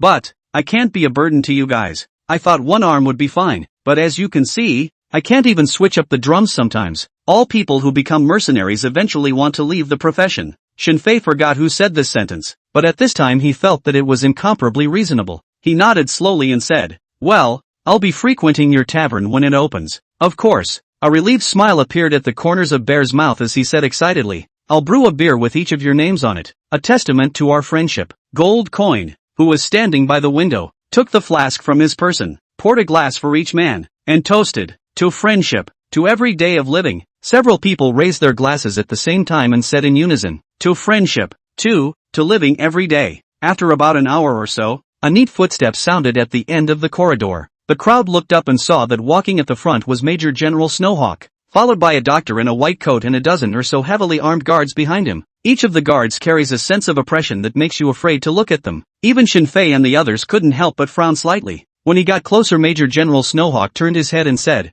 "Dr. Constantine, please, duty calls." The medic saluted, pushed open the door to the operating room and stepped inside. Major General Snow Eagle turned his head to Shinfei and explained, "The one just now is the Caucasus region, the best military doctor." Shinfei nodded, "Thank you, I don't like verbal thanks." Rear Admiral Snowhawk wagged his finger and murmured, "I like honest friends." "Razor, will you be an honest mercenary?" Shinfei frowned slightly and did not speak. He could probably guess why the other man had come, and with so many guardsmen. Too bad. Umarov had too many men around him at the time to find a chance to assassinate him. "It looks like the flash drive thing. It's going to be exposed?" Major General Snow Eagle waited for a while, did not wait for Shinfei's answer, and without any nonsense, asked directly, "Mr. Razor, I need the USB flash drive in your hand. For the love of Allah and your teammates, you should give it to me." Threats, naked threats, but on the contrary, this is said in the person's capacity, so that people can't refute it. 67. The king is confused.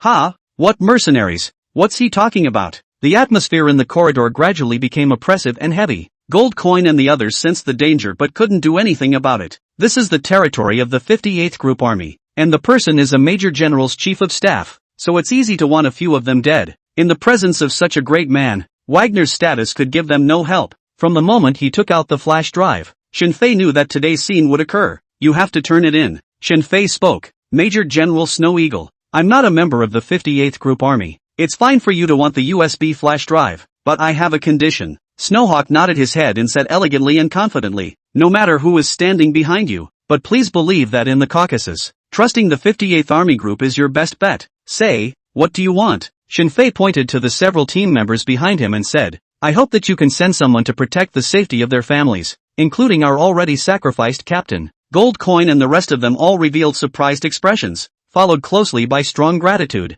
Whatever, it's all true that they offended the Marinkas. Even if people's families fought with the top brass as brutally as possible, there was still no shortage of ways to deal with them, or even just say the word and a lot of people will come after them. Since they had become mercenaries, they certainly weren't afraid of death. But not everyone is like Shinfei, without a soft spot. Major General Snow Eagle also did not expect Shinfei to make this offer, because based on their analysis, it seemed that this guy should be a cold-blooded and ruthless master who recognized money but not people. A teammate he worked with just once could make him pass up an opportunity to blackmail the top brass of the group? Or is it the power behind him that also wants the group to get this flash drive? Either way, Major General Snowhawk had no reason to refuse and nodded. Yes, 58th Group Army is happy to make that commitment. Within 10 years, no matter what happens to their families because of anything, the 58th Group will make the other side pay a heavy price. And that's a soldier's promise to you. Hearing this, Gold Coin and the rest of them all secretly sighed in relief. If the safety of the family can be guaranteed,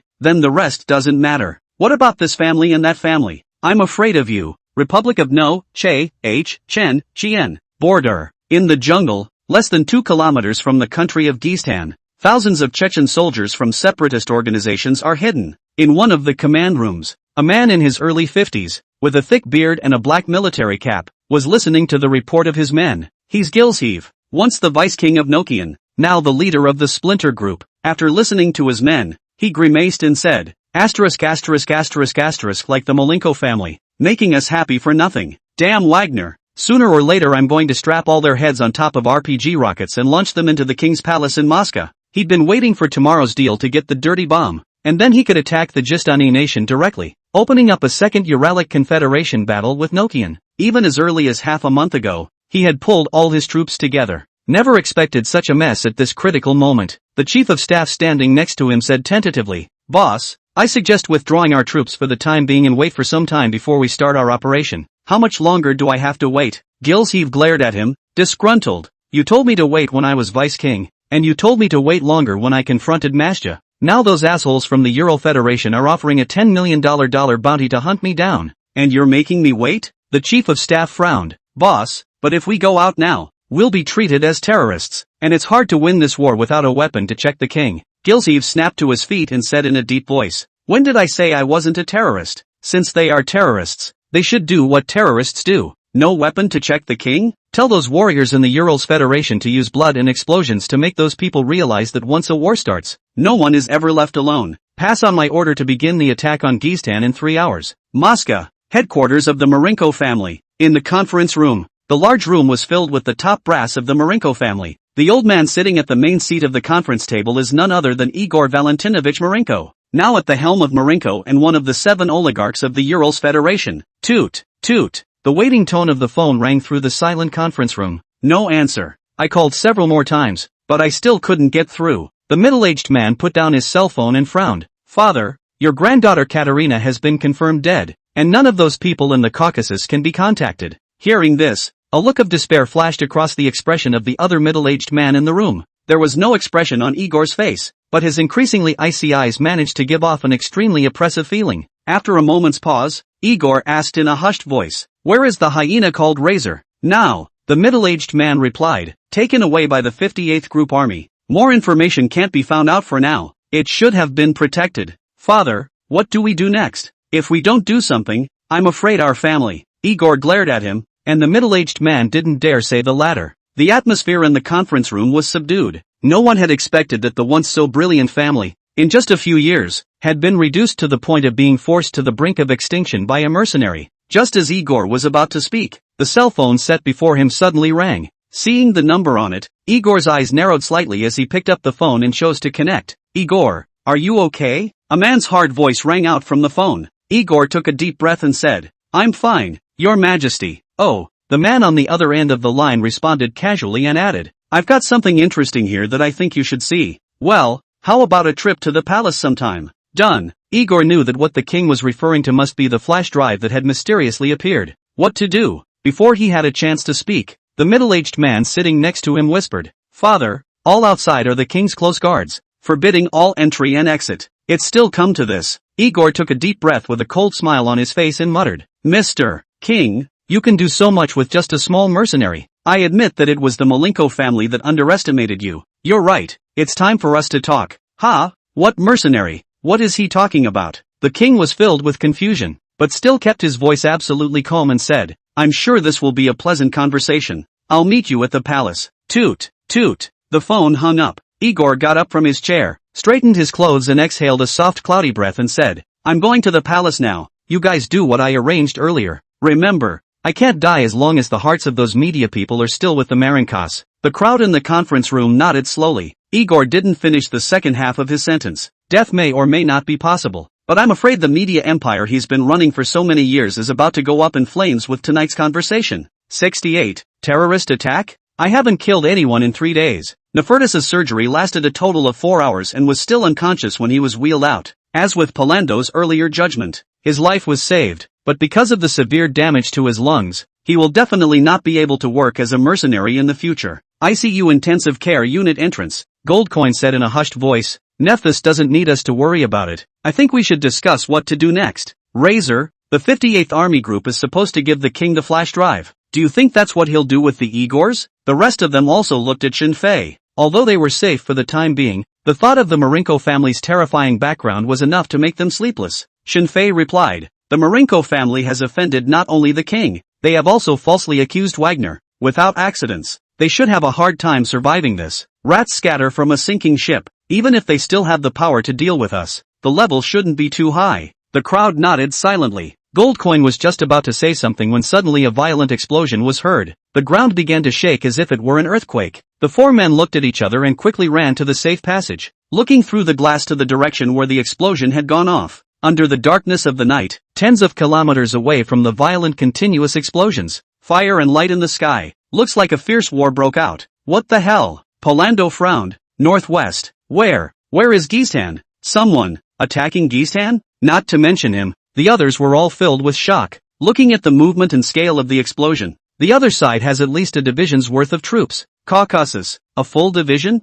Attacking Gistan? When these three conditions are linked together, the same two words appear in almost everyone's head. Chechnya. They are the only ones who have the guts and the strength to do so. Goldcoin couldn't help but curse. This group of Chechens are really dead set on starting a war again. Emperor Russia Yang is still too weak. Shinfei counted the time, and it was indeed almost time for the second war, and lamented, "Don't worry for others. The accident really came, and God stood on the side of the Malenko family." That night, the 58th Army Group was lit up and put into a state of first-class combat readiness, with all soldiers ready to fight. At first light, the commander received orders to lead his troops and began to march toward Gistan. They didn't go on the offense first. The Urals is a federal state, kind of like the Warring States period in China. Ural calls himself the Prince of Zhou, with a group of small states below him. When a small country goes to war with each other, the Son of Heaven needs to mediate, but to actually intervene in the war, you have to wait for the outcome at the negotiation table. For the next few days, Shinfei had been collecting news about Moscow.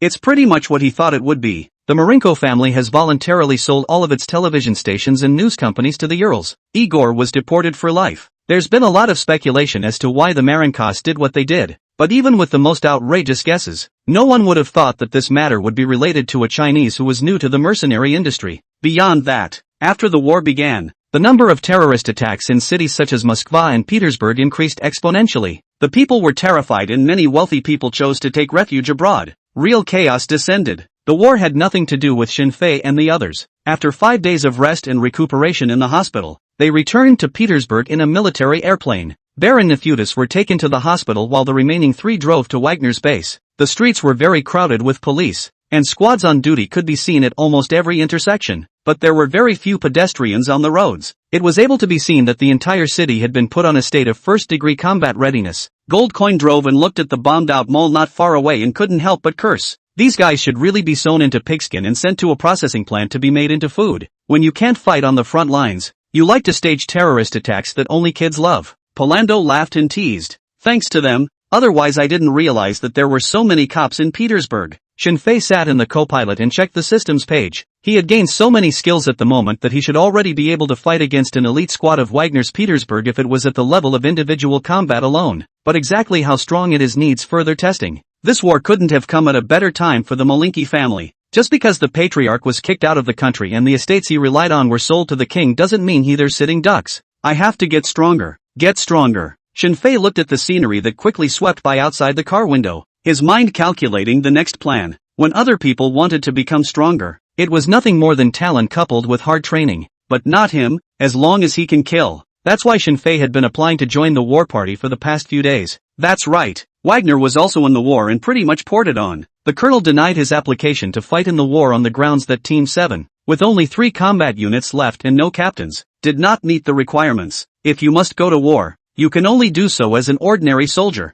There's no point, then. In reality, except for rare cases, the vast majority of troops at war are not much different from going to work. Fire at enemy positions when you're on point, not caring at all if you can hit anyone. When they were off duty, soldiers from both sides changed into ordinary people's clothes and would even chat with each other in some neutral city bars. There's no point in going to a fight like that. Shinfei secretly lamented. The one who has murderous intent towards me. It's just the Malenko family. I hope they can send more people to take revenge on me. Or, could I try going to them on my own accord? Thinking of this possibility, Shinfei shook his head. With the biggest properties of the Marenko family gone and their members concentrated in Moscow, it's still pretty hard to reach them. Polando glanced at Shinfei, who hadn't spoken since getting off the plane, and asked, Razor, are you thinking about the Marenkos? Shinfei nodded. Well, pretty much. It's not that I'm worried about revenge. It's mainly because I'm afraid they won't come. Goldcoin smiled and said, I reckon they can't care about us for the time being, and even if they would do it, odds are it wouldn't be in Petersburg.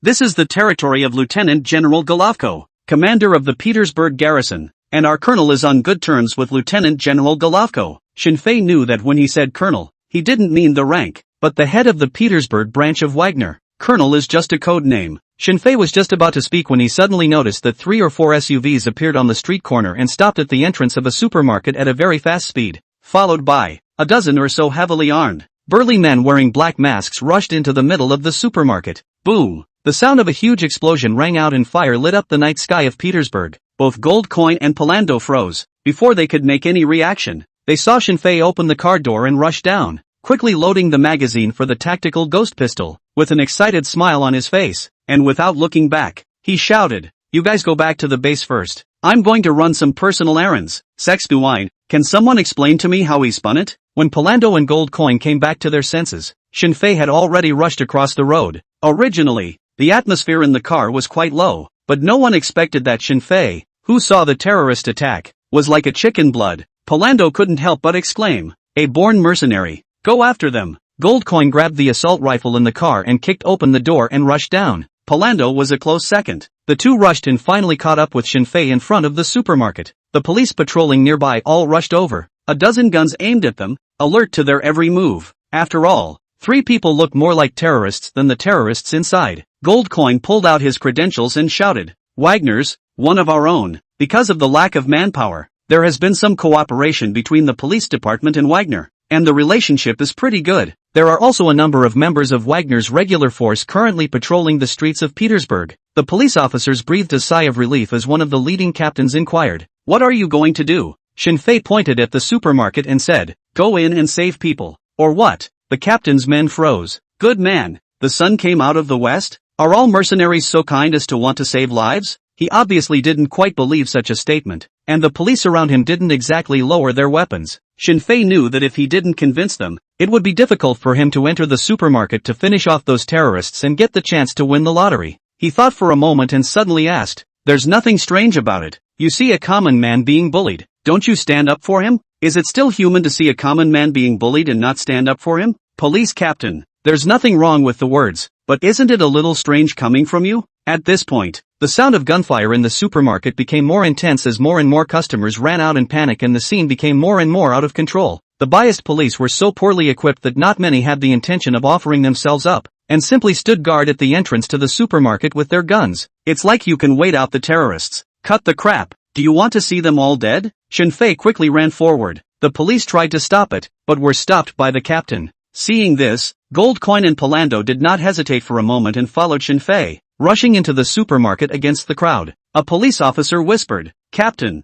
don't we care? Are you out of your mind? Their equipment isn't much better than yours." The captain glared at him and said in a deep voice, "Evacuate the crowd. Wait for the SWAT team to follow the army. Our firepower can't do it." Hearing such an order, the crowd all breathed a sigh of relief. Hooray, no need to go in there and fight for your life. Before he even entered the supermarket, Shinfei saw 2 terrorists standing on the stairs not far away, constantly strafing the crowd. In the blink of an eye, at least a dozen men fell before them. These assholes don't go for the kill. They almost always aim for the crotch and thighs. There was a lot of wailing and screaming. Shinfei did not hesitate, raised the tactical ghost pistol, and dryly pulled the trigger. Bang! Bang! 2 gunshots rang out, followed by the 2 terrorists standing on the steps, all of whom fell to the ground with bullets in their eyebrows. At this time, 3 more terrorists rushed out of the supermarket. Palando, who arrived later, raised his carbine and was ready to pull the trigger. Gold Coin warned loudly, "Don't shoot the vitals, leave it to Razor."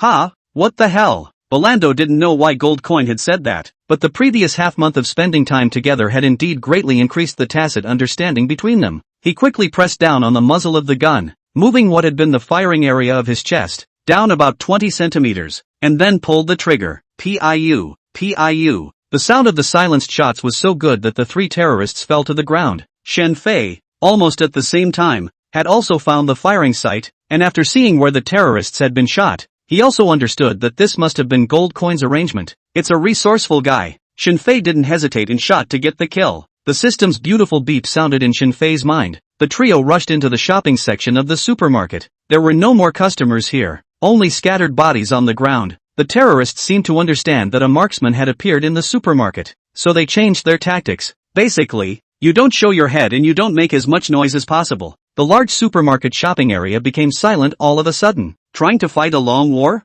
Unfortunately, I don't have that much time to play with you guys. Shinfei observed the environment and pressed his headset. Polando, go up to the 5th floor. Gold coin cover him. Yes, copy that. The two men's voices sounded almost simultaneously, and then together they began to climb the stairs along the safe passage. Suddenly, Shinfei felt a great danger coming from the top of his head. The kill resonance skill took effect. He snapped his head up, aiming directly at the location of the system Q while pulling the trigger. Bang, bang. 3 consecutive shots were fired, and the terrorist, who was located behind a pillar on the 2nd floor, fell down the stairs. However, Shinfei's killing intent resonance skill didn't stop, but continued to show that the place where the terrorists had fallen was in danger.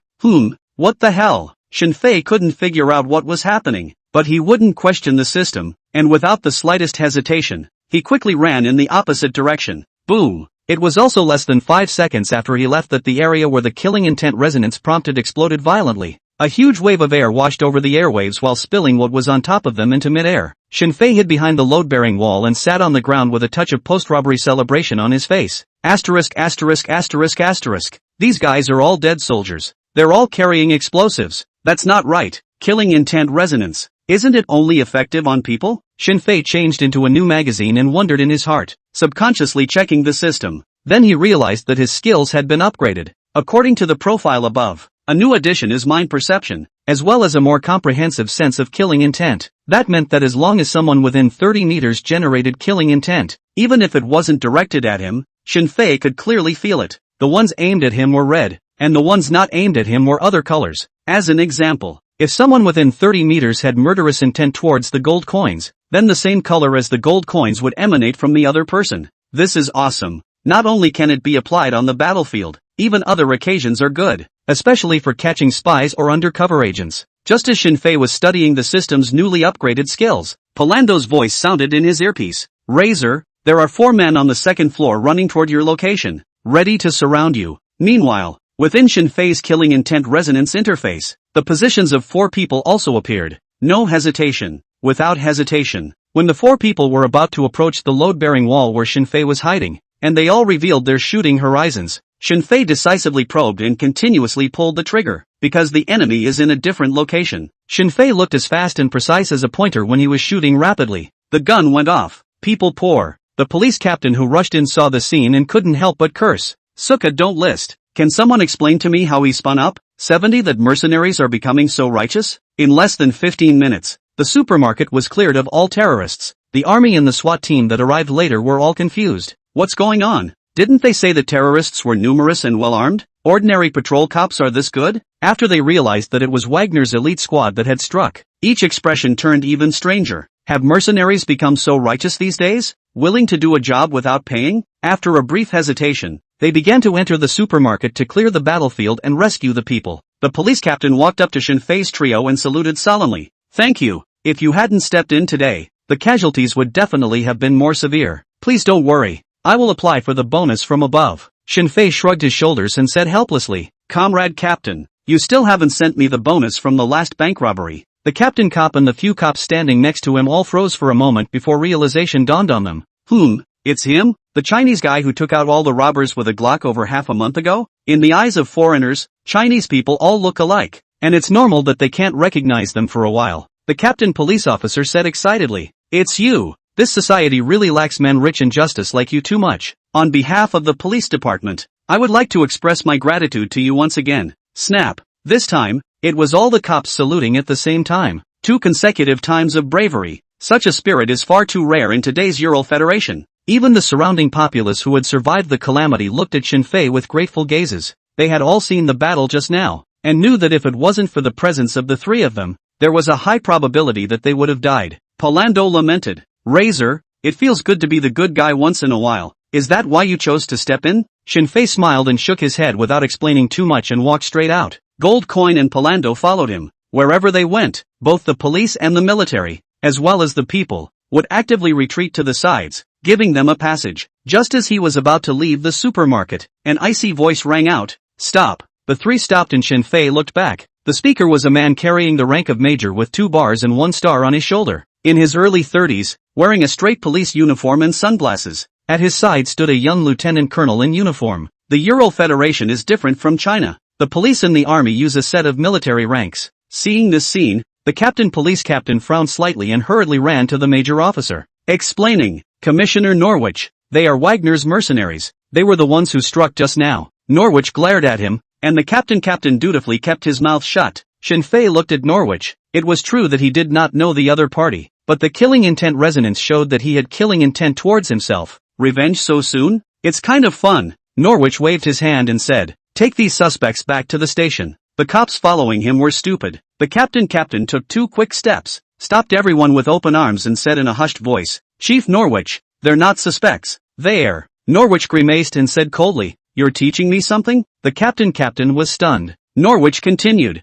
"How can you be sure that they're not here to silence them?" "Impossible," Captain said in a firm tone. "The bank robbery case half a month ago. It was also that Chinese gentleman." Without waiting for Norwich to speak, a police officer in a well-pressed suit behind him said in a cold voice, "Ivanov, when do we in the criminal division need to explain things to you? I'll give you 3 seconds to get out of my way." A flash of hesitation flashed across the captain's face, but in the end, he moved to stand in front of them, including the rest of the police who had gathered around. One of the young policemen looked at Shin Fei and warned in a low voice, "Hurry up, everyone is not a cutie pie." Anyone can see that Norwich is simply targeting Shin Fei, although they didn't know why. None of them wanted the hero to shed both blood and tears and not get any bonus. Norwich's face went completely cold. The nearby criminal police all gathered around, and there were already people with pistols drawn, waiting for orders from their superiors at any time. The Rangers dared to call the shots of the criminal division. The lieutenant colonel officer next to him looked on coldly, seemingly with no intention of getting involved.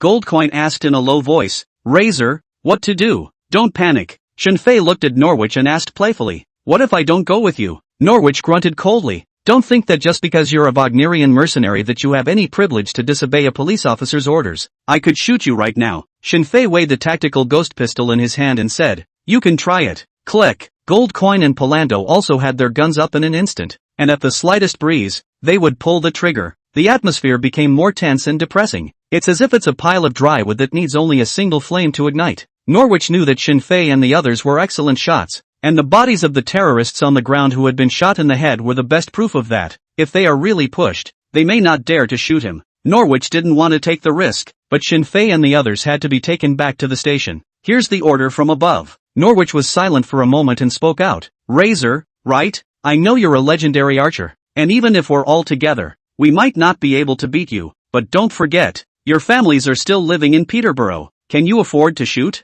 Goldcoin frowned slightly with Palando. That's what they feared the most, and it would be too easy for the police, as an official force, to come after their families. Shin Fei, however, couldn't help but burst out laughing because he was waiting for these words. He asked rhetorically, "Norwich, are you trying to threaten us with your family?" Norwich murmured, "I know I'm telling you the consequences of offending the police, and I urge you to cooperate or I can't guarantee anyone's safety." "It's done." Shin Fei didn't pay any more attention to him and turned his head to the lieutenant colonel officer next to him and asked, "You're from the 58th Group Army?" The lieutenant colonel officer ignored him, with the disdain characteristic of the regular army in his eyes, as if silently saying, "You're a mercenary and you deserve to talk to me?" Shin Fei didn't care about his expression and walked over to the lieutenant colonel officer and said, "The Snow Eagle of your group army has just assured me that he will protect the safety of our families. I think at this time, you should do something about it, right, Snowhawk?" Hearing this code name, the lieutenant colonel officer's face changed dramatically, but then he thought it was impossible. "You're kidding." He was only able to meet that Major General's chief of staff during the military region's General Assembly, and on what basis could Razor, an ordinary mercenary, be guaranteed by that one? That's bull ******, isn't it? The policeman next to him had a look of doubt and disbelief in their eyes. They didn't know what Shin Fei had said that could make a lieutenant colonel senior officer show such an expression. 71. Why do you think you messed with him? He's addicted to killing. The lieutenant colonel officer looked at Shin Fei indifferently and questioned, "Do you know what the cost of fabricating this lie is?" Shin Fei replied blandly, "Yes or no. You can ask the military district for confirmation. I can provide you with a phone if you don't have one." While handing over the flash drive, Shin Fei was about to receive a call from Major General Snowhawk. Just kidding. This level of big shot, just a little bit of residual power could help Shin Fei solve a lot of trouble. Just take a look at the history of Gao Qiqian's fortune. The lieutenant colonel officer originally did not believe Shin Fei's words in the slightest, but looking at his words, he could not make up his mind for a while. In case it was true and he didn't deal with it in time, it certainly wouldn't end too well. Hesitating for a few seconds, the lieutenant colonel officer looked to Norwich and said, Norwich, don't take this one yet. When the crowd heard this, they were all taken aback. What the hell? Aren't mercenaries on bad terms with the regular army? Razor didn't look like he knew the lieutenant colonel's officer either. And he had such a big effect with just 2 words like that. A flicker of hesitation flashed across Novich's face, but eventually he spoke. Lieutenant Colonel Alexei, this is a matter for our criminal division. It doesn't seem right for your military to. I told you to wait. Lieutenant Colonel Alexei glared at him, and the latter immediately shut up obediently. Don't look at it as only 1 rank difference from the rank, but when a policeman meets someone from the military, he is inherently half a rank shorter and doesn't speak as strongly as the other person. Lieutenant Colonel Alexei stepped to the side, took out his cell phone and began to make a call. Goldcoin smiled. Razor, or you have a good memory. I'd almost forgotten that a major general promised us protection for our families. Now that'll give that criminal division chief, whatever he is, some color. Color? Shinfei shook his head and said, if you want to protect your family's safety once and for all, just giving some color is not enough. We'll use his life to make a statement. Murder? Killing a chief of the criminal division? Polando felt that such an idea was too much and said after some thought, Razor, perhaps you don't know the Ural Federation very well. Even Major General Snowhawk wouldn't easily kill a criminal division chief with a background. Just teach him a lesson. Goldcoin didn't say anything, but was actually thinking the same thing. Shinfei glanced at the jittery Norwich not far away and said in a deep voice, it's true that I don't know much about the Ural Federation, but I know too well what those higher-ups want. While they were chatting, a major criminal division chief and a lieutenant colonel officer were both on the phone. Trying to reach the major general is not an easy task. It was only after a full 10 minutes that Lieutenant Colonel Alexei managed to contact Major General Snowhawk and inform the other party of the situation after going through the hierarchy. Give him the phone. Major General Snowhawk's voice rang out. Is that true? Did the Major General really promise to protect the families of a few common mercenaries? What the hell? Is it hard to believe that these guys saved the Major General's life? No way. Absolutely not. The Major General was surrounded by guards 24 hours a day, where it was the turn of a few mercenaries to strike. What was that for? It suddenly occurred to Lieutenant Colonel Alexei that Major General Snow Eagle seemed to have a young daughter, similar in age to the Chinese mercenary in front of him. Hardly? Regardless of that possibility, doing what the Major General said now would be the right thing to do. Lieutenant Colonel Alexei came to Shinfei's side. His attitude and tone were all of a sudden very different from before, and he politely said, Chief of Staff, please answer the phone. Shinfei didn't bother with him and picked up the phone. Hello, Major General Snow Eagle. Aha. Snowhawk's slightly tired voice rang out and said bluntly, I know all about it, and I'll teach that cop a lesson. Simple, crisp and direct. Not far away, Chief Norwich and a group of Interpol people were dumbfounded. What's going on? What exactly is the background? Shinfei shook his head and said in a firm tone, Major General Snow Eagle, that's not what our original agreement said. I want him dead. The other end of the phone went silent, and it took a full 10 seconds before he spoke out again. That's impossible. He only made verbal threats and didn't actually do anything. There's no way Impossible? Is there anything impossible in this world? Shinfei said again in a voice that only 2 people could hear. Major General Snowhawk, are you so sure that there is only one USB flash drive in my hand? Silence again. But this time Shinfei could clearly hear that Snow Eagle's breathing gradually became ragged. The incident in Caucasus could be said to have played a decisive factor in the king's ability to bring down the Malenko family this time. Especially the flash drive at the end was a death blow. Although the king was now busy with the Second War and had not given any specific rewards, Snow Eagle knew that there would definitely be great benefits for them in the near future. The credit for bringing down an oligarch is too great. Even if it's just a little bit, it's still definitely a feat from the dragon. Don't forget, there are 7 other similar oligarchs in the Urals Federation.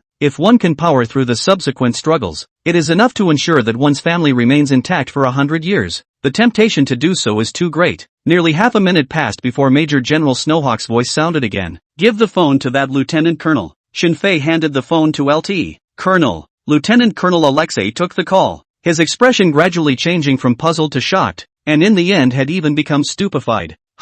He really couldn't figure out that even if the Chinese mercenary in front of him was Major General Snow Eagle's own grandson, the other party couldn't possibly be so biased in his favor, right? You're going to take out a criminal division chief just because of a threat? But anyway, a soldier's duty is to obey orders. LT. Colonel. Alexei beckoned and said, Norwich, come here for a minute. As if he had realized something, Norwich's body trembled slightly and didn't move. The gang of criminal police behind him were even more frightened and did not dare to breathe. Coming out is all about background and strength. Although they didn't know who Shinfei had called, but to be able to make a lieutenant colonel officer obedient One could imagine how intimidating the other party's background was. But how could such a big shot come to be a mercenary? What a thought! LT, Colonel Alexei, with everyone watching, walked up to Norwich and waved his hand. Give me your pistol. Norwich subconsciously glanced at the MP443 Raven semi-automatic pistol in his hand and frowned. Why? You want to disarm me? I'm warning you, our deputy director will be here soon,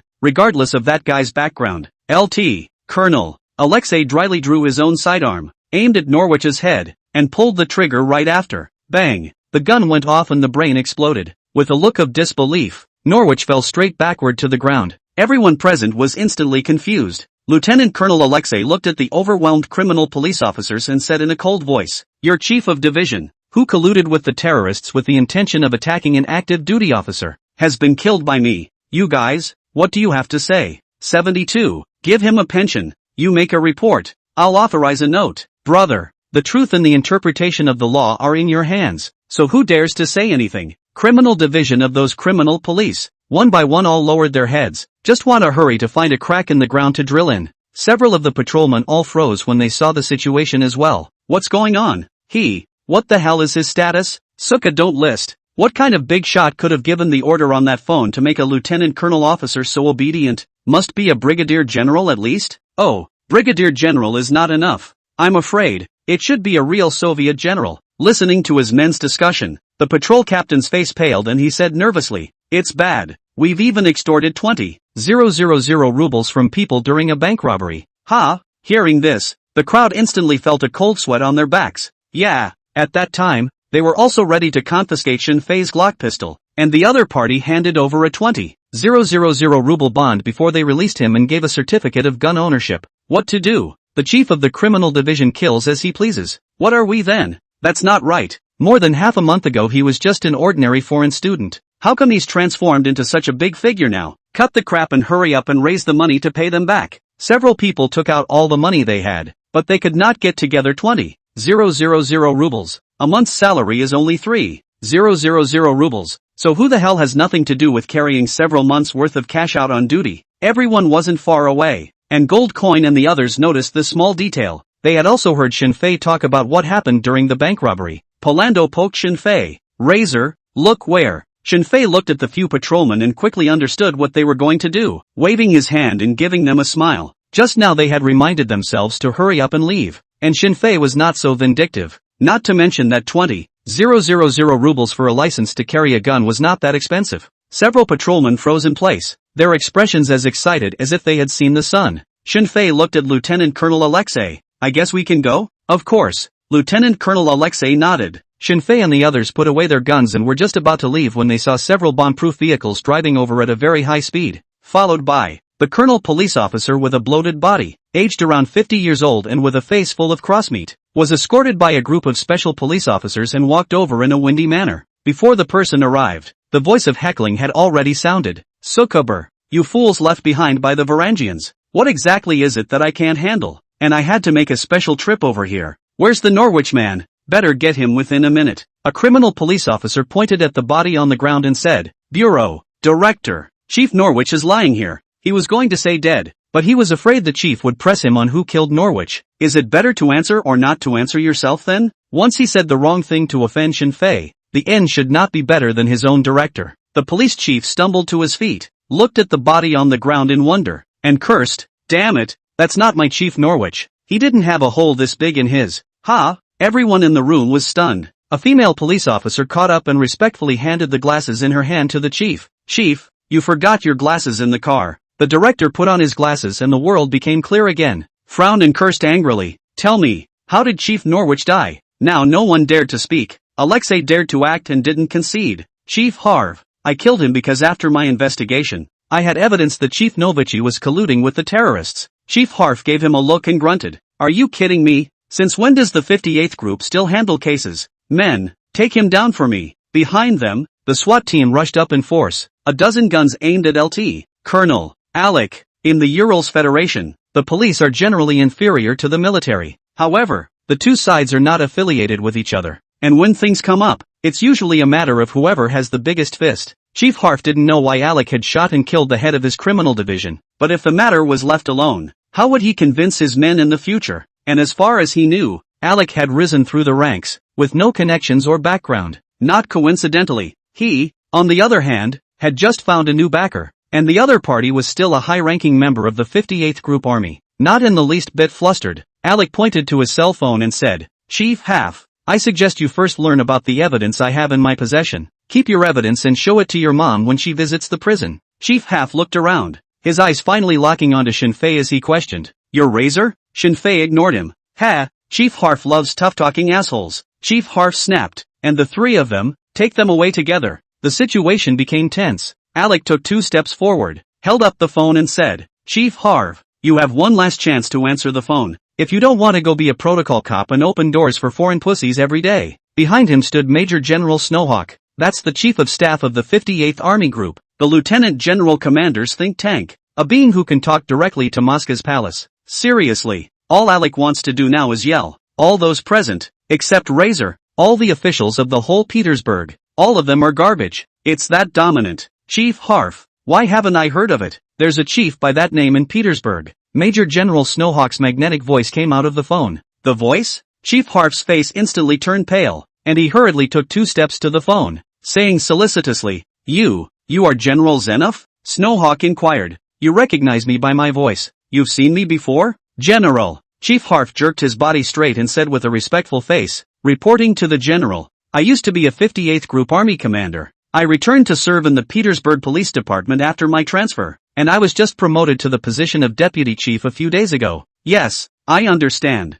I know what to do." "Yes." After a few seconds had passed, Chief Harf hung up, handed the phone back to LT. Colonel Alec straightened his clothes, spat on Norwich's body on the ground, and cursed, "Damn thing, I've known for a long time that you're colluding with the terrorists, and I wanted to use you to get some information, but I didn't realize that you're a piece of." Having said that, he turned his head to a nearby criminal division detective and said, "Give him a pension. You make the report and I'll approve the note. Hear me?" The detective nodded his head blankly, not daring to say anything more. Goldcoin stretched and said, "It's finally over, so it's time for us to go back to the base, take a shower, and then go to the club to find those girls and enjoy ourselves." The corner of Shinfei's mouth hung a cold smile and said, "You think too much of them. It's only the beginning now that is the most troublesome."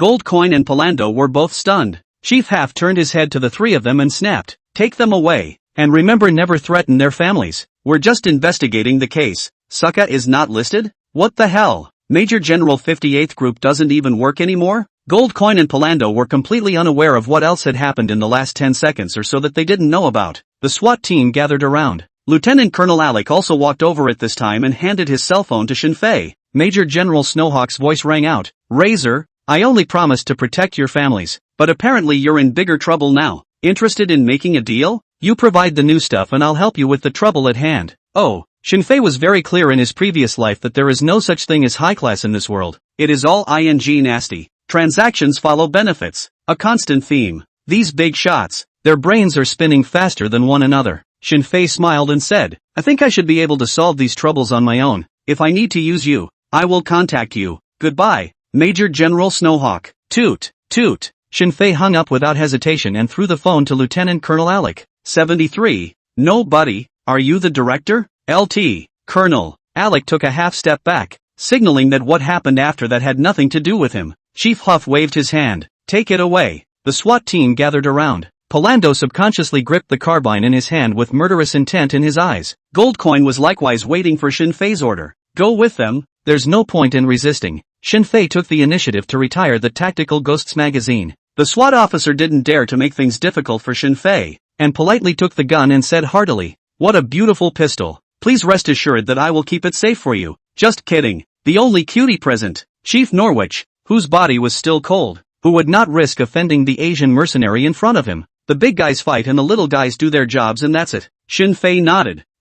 Thanks. It's pretty much the same on both the Gold and Palando sides." The 3 were invited into the blast van without even a ring bearer, and there was a tacit agreement not to mention this. Chief Half also just looked at it, a flash of displeasure on his face, but didn't say anything more. He couldn't figure out what kind of relationship Shinfei had with Major General Snowhawk. He actually didn't want to run out and cause this mess at all if someone hadn't given him a death warrant. We all have our own ideas. Inside the car, Palando wondered, "Razor, I don't quite understand what exactly is going on. Is the Major General not willing to provide us with protection anymore?" Shinfei laughed. He can be too willing, only wanting to create some trouble for us so that he can get more flash drives. Shocked, Gold asked, you mean you have other people to monitor? Razor, you really aren't from the Huaxia Special Branch? Shinfei shook his head and said, of course not. I don't have those identities that you guys think of. The more you explain this kind of thing, the less you can actually explain it. Palando glanced out the car window at the rapidly sweeping streets and said worriedly, Razor, they're not giving us a hard time right now, but by the time we get to the police station, things are sure to change. How are we going to deal with this? Gold, I think you should find a way to contact the colonel. There's no need to contact. Shinfei took the initiative to say, if the colonel and the others are there, it's impossible for the police department to make a move against us in broad daylight. Don't worry about it, we're the meat and potatoes, and there are plenty of people waiting to save us. Nothing but. Shinfei's words had not yet finished. The explosion-proof car braked violently, and several people nearly fell down to the position of the front of the car because of inertia. Palando cursed at the cops in the cockpit. Fake. Your driving skills, did you learn them from your teacher's mother? The SWAT officer in the front row ignored him, but gripped the assault rifle in his hand. They don't know what's going on, either. It was because the vehicle in front of them stopped sharply, so they followed. Usually when you encounter a similar situation, it means that there is an unexpected situation. Shinfei sat and stabilized his body and smiled. If I'm not wrong, the person who saved us has already come. I don't know who it is, but they're pretty fast. The convoy braked hard enough to throw Chief Half for a loop, and when he came back to his senses he questioned, damn it, what the hell are you guys doing? The driver said hurriedly, Chief, the lead car was stopped by a black sedan, and two people came out of the car. Chief Huff held up his glasses and looked to the front of the car and saw two young men in their 20s. The man was wearing a straight suit and had a good figure, but had a popular face, the type that would disappear quickly if thrown into a crowd. The female is very good looking, dressed in a sexy black leather jacket that outlined a near-perfect figure. A white fur was draped over her shoulders. Asterisk asterisk asterisk asterisk. It's really anything to bully me. It's fine for me to be bullied by the Major General, but how can I be bullied by you guys? Get out of the car. Chief Half drew the sidearm at his waist and pushed the door open. Upon receiving the order, the SWAT officers got out of their vehicles and completed the defense formation with great speed. Being able to see that, the tactical skills of these SWAT guys are still up to snuff. After all, they have to deal with all kinds of gangs and terrorists all the time, and those who are not overly tough have long been transferred or retired on disability. Chief Half, with a couple of SWAT officers, walked over to where the front of the car was and snapped, I'm Chief Half, what do you do? The leather-clad woman didn't say a word, didn't even pay attention to him. The mask-faced man pointed to the police car behind him and said, give us those mercenaries, there's nothing more for you to do here. Yelling? Chief Half, nearly laughing out loud at the exasperation, raised his pistol and said, who the are you? Any idea what the consequences of threatening a police chief in the street are? The mask-faced man took his papers out of his pocket and threw them in front of everyone, asking after him, can you release them? Deputy Director Ha subconsciously took the document, just opened it and glanced at it, then closed it again at nearly 10 times the speed, and without hesitation turned his head and said, release him. The assistant next to him whispered a reminder. Chief, don't forget. Razor. Chief Half glared at him and chortled. I told you let go. The assistants are confused. What the hell? His own chief hadn't wimped out so quickly just now even when he faced the Major General, had he? What is the origin of these two young men in front of us? The assistant was full of questions, but he also knew that now was not the time to ask them, and jogged all the way to the blast van where the prisoners were being held and opened the door. He looked at the three people inside with a complicated expression and waved his hand breathlessly. Get out of the car. You're free. Gold Coin and Palando looked at Shinfei at the same time, as if silently saying, no buddy, are you the director? Why is it that what you say? Reality goes wherever you say it goes. 74, good man. It's you kid? Shinfei was the first to get out of the car. The trooper waited at the door and handed her back the tactical ghost that belonged to him, unable to hold back his feelings. Mr. Razor, you're the most special mercenary I've ever met. Good luck. Shinfei took the gun and dryly put it into the quick holster. Gold Coin and Palando followed suit and got out of the car. As if fleeing, the police convoy quickly left the scene, leaving only the people hiding on street corners, curiously surveying the scene. The mask-faced man pointed to the black sedan next to him and said, Razor, please come with us. Shinfei could roughly guess their identities. It's either the NKVD or the KGB. He walked straight to the limo. Gold Coin and Palando had wanted to follow, but the woman reached out and stopped them. The mask-faced man pointed to the parked SUV not far away. Where are your cars parked? You can go back to your base. Gold Coin looked in the direction of his finger and realized that it was the same SUV they had driven out of the airport. This meant that the two had appeared just now in the square outside the supermarket. Palando frowned and asked, "Who are you and where are you taking our captain?" The fur woman raised an eyebrow and replied, "French boy, I don't think you want to know who we are." Palando was about to speak when Gold stopped him, shaking his head slowly. The two men looked at each other and turned their heads toward the SUV parked on the side of the road, while the fur woman and Volkswagen Face got into the black sedan. Volkswagen Face was in charge of driving, and the fur woman sat in the back seat next to Shinfei. The vehicle moved smoothly on the road. The fur woman sized up Shinfei with interest and asked playfully, "Razor, you don't seem to be curious about our identities." Shinfei replied,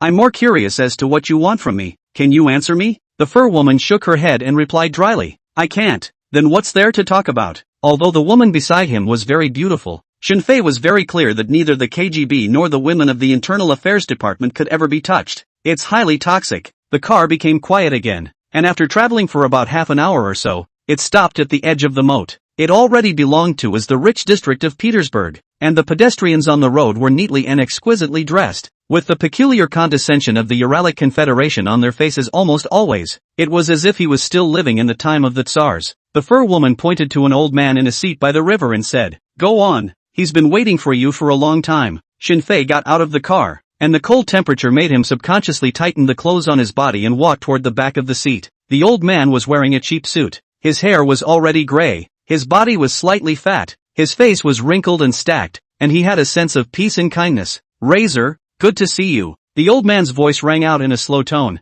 as casual as a neighbor's oldest greeting. "Have a seat." Shinfei sat beside him and did not speak, waiting for the other party to state his purpose. The old man pointed across the river to a series of buildings and said, "Constantine's Palace, the palace of the Tsarist kings, once a lighthouse of the world, but now on the verge of collapse due to age and disrepair." "Razor, don't you think that's a shame? What's there to be sorry about? In a few years, when your king has fought his second war and settled the remaining oligarchs, he will rebuild this palace." Shinfei knew these things in his head, but of course he couldn't answer like that, and just shrugged his shoulders and said, "I'm sorry, I'm not interested in your country's buildings. In fact, you could rebuild all of Petersburg by demolishing buildings in other countries combined." The old man looked at Shinfei with surprise, as if he did not expect him to give such an answer. "You are indeed an interesting mercenary, more so than the stories I've heard." A smile appeared on the old man's face and he changed his communication strategy and said bluntly, "I want all the information you're holding, about all the oligarchic parts of the Uralic Federation.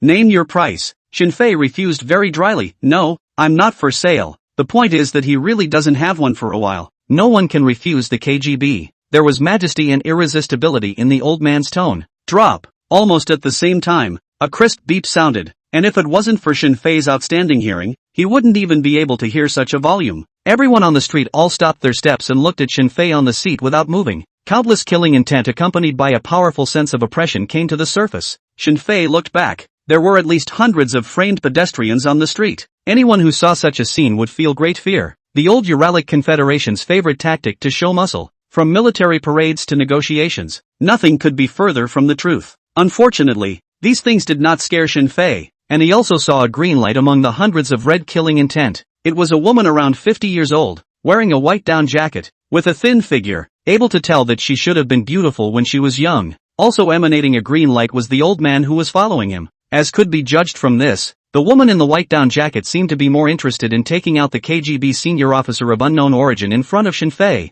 Shinfei spoke out, "Negotiation is negotiation. There's no point in engaging in these things. There are so many of you. It's true that I can't run away, but I can still die with you. Do you want me to?" Shinfei's hand was already on top of his tactical ghost pistol. The old man sized up Shinfei's eyes, seemingly pondering the gold content of his words. Finally he wimped out and pressed the pocket prompter. Drops. The voice sounded again, as if God had repressed the play button. The pedestrians on the road became exactly the same as usual again. It's almost like a real-life version of Truman's World. The older man held out his hand, mentioning his name for the first time. "To reacquaint myself, my name is Viktor Ivanovich Volkov. You may call me Grey Wolf." Shinfei's expression was stunned, and his expression revealed a shocked and surprised expression. "Good man, it's you kid? This is a look. The KGB's patriarchal bigwig. The existence that the king has to shout senior when he sees it." Shinfei alone remembered. The other side at least participated in and led the Baltic Mist operation, through the dissemination of false information, leading to NATO misjudgment of the Soviet submarine movements. And after the Chernobyl accident in 1986, He entered West Germany as a nuclear energy expert and stole Western nuclear contamination treatment technology. Even the Amber Archives program after the breakup of the Red Alliance had a presence on the other side. And the other side is also one of the few top KGB executives who openly expressed their disloyalty to the other side after Emperor Yang of Russia came to power. There are rumors that, when the king walked into the KGB building, the one who had the discerning eye to leave the other behind was the old man in front of him. Grey Wolf looked at Shen Fei's expression with satisfaction and smiled. So, Mr. Shen Fei, can we have a good talk now? About the price of the information in your hand? Shen Fei shook his head firmly. I'm sorry, even if I know who you are. But I do have another piece of information that I think will interest you. 75. Make trouble, enjoy trouble, solve trouble, Grey Wolf asked rhetorically. Shen Fei, do you have a clear understanding of your situation? Shen Fei looked at the agents disguised as pedestrians on the road. If you're referring to the fact that you can kill me at any time, I have no doubt about that. The Grey Wolf shook his head. No, that's not the thing I'm talking about. Shen Fei didn't say anything. Grey Wolf took out a cigarette, lit it, took a deep breath, and continued. We investigated your detailed background and basically determined that you are unlikely to be a member of the Huaxia Special Section. Or maybe you're not affiliated with any of the country's intelligence agencies. And of course, you have nothing to do with us in the KGB. But the fact that you have surveillance video of the oligarchs in your possession is very puzzling to us. And you've accomplished a great deal by taking advantage of our felicity. But Mr. Shen Fei, this behavior is actually playing with fire. And you don't have the ability to extinguish it. Unless you can come up with what we want in a steady stream, you're going to end up very badly. If you want to survive, you need to find a force, or department, willing to help you as a matter of urgency. What do you think? Shen Fei sighed in his heart. The old guys who had experienced the Cold War were really thoughtful. On the premise that it was impossible to guess the existence of a system like this, the Grey Wolf could be said to have analyzed his situation very accurately. There was only one point that Shen Fei disagreed with. Mr. Grey Wolf, since I dare to light a fire, I have the certainty that I can ensure that I don't injure myself while keeping warm. Perhaps this thought will seem childish, even foolish, to you, but it is my truest thought. Grey Wolf dropped his cigarette butt and looked Shen Fei in the eye. He tried to analyze the man's true thoughts from every tiny movement and look in his eyes. The Grey Wolf failed. He didn't see anything, but he really felt a powerful, unexplained confidence from Shen Fei's body, eliminating all the impossibilities. Then only two possibilities remain. Shen Fei is unabashedly crazy. 2. He possesses an undercurrent that even the KGB needs to be afraid of. Well, Mr. Shen Fei, talk about your intelligence. Grey Wolf gave up trying to continue. Shen Fei pointed at the woman in the street wearing a white down jacket. I don't know what the reason is, but that woman wants to kill you. The Grey Wolf followed Shen Fei's eyes, a touch of sarcasm in his eyes, and muttered, Shen Fei, are you saying that my only daughter wants to kill me? It's his daughter? Shen Fei did not expect that they had this layer of relationship, but he trusted the system's judgment. You can choose not to believe what I say.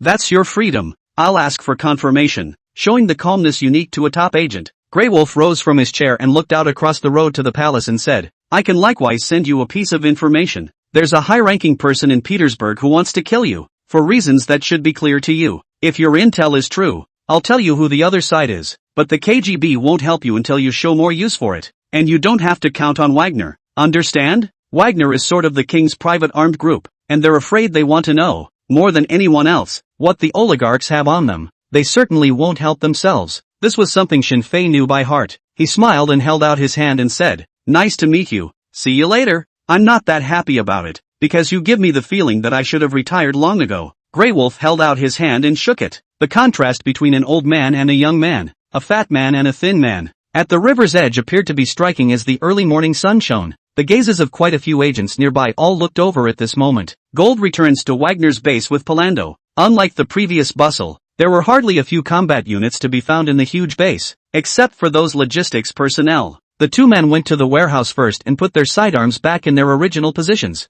Still not holding back, Palando inquired, Gold, what kind of fellows were those that took the Razor? Is Razor going to be okay? In less than 15 seconds, Gold disassembled the carbine and said as he wiped the barrel, It should be the KGB. Razor will be fine. The KGB? Palando trailed off with a frown. We don't seem to have anything to do with them, do we? It used to be like this. Gold Coin was also one who didn't like to use his brain, but now in this situation, there was no way for him not to think about something more. Someone is trying to target us, and both the 58th Group Army and the KGB want to get more information from Razor. Other departments, I'm afraid, have been on to us for a long time. Palando lamented. The days aren't the same as they used to be. What do we do next? Gold Coin stretched and said, let a smart guy like Razor think about it. We just need to obey his orders. Hurry up and maintain those carbines. All I want to do now is take a shower and find a place to enjoy some rare leisure time. The two had just finished organizing their equipment when Shinfei walked in. Polando inquired, how's it going, Razor?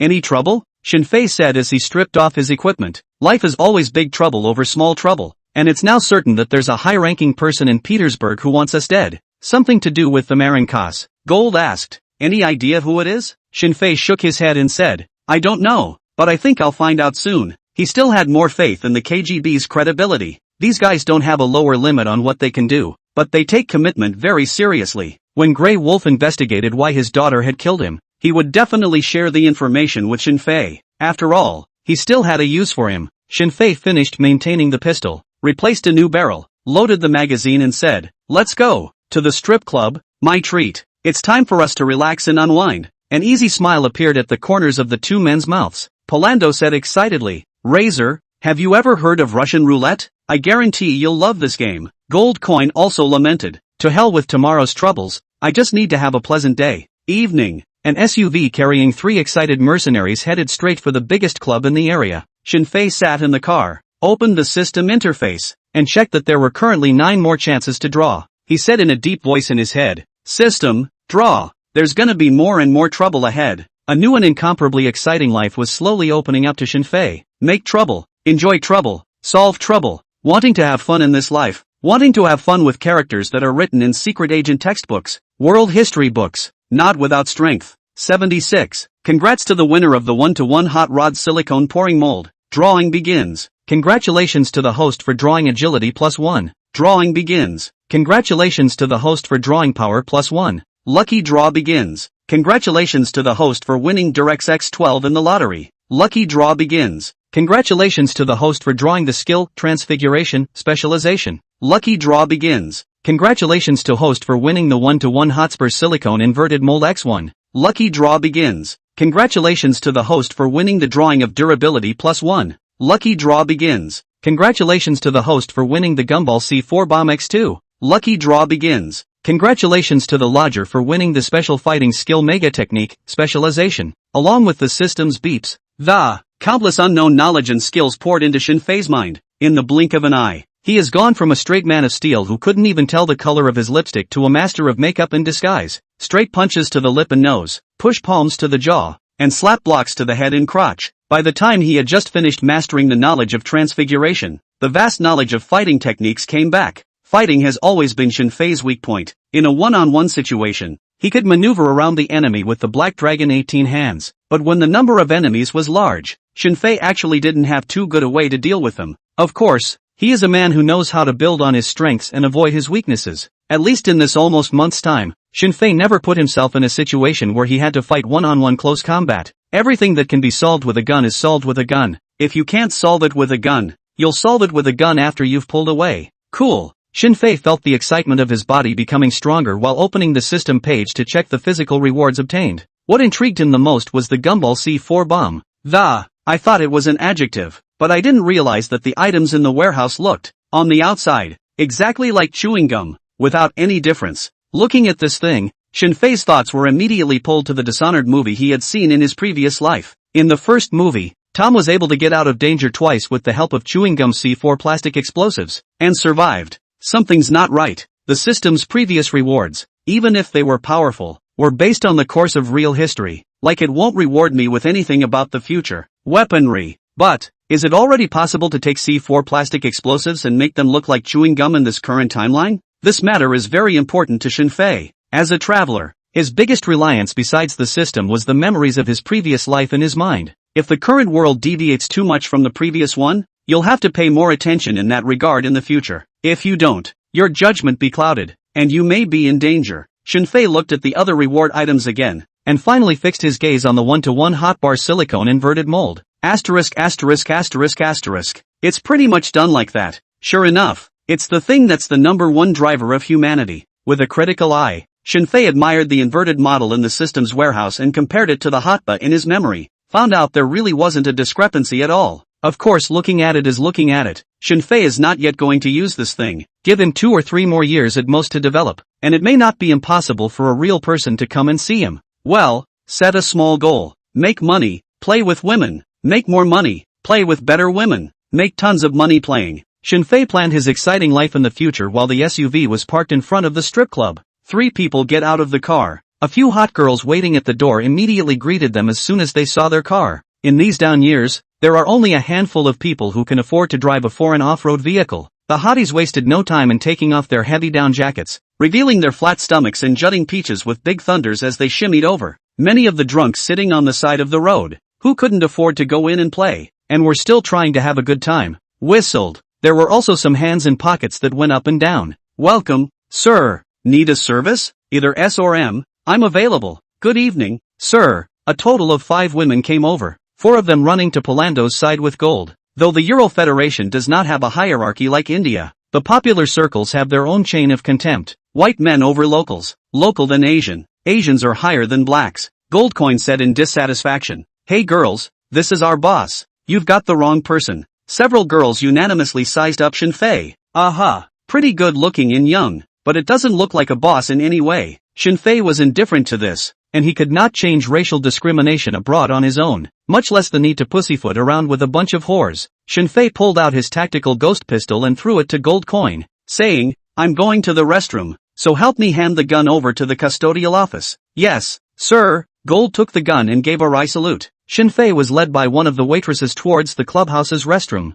Goldcoin and Polando walked towards the custodial office with 2 chicks in each of their arms. The blonde's body was almost all resting on Goldcoin's, not caring about his salty hand on his peach, and asked with a smile, Sir, was that really your boss just now? He looks like just an ordinary foreign student, right? Goldcoin played with the tactical ghost pistol and smiled. Ordinary international students can't afford to use this pistol. The price of this gun is enough to buy your life. Girl, you better be able to watch your mouth as well as your crotch. The blonde sized up the gun in Goldcoin's hand and just thought it looked pretty good, but she didn't know enough to say anything about it. Goldcoin, as required, returned the magazine and handed the gun to the custodian. The custodian didn't pick it up right away, but hurriedly put on his white gloves and respectfully took the gun and said, It's the first time I've seen a Glock pistol that's been modified this well. I'm sure its owner must be a gentleman. The blonde woman had a hint of disdain in her expression just now, but when she heard the custodian even give such a high rating, a flash of chagrin flashed across her face.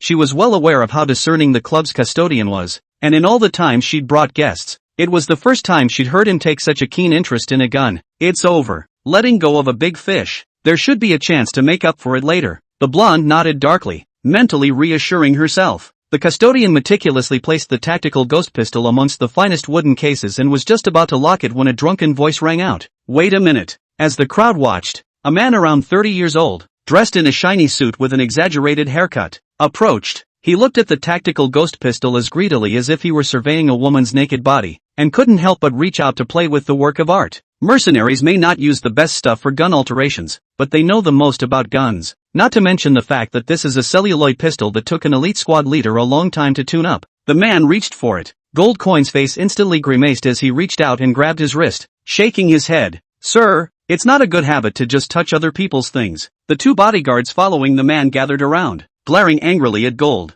The man stopped them with a wave of his hand, straightened the suit he was wearing and smiled. You can call me Olga. Nice gun. Make me an offer. I want this one. Goldcoin and Polando looked at each other with a playful smile on their faces. They were just about to speak when they heard Shinfei's voice ringing out not far away. I'm not interested in knowing who you are, but you should know that this gun is not for sale. 77. The law? My bullets are the law. Olga is an authentic native of the Urals Federation. Well-developed body hair, narrow nose, thin lips, straight jaw, well-defined face, strong build. He sized up the oncoming Shinfei, his expression carrying the characteristic condescension of the good office's Roth people. Asian boy, everything in this world has a price. How about selling me this gun for $8,000? Goldcoin and Polando couldn't help but let out a laugh. Even the custodian shook his head helplessly. Shinfei laughed and said, I thought you were so good that it's only $8,000 per exit? How about I give you $10,000 and you let your mom sleep with me? Olga's face clouded over and she said in a deep voice, Asian boy,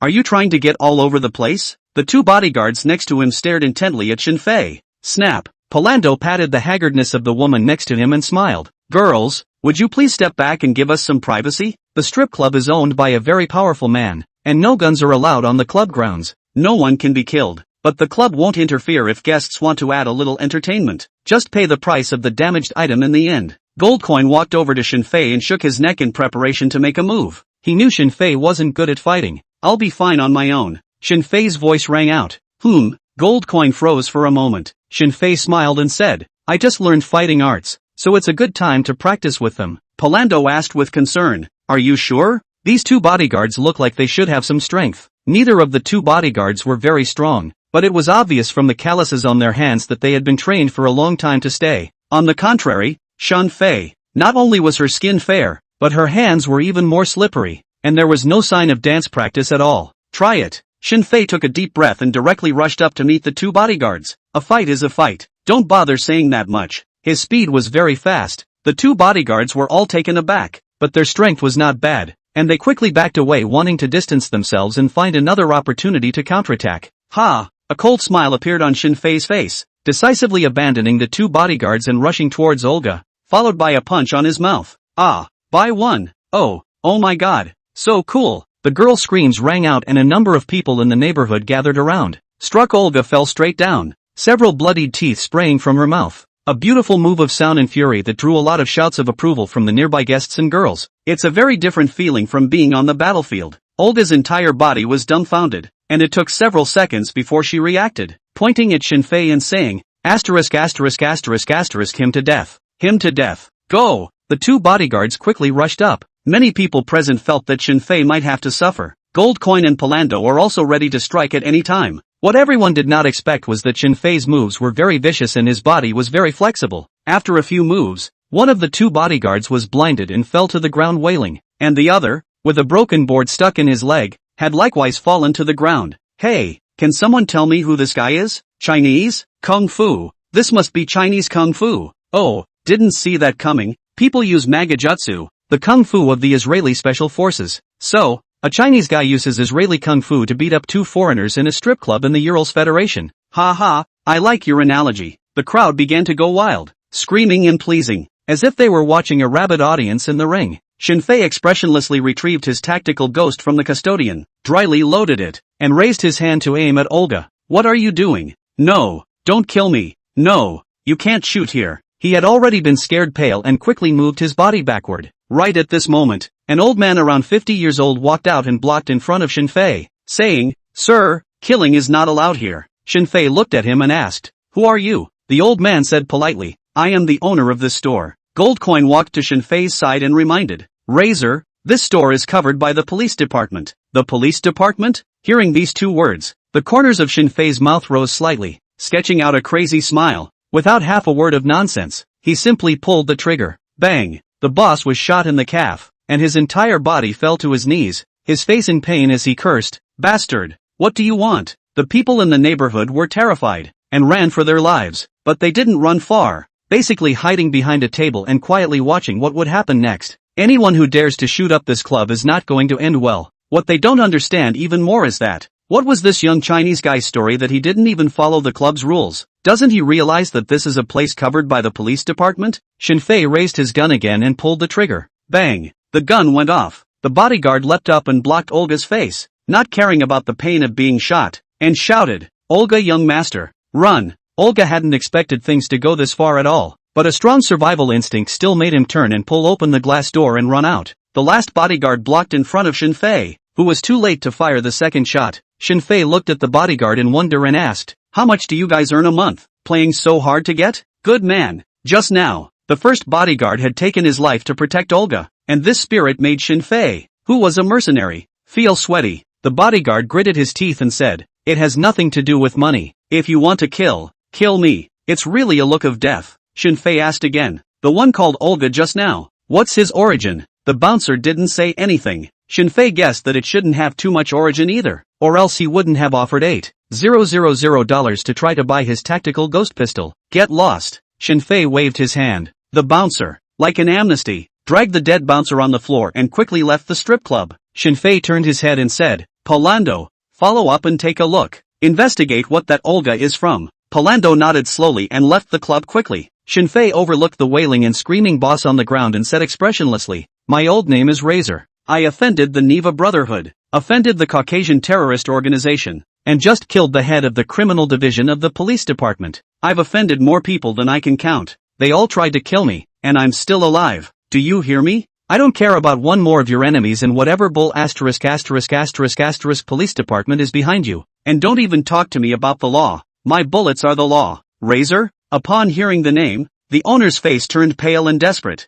as if he had heard of this killing star that had just popped up in Petersburg. He gritted his teeth, endured the intense pain, and nodded heavily. Ming. Understood. It's good to understand. Shinfei put away the tactical ghost pistol and took out a gold bar of about 200 grams from his backpack and threw it on the ground. "This is compensation for your club's expenses, as well as my spending tonight. Get me the best room and call the best girl. I want to play that." Shinfei turned his head and looked at the gold coins and asked, "What was the name you guys were talking about last time?" Gold coin laughed. "Russian spin." Shinfei nodded and added, "Old me wants to play Russian carousel." The boss nodded again and instructed his men to make the arrangements. Soon, Shinfei and the others were taken to the best box in the club. As soon as he entered the door, the huge space as well as the luxurious decoration gave Shinfei the illusion of walking into an otherworldly world. What surprised him even more was that a dozen girls knelt on the floor, forming a circle, blindfolded, heads rushing in, holding up their peaches. The attendant smiled. "Sir, the items you requested are ready. Have fun with your friends." Oh, only then did Shinfei react. So this is the legendary, the Russian wheel. Don't say. It's kinda funny. 78. 3 rounds. You played 3 full rounds. Powerful music plays. The textured icy blue color is reflected by the obsidian tabletop, making the whole box like a dream. The girls were arranged like revolver magazines, twisting and turning, waiting for unknown cowboys to fill them with ammunition of varying calibers. After fighting for so long, I can finally enjoy myself. Gold coin led the charge, hissing, "Come on, Razor. Let's see which one of us is the real strongman." Chief Harf was on his way back to the station when he received a call from his superiors and rushed to the Petersburg police headquarters in a hurry. The police system in the Urals Federation is similar to that of China. Take Petersburg, for example. The highest-ranking general director was usually a lieutenant general, who was responsible for the entire Petersburg and Grad Oblast General Directorate of Internal Affairs. Further down the line is the deputy position of the Departmental Bureau, which is the position of Chi Tongwei, the half-son of Sheng Tian. After that it is assigned to the head of a subordinate department, the Criminal Investigation Bureau, the Public Safety Bureau, the Counterterrorism and Extremism Prevention and Control Bureau, and so on. And Chief Huff belongs to as the deputy chief of the division, which is considered an absolute big shot in the jurisdiction, but not in a high position when he walks into the main office. He waited in the lobby for nearly half an hour before finally walking into the room of Vanya, the director of the Criminal Investigation Bureau. Chief Huff saluted respectfully. "Colonel Vanya, Huff reporting for duty." Vanya has a thick, bushy beard and a full face, but has long, narrow eyes. This eye shape is relatively narrow and long, with a small slant between the inner and outer corners of the eye, and usually gives a mysterious look. Maggie Chung belongs to this eye type, but growing on a face full of horizontal flesh gives an unorthodox and not very intelligent-looking outlook. Vanya closed her pen, looked up and asked, "Shinfei is in custody? Why didn't Chief Norwich come with you? If he can come, you'll be the first to be scared to death." Chief Huff wiped the non-existent cold sweat from his forehead and respectfully replied, "Chief, I'm sorry, we failed?" Vanya's eyes lit up and a smile played at the corner of his mouth. "What do you mean? Shinfei resisted capture and ran away? Tell me how many people he's killed." If Shinfei really ran away, he didn't have to bother with weaving a crime. He could just place a wanted notice, find him, and then shoot him to death indiscriminately. Chief Harf replied, "Chief Novicki was killed in the line of duty, but it wasn't Shinfei who killed him. It was Lieutenant Colonel Alexei who killed him for him." Vanya's expression froze. Chief Huff hastily recounted what had happened earlier. As it happened, Vanya's face trembled with anger as he got up and pointed at him, cursing, "Wastes, what does the country and the people feed you for? Even if the KGB guys stopped you, why did you stop? Why don't you just bring Shinfei to the main office? How dare I? Don't say it's me. Do you dare?" Director Huff nodded his head repeatedly, his face full of smiles. "Yes, yes, yes, you are right to criticize, Director. I indeed didn't realize that Shinfei had not only the 58th Group Army behind him, but even the KGB. Chief, isn't he just a new mercenary from Wagner? So even the army and the KGB's arch-rivals are trying to recruit him?" Vanya glared at him, her tone unkind. "Don't ask what you shouldn't. Tell me where Shinfei is now." Chief Harv was just about to speak when the phone rang from the drawer. Hearing the special voice, Vanya waved her hand. You wait by the door. Yes. Chief Huff rushed to salute and turned to walk out of the room. When the door to the room was closed, Vanya answered the phone. A middle-aged man's anxious voice came over the phone. Hello, Mr. Colonel Vanya. There's a disturbance at your club. Vanya is really pissed off. What the hell? So much for official henchmen not working. How is it that even the blackmailer's heartthrob chose this time to give himself a hard time? Vanya scolded. Can't you handle this little thing? Did you use your gun? If you do, get a hit man to take him out. Club rules. Do I have to teach you again? Moved the gun. The club owner replied shakily. He shot a bouncer in the store and is still spending money in the box. He's a Wagner mercenary. We don't know what to do. Wagner's mercenaries? Haven't those troublemaking assholes been sent to the battlefields of the Caucasus? Nope. As if snapping to attention, Vanya asked hastily, wasn't there an Asian kid, code name Razor? The boss hurriedly replied. Yes. It's that Razor who exterminated the Neva Brotherhood. And he also said he killed the head of the criminal division. 3 hours later, Goldcoin left the box with Shinfei. Goldcoin smoked a cigarette and looked at Shinfei with incredulous eyes. And in the end, he really couldn't hold back and asked, Razor, what kind of medicine did you use? Shinfei asked rhetorically in wonder. Medicine? What medicine? Goldcoin's expression became even more shocked as he said incredulously. Don't tell me you didn't use the medicine? Shinfei shrugged. Sure, you used it? Gold shook her head quickly. Of course not. I'm so good with that kind of stuff. I'm just curious. You Asians, are all of you so powerful? 3 rounds? You played 3 whole rounds. There were many pedestrians in the corridor, and when they heard Goldcoin's words, many of them looked at Shinfei in surprise, especially some of the bloated, richly dressed women were looking him up and down with invasive eyes. It was like surveying a commodity that was good enough for their sexual pleasure.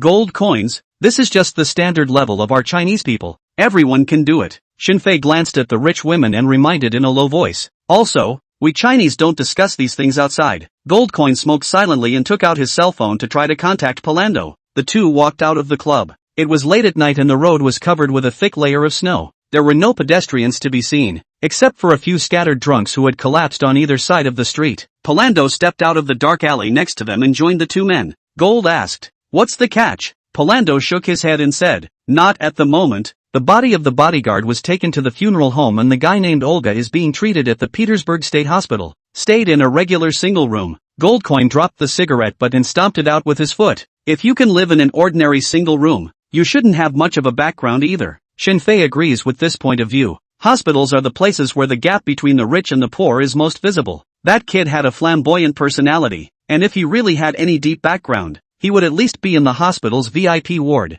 After all, even when Palando lived with Bear and the others, it was an exclusive Wagner hospitalization building. Shinfei stretched his waist. "Well, today's entertainment ends here. We have to go back to the base. There's still a whole lot of troubles waiting for us to deal with." The two men nodded. Palando went ahead and drove. Just at this time, Shinfei suddenly noticed that fully 100 meters away by the side of the street, a homeless man drew a carbine from a nearby pile of debris. If not for the fact that his eyesight had been strengthened several times, Shinfei would not have been able to discover this detail. "Not good." Shinfei frowned, pulling Palando with his left hand and Goldcoin with his right hand, and quickly hid in the stylized alcove of the building next to him. Bang! Bang bang! Before he could yell out "watch out!" loud gunshots were already ringing through the empty streets. 79. It's easy to get stupid when you play with women too much. KGB office building, top floor, in an old office with Red League elements everywhere. Sitting behind his desk, Grey Wolf looked at the woman standing in front of him and asked in disbelief, "Lenina, my daughter, what made you turn your back on the KGB?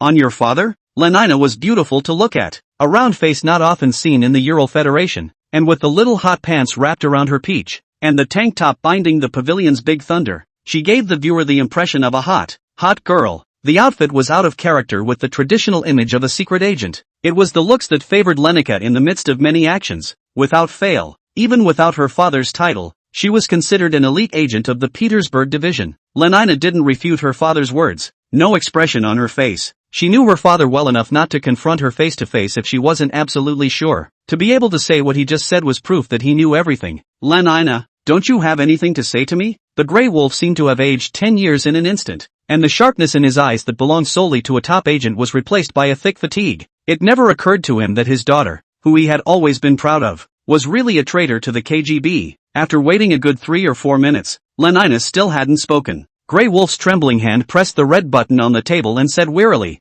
"You may come in." The door to the room opened, and 4 or 5 men in suits, murderous, walked into the room. The leader said in a deep voice, "Ms. Lenina, you are under arrest for treason. Please be so kind as to come with us." Lenina did not resist and allowed the staff to search her for equipment and handcuff her. On her way out the door, Lenina turned her back on the desk and asked, "How was I exposed?" Grey Wolf's eyes were red, his body like a statue in the palace of Morin, and he tried to restrain himself from tears. "Razor, the mercenary today, he was the one who told me." "Thanks." Lenina walked out of the office as if she were saying goodbye to a stranger, without further hesitation. In a few moments, the director of the KGB walks in with the deputy director. They didn't speak, just stood quietly at their desks, waiting for the old man, who had guarded the Red Alliance for decades and was still guarding the new dynasty, to awaken from his grief. They knew the Grey Wolf would not be defeated, just like those actions he had, countless times, performed. The Grey Wolf put his eyes back on, and when he looked up again,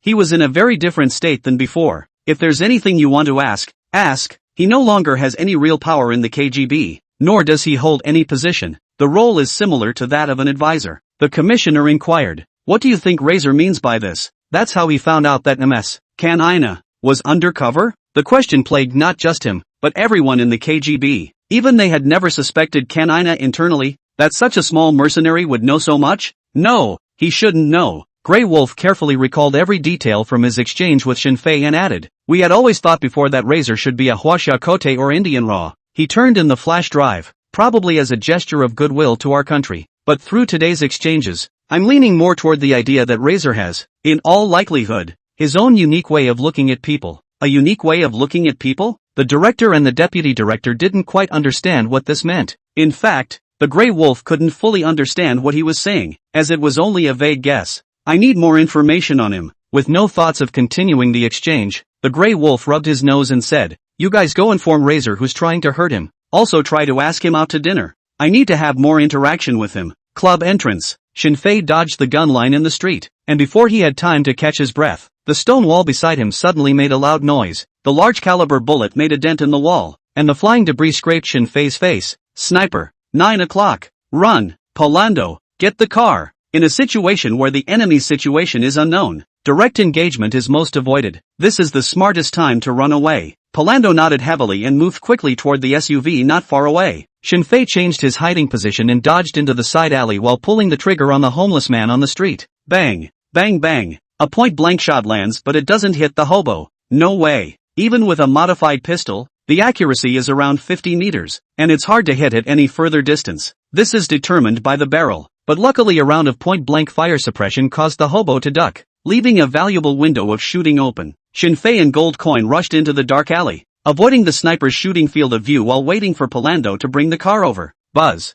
The engine hummed as the SUV took off and then jerked its tail, coming to a stop with its front end rushing down the alley. Bang! Bang! The sniper rifles kept firing, and the dense bullets all hit the car body and tires. Polando shouted, "Quick, get in the car. The car's going to top out." Gold Coin ran off-road with Shinfei. Just at the moment when he was 30 meters away from the SUV, a red danger alert appeared in Shinfei's mind without warning. He subconsciously stopped and looked at Polando with a face full of shock. What the hell? Polando was the only one within 30 meters of him. He's going to kill himself? No way. Shinfei suddenly remembered that the killing intent resonance skill had just been upgraded, and in addition to being able to sense people, it could also sense explosives. Damn. It's so easy to get stupid when you play with women too much. Shinfei cursed and shouted, "Polando, get out of the car. Quick!" Polando didn't understand what was going on, but this time of contact had made him trust Shinfei 100%. Without the slightest hesitation, he opened the driver's door and rushed down.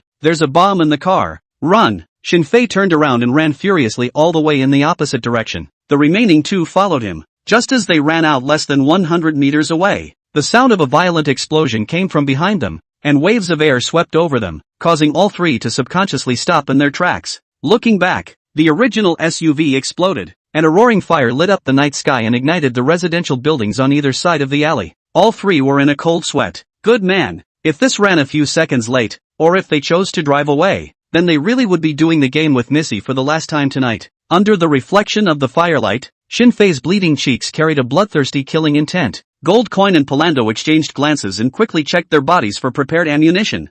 followed by separate ammunition reports. They all knew Shinfei's temper very well. This guy can never be a master of revenge that doesn't last overnight. Gold coins, a block, 3 magazines, 51 rounds. Polando, 2 blocks, 6 magazines, 102 rounds. 80, this pussy is talking. Big breath. Shinfei held the gun in his right hand. His wrist lashed out, followed by a forceful fling. The sleeve slid back in inertia. The throwing window cracked a morose slit, and the brass casing was flung into midair. Without waiting for the shells to fall to the ground, Shinfei had already completed the entire process of inspecting the gun. Can you still check a gun like that? Gold Coin and Polando were both stunned. Polando couldn't help himself. Razor, I'm going to learn this. I'm going to learn this. Tell me, what's the name of this? It's so handsome. He didn't even dare to think about how many beautiful women's eyes he could attract if he used such a gun-checking maneuver at the shooting range. Press check. Shinfei reported the specialized terminology, adding, learned it from a guy named John Wick.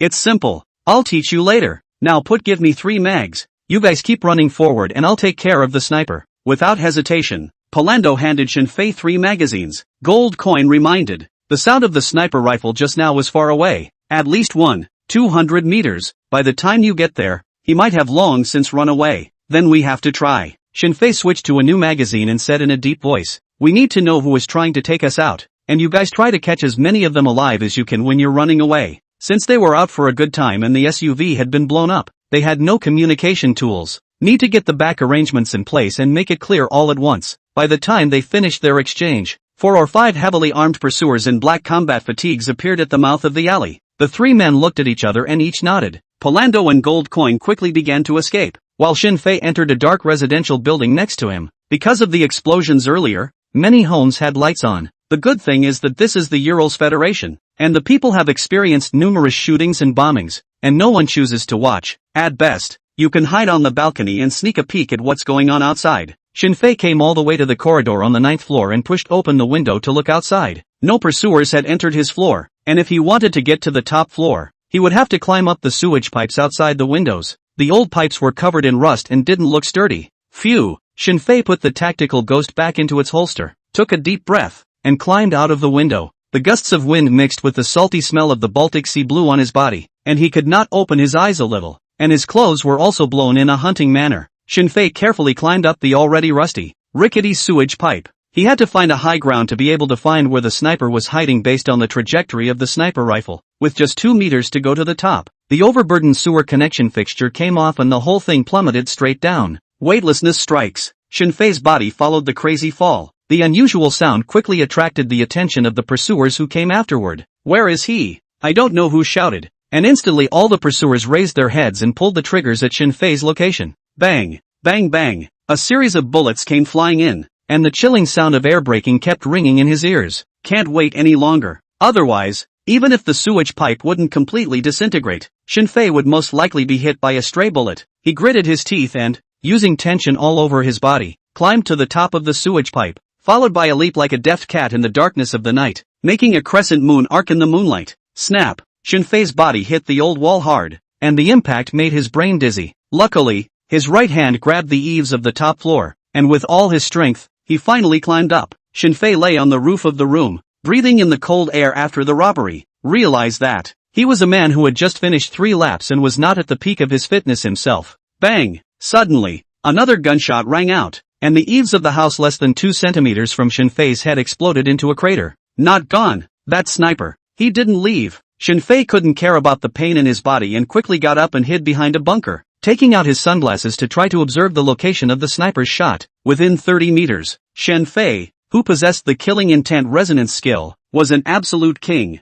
But further out, especially in the hundreds of meters, the showdown belongs to the sniper's showmanship. Bang! Shinfei's sunglasses had just stretched out. The sniper shot sounded again. The lenses were instantly in pieces, and the huge impact made Shinfei subconsciously let go of his hand. Although he hadn't observed the sniper's exact position, had been able to roughly predict his opponent's field of view through the 2 shots he had just fired. The other guy's in a much higher position than he is. Frontage from 10 to 90 degrees, all within the opponent's control. Other angles are safe for now. Tada, tada, da da da da. Without waiting for Shinfei to catch his breath, he had already keenly heard the sound of dense footsteps resounding in the hallway. By the time they reached 30 meters in a straight line from Shinfei, the exact location of the enemy appeared in his mind. The number was about 7 or 8 or so. and it was fast. These people didn't try to go Shinfei's way, but after walking to the top floor, they began to forcefully break down the security doors on both sides. Usually, in this type of neighborhood, there are access ports. Through the stairs in the room, one could come to the location where Shinfei was hiding. Snipers in the distance. There's a pursuer down there. The situation is very dangerous, and the slightest misstep could result in injury or even death. Buzz, buzz. The phone rang.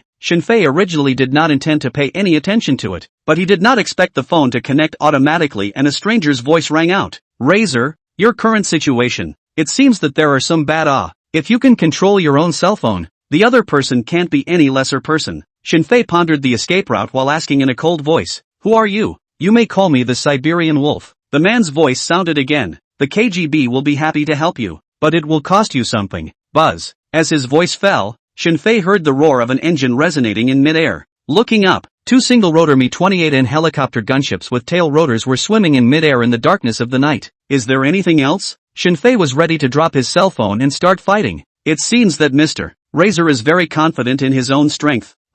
Siberian Wolf's tone was calm, as if he was describing a trivial matter. Well then, I'm here to deliver a letter from Grey Wolf to you. He's going to tell you two things. First, the man who's going to kill you is Deputy Director Vanya of the CID, a traitor to the Malenko family. Secondly, Grey Wolf would like to buy you a meal when you have the time. The maintenance window on the roof made a sound, and Shinfei saw from the killing intent resonance skill that the pursuers were less than 5 meters away from him. As soon as they opened the access window, both sides are exposed to each other's firing line of sight. Shinfei was ready to risk a change of scenery. He was just about to move when Siberian Wolf smiled. Mr. Razor, I have another private gift of information that you would like to hear? Shinfei couldn't help but curse angrily in his heart. This pussy's talking. Big breath. It's similar to those web novels you read in your ING previous life. The chapter Breakdog authors. 81. Melee Prince vs. Ranged Queen. The two access windows opened at the same time, and the three enemies poked their heads out, raising their guns to aim at the corner where Shinfei was hiding and pulling the trigger.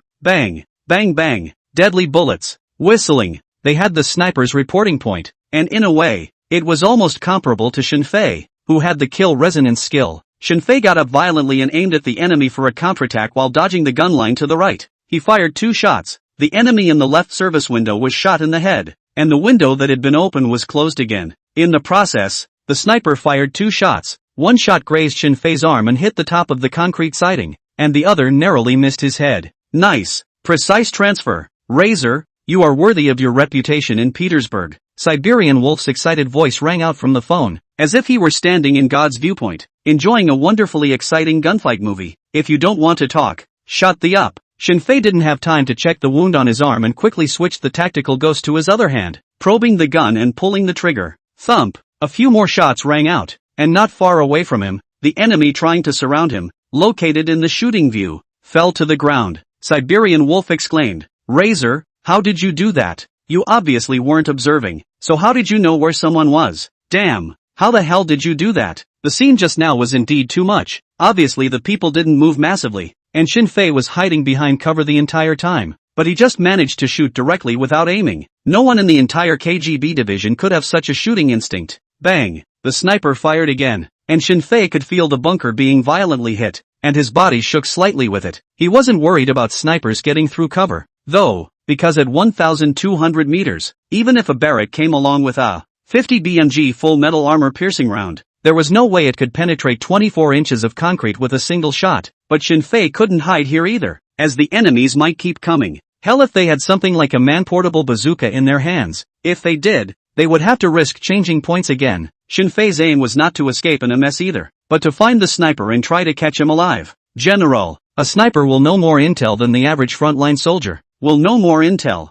Siberian Wolf is a talker, and with his voice constantly coming out of the phone, it's hard not to get distracted. Shinfei grabbed his cell phone and prepared to throw it out. It'll be quieter on the one hand, and on the other hand, we'll see if we can trick the sniper into shooting. Long-range sniping coupled with close and personal combat. It's an old-fashioned way to make an arrest, but I have to say, it works very well. No, Razor, I don't want to get shot in the head by that woman. Don't throw me out. Siberian Wolf shouted through his cell phone. That woman is crazy. Her code name is Wildcat. We've been capturing her for a long time. Also, I'd like to advise you to never think that hiding behind cover is safe. That woman can definitely shoot better than you can imagine. A wildcat? Another female sniper? The sniper itself is very rare. The comprehensive ability requirements are very high. Even if the excellent special soldiers, it is difficult to come out as sniper. Shinfei had joined Wagner for more than a month and had actually only met one sniper. It was his teammate, Nefertus. He hadn't thought that even the KGB had such a high opinion of this sniper called Wildcat,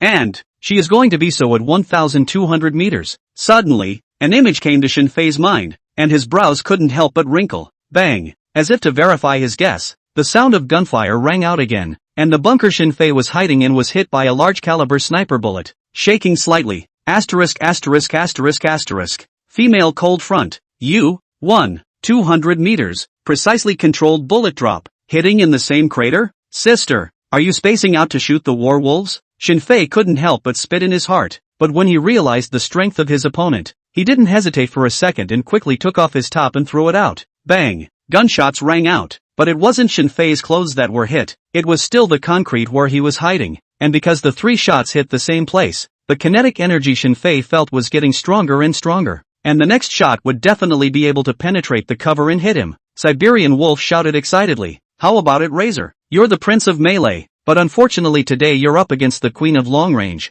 I suggest you go with the KGB rescue package. One word from you, and our helicopter gunships can take the roof of the building where the Wildcat is hiding and blow it into a hornet's nest." Indeed, as KGB said, Shinfei was the absolute king of melee combat, but he's not going to admit defeat that easily. More importantly, he couldn't come up with intel that he could trade with the KGB. Can't hide anymore. Shinfei took a deep breath and used the killing intent resonance skill to check that another wave of enemies had rushed up. Since we can't break through frontal, we'll have to play guerrilla. Shinfei gritted his teeth and violently rushed out of the cover, running wildly in the opposite direction of the sniper. Bang! Almost as soon as he jumped out, the bullet hit him where he would have been. Shinfei leaped up, jumped over the rooftop that was 6 or 7 meters wide, and came to the roof of another building, and after observing the surrounding location, he chose to start parkour on the roof of the building. It's a good thing that this is a rich neighborhood with narrow building spacing, and the roofs of the buildings have a lot of decorative molding for the sake of aesthetics and good looks. These bumpy places just gave Shinfei the possibility to hide in advance. 1,100 meters and the Wildcat hasn't run yet. Razor,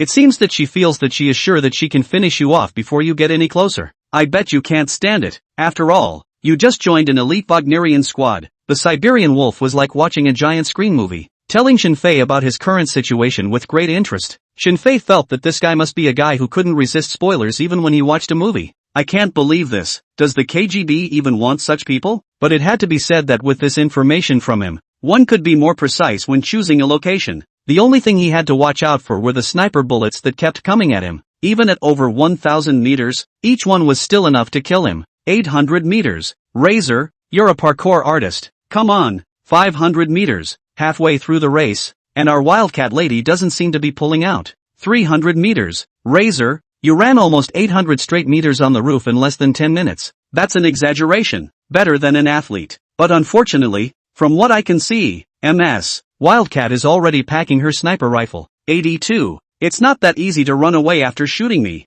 Shinfei had tested his eyesight before. Dynamic daytime visual acuity is roughly able to see silhouettes moving 6 kilometers away. It's not an exaggeration. It's basically the Maasai medium. Of course, in a few years the Maasai tribe's eyesight will be plummeting, for no particular reason. It's only because tourists bring them a lot of wealth and the tribe can afford TVs and smartphones. If you're addicted to the internet every day, it's a wonder your eyesight doesn't go down. At night when visibility is good, Shinfei's dynamic vision can reach about 500 meters, so there's no need to remind the Siberian Wolf. Shinfei had already seen a black figure methodically disassembling the sniper rifle on a high building 300 meters away. What a coincidence. Wildcat raised his head at this time and looked at Shinfei. 4 eyes. It was obviously at night, but each was pretty sure that the other could see them. Wildcat's embroidered brows furrowed slightly, and the movements of her hands became faster. She didn't expect Shinfei's eyesight to be so good that it could even be compared to her as a sniper. Shinfei stared at her, his feet faster than before, and moved his lips wordlessly. Wildcat read Shinfei's words. Trying to run away after shooting me isn't that easy. Run!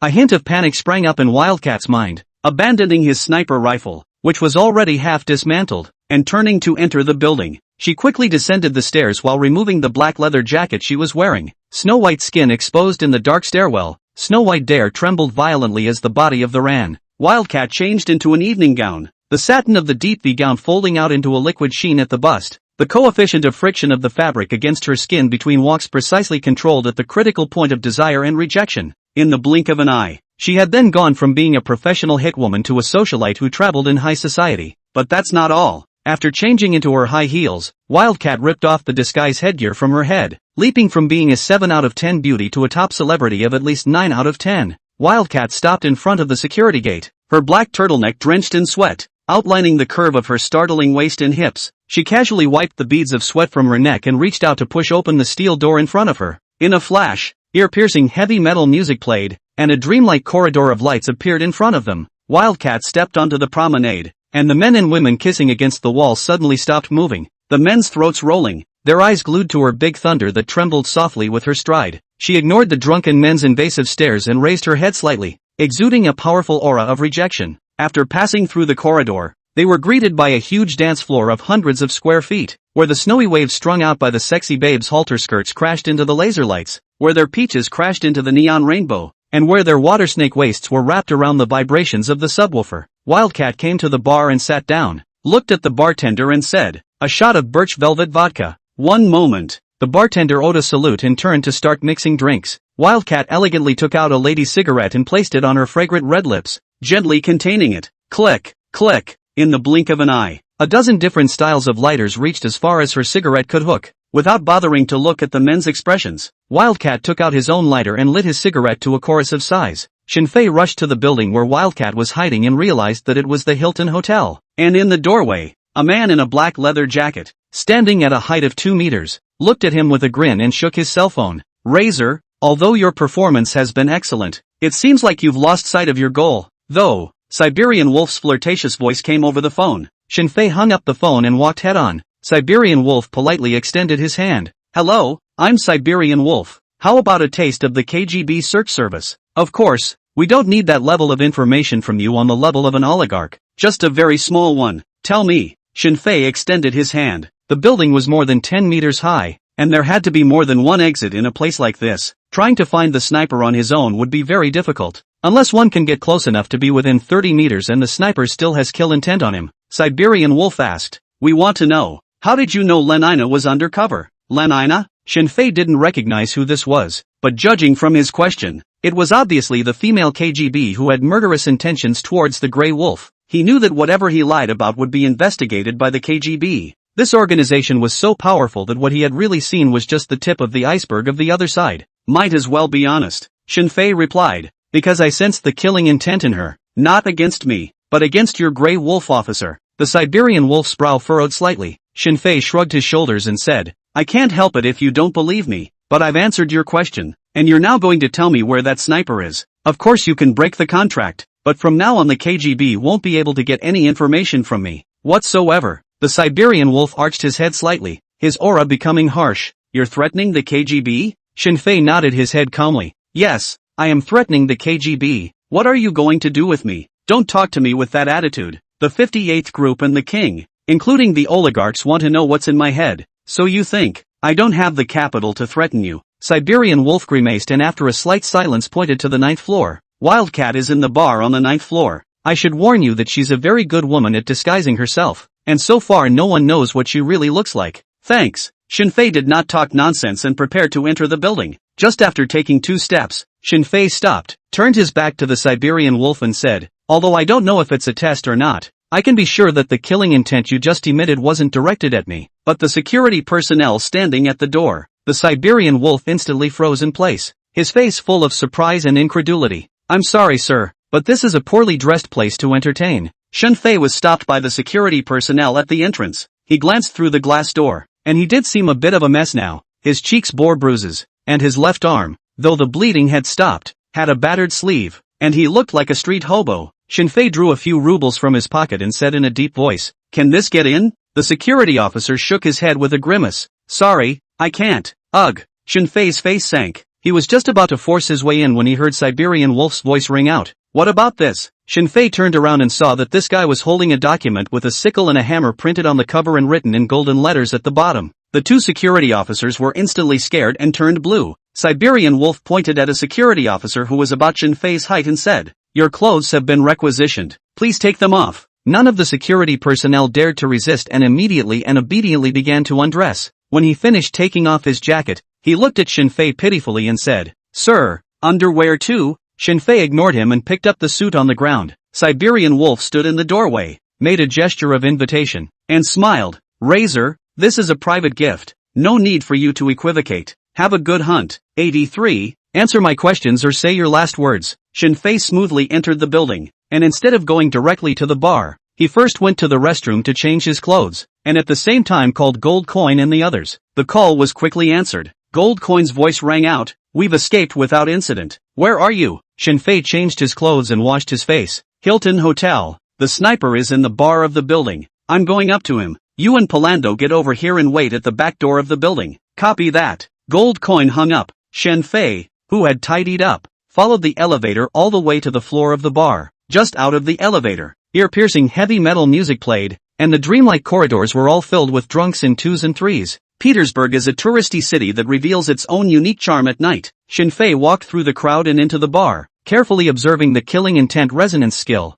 The dance floor in front of them instantly became more colorful, exploding with all sorts of colors linking different groups of people. Good man, what a ing mess. Shinfei couldn't tell for a moment just how many people were trying to kill their partners who were also on the dance floor. Let's just say that this kind of place is often the best breeding ground for darkness and violence. Sure, the vast majority of people in here are probably just thinking about it in their heads as well, and will never commit a criminal offense like murder in their lives. It just doesn't hurt that they are pleasing others while loathing those around them. All good actors. Shinfei cruised around the bar a little bit with a range of 30 meters, but in the end, he didn't find any killing intent against him. Already gone? Shinfei frowned slightly, and just when he wanted to take a look at the other areas, he heard a few men around him discussing something enthusiastically. Damn, that chick is so tempting. If I could sleep with her, I'd let me die. Go on, back you up. Suck it, don't list, don't talk in your sleep. That woman has already rejected 17 men, and that includes the son of the police chief, and even the manager of the oligarch company. Oh, what are those people? You guys have no idea how miserable that woman is in my fantasy world. Or you're good. Shinfei followed their gazes and looked at a woman sitting at the bar. She wore a deep V evening dress, slender palms holding a wine glass, leaving only one for the crowd. White as snow, delicate as if you can pinch out the water, with a faint luster, as if a fine porcelain back. With a back like that, it's a shame you don't get a cupping. Shinfei secretly shook his head. Just as he was about to go upstairs to take a look, the woman at the bar turned her head sideways, revealing the side of her face. The high, red lips, the slightly curved tip of the nose, and the just right vermilion mole at the end of the eye, all sucked in the attention of most of the men present. Shinfei's eyes narrowed slightly as he walked towards the bar. Before he could get close to the woman, two men, built as strong as hills, stopped in front of him. Next to him stood a man with blonde hair, white skin like a woman's, and a fawning smile. He looked at the woman and said, "Please don't worry, young lady, no one will bother you with your drink while I'm here. And of course, I won't bother you when you don't need it." The woman gave no indication. The man turned his head to Shinfei again and changed his expression. "No alcohol sales at the bar today. Get lost." "Hey, I'm a little grumpy." Shinfei didn't bother to talk nonsense with him and fiercely struck out, smashing his fist on the jaw of the left bodyguard, directly causing the other party to enter a baby-like sleep. The other bodyguard jerked his throwing stick out of his backside and, unfortunately, before he could make a move, Shinfei slapped him on the face, and after the snapping sound, the second bodyguard also fell straight to the ground. A gasp erupted from the bar. Quite a lot of dumbfounded look at Shinfei, at the same time on the woman's murderous intent, and dents to come a lot. Men are attracted to you. It's a wonder they're not jealous. What are you going to do? I'm telling you. The yellow-haired man screamed in panic. Ignoring him, Shinfei walked over to the bar and lowered his voice. Answer my question or say your last words. A flash of surprise surfaced on the Wildcat's nearly flawless pretty face. She'd thought Razor was here to flirt with her like all the other men, but she'd never dreamed that the other man would recognize her straight away. No, how is that possible? He's trying to scam me. Right, that must be it. The Wildcat didn't look at Shinfei, and his cold voice rang out. Sir, I don't know what you're talking about. Oh, a smile appeared at the corner of Shinfei's mouth, slowly reaching out his hand, on the Wildcat's cheek, removing a piece of skin the size of an ant. Your disguise is very good. The bionic cell membrane's disguise mask. It's a pity to lose it, isn't it? He really didn't find the Wildcat from the kill resonance, but as a wall hanger, how can you have only one skill? He had just received a specialization in transfiguration from the system not too long ago, which, combined with his out-of-this-world eyesight, was enough for him to spot the transfiguration material on a woman's face. The wildcat's eyes narrowed slightly, and he drew a dagger from an unknown location and stabbed it towards Shinfei. If I can let you sneak up on me, then I've learned the 18 hands of the Black Dragon for nothing. Shinfei took a step toward her, clamped her white bowl with one hand, his body pressed against her ear, and whispered, "Wildcat, you don't want to die here either, do you?" The wildcat's body shook slightly. Shinfei stared at the beads of sweat that slid from his collarbone into the shadows, and could even hear the crunch of his heels crushing the cracks in the floor tiles. The surrounding people were all dumbfounded when they saw this scene. They had just witnessed all kinds of pickup lines. There's a treat for you. There's elegance. There's the dominatrix style. And show-offs, too. But no matter what, that iceberg beauty had remained unmoved, making it impossible for people to guess her true thoughts and identity. Now that you see that Asian kid, straight up, the Yukai didn't even resist? I get it. I see. So she likes to come on hard. Told you so. Too bad. I love to beat people up. Do you guys think I have a chance if I go up there now? Oh, first you have to beat people first. Learned. Find a pretty girl to try it on later. The crowd was talking and saying all sorts of things. Wildcat's red lips stopped 2 centimeters from her earlobe, spitting out words with a citrusy wine smell and murmuring, "Change it up and I'll match you." Shinfei felt the fluffy softness in his ears and the aroma that poured into his nostrils, and took half a step back, making a gesture of invitation. "This is best. Beautiful young lady. 84? What? Shinfei is the 749th bureau?" The two stuck close together and walked out of the bar under the envious eyes of many men. After entering the elevator, Shinfei stared at her and asked, "Who asked you to kill me?" "I don't know," Wildcat answered dryly. Shinfei raised his right hand, the gun hidden in his suit aiming at her head. "You think I don't dare to kill you?" Wildcat slightly raised his hands to indicate Shinfei's calmness, and replied, "I really don't know. We contacted each other through the dark net. I don't even know who you are. If you don't believe me, you can check my cell phone." Shinfei scanned Wildcat's deep evening dress up and down and didn't notice where he could put his cell phone. Wildcat signaled with her eyes that the cell phone was on the outside of her thigh covered by the gown. She was smart enough not to act irrationally. "Don't move." Shinfei's right hand moved away from her attack range and reached out his left hand for his cell phone. The maneuver is safe, but it's also awkward. Wildcat frowned and grumbled, "Hey, you're looking in the wrong place." Shinfei adjusted the angle and finally found something similar to a cell phone on the outside of his white and slippery thighs, then pulled it out. At this instant, the wildcat's eyes became stern and fiercely struck Shinfei's head with a high raised leg. If it's in an unguarded situation, this move is almost 100 times more effective. But unfortunately, even if the wildcat, who was a sniper, knew very well that there was hidden killing intent, it was still captured by Shinfei's killing intent resonance skill the moment he made his move. Almost before the brain could react, Shinfei let go of the cell phone and blocked the wildcat's long legs with his left palm. The right hand let go of the pistol and grabbed the wildcat's long hair with precision while jerking it downward. "No! Wildcat realized what was going on and hastily begged for mercy. Shinfei didn't give her a chance to explain. While pulling down his hair, Shinfei's knee had lifted and collided heavily with the wildcat's face. The wildcat only felt a huge force coming from his head and completely fainted. Shinfei loosened his hand, picked up and re-picked up the pistol with the wildcat's cell phone, looked at the wildcat with blood coming out of its nose, and murmured, "It's not even deformed. It looks like it's original." "No, the originals are all so pretty." "Guilty of being killers?" Ding! The elevator doors opened. Goldcoin and Palando looked at the unconscious stunning beauty on the ground in surprise, and then looked up at Shinfei. "What the hell? Aren't we catching snipers? What's with the pretty girl?" The wound on Shinfei's arm crumbled open and blood seeped out. He pointed to the woman on the ground and said, "She's the sniper that's going to kill us. Take her and go back to Wagner base. Notify Baron Nefertus who are at the hospital to be safe." KGB, top floor office. There was a knock on the door. Grey Wolf casually closed the file on his desk and said, "Enter." The door to the room was pushed open and the Siberian Wolf walked up to the desk and saluted. The Grey Wolf nodded slightly, leaning his body back and asking, "Tell me about all the interesting things that happened in Petersburg again tonight." Siberian Wolf recounted what had just happened. As it was, when it came to Shinfei actually being able to accurately judge the object that he was targeting with his killing intent, the Grey Wolf's wrinkled face flashed with a touch of surprise. "What do you think?" Grey Wolf asked. The Siberian Wolf shook his head. "If someone told me something like that, I'd think he was joking. But when experienced firsthand, I have to suspect that Razor does have some unusual abilities, like the perception of magnetic fields. Being KGB, they have been exposed to far more than ordinary people and know a lot of various anecdotes. The Maasai tribes, for example, generally have a visual acuity of 6.0 or higher, or the Himalayan Sherpa who can work at 5.000 meters above sea level. and nenets who maintain normal body temperature in -50°C environments with high metabolic heat production. Humans have always been very limited in their understanding of themselves, not to mention in today's day and age, where countries are specializing in special abilities, or aliens. After a slight pause, Grey Wolf asked,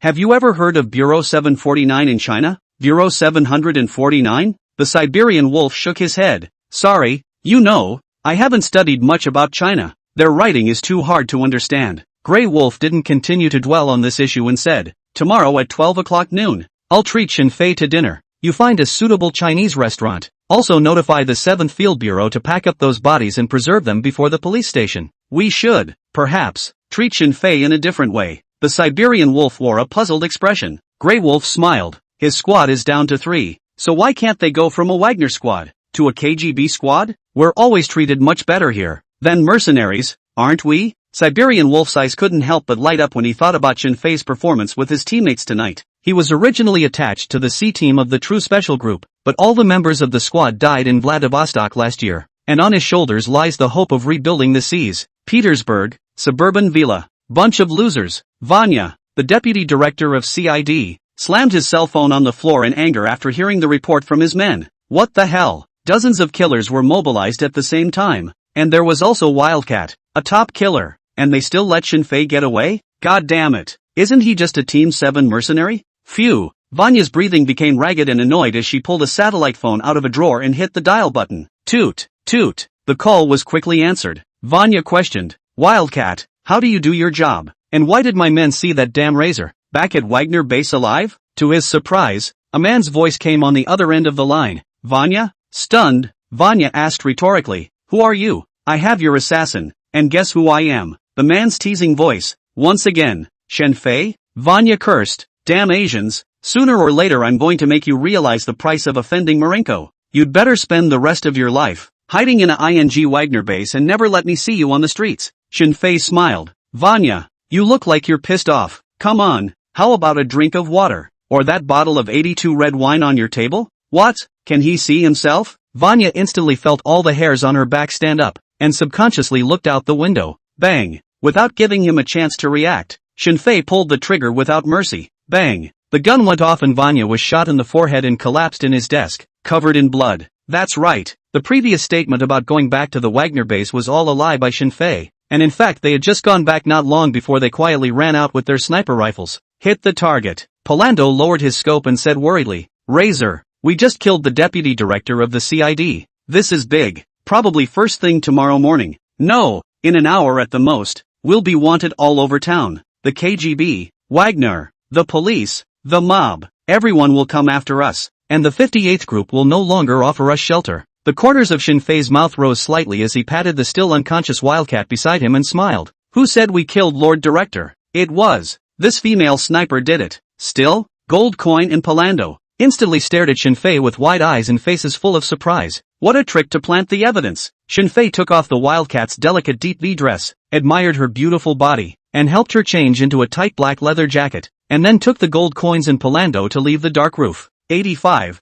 Who am I? Where am I? What have I done? The three disappeared into the night with great speed. Polando wiped the cold sweat from his forehead and said, "Razor, I thought you were going to make that female sniper a member of our squad. It's not often you see an accurate shooter who can hit the same place with 3 shots at a distance of 200 meters, and prettier looking than Nefertus." Gold Coin spat. "That last sentence is what you had in mind, isn't it?" Shinfei looked at the police cars that drove by quickly on the street, and then looked at the tall building where the Wildcat was hiding, and teasingly said, "If she can escape from this kind of environment, it may not be impossible to make her one of us." "Escape?" Polando shrugged and said, "Come on. This is the most secure place in Petersburg, and it's filled with high-ranking officials and rich people. Within 5 minutes, word of Vanya's murder will have spread through the police hierarchy, and 10 minutes after that, the area will be surrounded by a large police force with helicopter gunships. Look at all those police cars on the street. In other neighborhoods they don't get out that fast." This was something Shinfei agreed with. The gun hadn't even been fired for 3 minutes before a large number of police had arrived. When he got into that fight at the mob branch, he froze and didn't see a single cop. Let's just say that Petersburg, during this period. Nope, it's not just Petersburg. It should be said that the entire Urals Federation during this period was a place of magic and chaos. The afterglow belonging to the Red Star Alliance is gradually dispersing, and a new order will gradually take shape in this chaotic land. To put it in literary terms, it's the darkness before the dawn. Shinfei loved this period too much. He could do a lot of things safely and boldly without worrying about suffering backlash. Let me see how high I can go at this particular stage of history. The three of them got into the SUV and rushed to the Wagner base. Palando lit a cigarette and asked in a puzzled voice, "Gold coin, what are you thinking about that you haven't said anything all this time? It's not supposed to be a shock, is it? What they did tonight would face the wrath of a superpower if anyone found a ding-dong clue. You can fight, you can argue, you can use all sorts of tactics, but that doesn't mean it's okay to kill a T0 level bigwig from Petersburg, because it would make the other bigwigs sit up and take notice, and more importantly, it would make the king feel like his authority was being challenged, even if the ones who were killed were traitors belonging to the oligarchs. Of course I'm scared," Goldcoin said as he drove, not looking away, "but I'm even more curious. Razor, how are you going to make this thing end? Also, what was that thing you left next to that female sniper?" Shinfei did not reply. In fact, he was also thinking about the next direction. So far, he hadn't felt the blessing from Wagner, which gave Shinfei the urge to jump ship. Actually, compared to staying in Petersburg, he was more interested in hurrying up the 7 teams to form up and head to the battlefield in the Caucasus to kill the enemies to collect rewards and strengthen himself. As for what's left for the Wildcats, it could be considered revenge for her dishonesty, or a test from the captain of Team 7. Shinfei murmured in his heart, "System, lottery, ding." Accompanying the fall of his voice, the system's beautiful beep sounded in Shinfei's mind once again. Sirens howled like wounded beasts, and alternating red, blue and white lights cut through the night sky. The piercing sound woke the unconscious wildcat, out of physical instinct. The moment she regained consciousness, her body quickly stepped backward while trying to draw the dagger hidden on the outside of her thigh to defend herself, but touching a loneliness. "Hoo, ha!" Wildcat gasped violently, his red forehead covered in cold sweat, then was shocked to realize that he had somehow changed back into his combat black leather jacket. "Who am I? Where am I? What have I done? Didn't I get caught by that mercenary?" It took a gust of night air to bring the wildcat to its senses at last. She picked up the sniper rifle beside her and disassembled the magazine to find that there were no bullets in it, but the temperature of the muzzle told her that the gun had just been fired. Wildcat frowned, raising his sniper rifle in a half-crouching position and peering through the scope at his surroundings. When the sniper scope swept into a room with the lights on, Wildcat's pupils contracted violently and his heartbeat sped up considerably in an instant. She saw a bottle of red wine on the table, and Vanya, the deputy director of the CID, was shot in the head and collapsed in a pool of blood. After a preliminary ballistics analysis, the bullet that shot the other guy was fired from his own gun. "Damn, that mercenary. He's going to set me up. He knows I lied to him, so wanted to use me to kill CID Deputy Director Vanya. Asshole." The wildcat was very smart and quickly realized what was probably happening. "No, I can't die. If I die, my mother and sister in the hospital will die too. Run." Wildcat took a deep breath, not caring about the pain on his forehead, quickly disassembled the sniper scope and prepared to find a way to withdraw from the encirclement. Difficulty. The police also analyze ballistics, and there are many police cars that have cordoned off the high rise where she is. This is not a hotel building, but the office building of a media company. There was no one in the building late at night. What to do? Just as Wildcat was planning his escape route, he glanced out of the corner of his eye and saw a 5-inch screen sitting next to him with a phrase written in Russian. "If you feel desperate, open it." It's left by that damn mercenary? What does he want? Either way, Wildcat is really desperate now and has no choice but to wake up the screen. As it says there, it was a selfie-like video, and the main character was the target she was going to take out tonight. She remembered that the other's code name was Razor. "MS. Wildcat, do you know what mistake you have made?"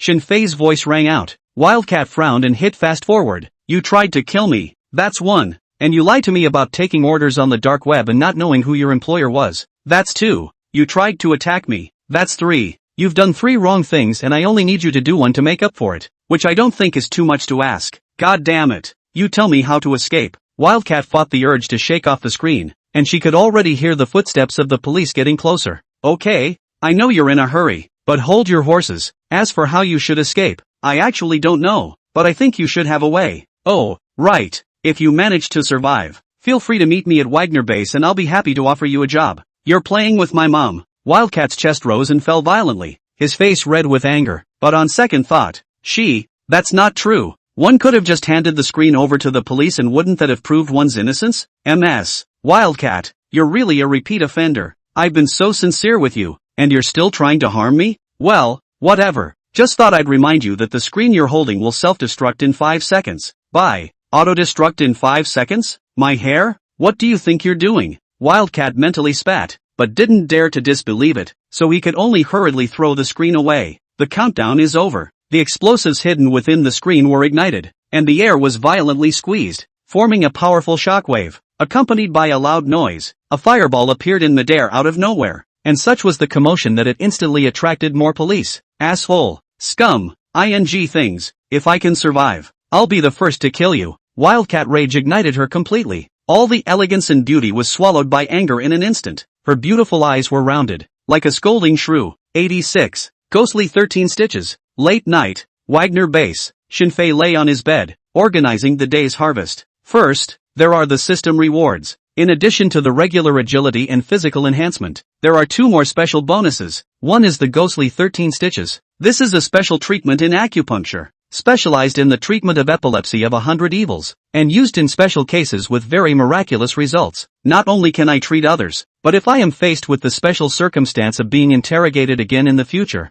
I can also reach the point where hallucinogenic means such as spitting truth agents are rendered ineffective by stimulating acupoints such as the ghost seal, the ghost palace, the ghost cave, the ghost bastion, the ghost path, and so on. Nice. If you want to get stronger, it's still the system. Beyond that, Shinfei also got a piece of intel with information about wildcats. The woman's name was Victoria, born a nomadic gypsy, a name that has a symbolism of victory in the history of the Urals Federation. Wildcat suffered domestic abuse as a child and had a hard life, and after becoming a killer, most of his money went to treating his sister and his mother. The intel also gives the hospital where Wildcat's sister and mother are. Good lord, is this really the dad who sucks at gambling? The mom who's sick? The sister who goes to school? The broken her? If on other occasions to hear in such a story, Shinfei will only suspect that the other party is not to the footbath store in the East University to further study, but the accuracy of the system's intelligence, Shinfei still believed in. I can only feel that art is really from life and above life, an accurate shooter with a soft spot.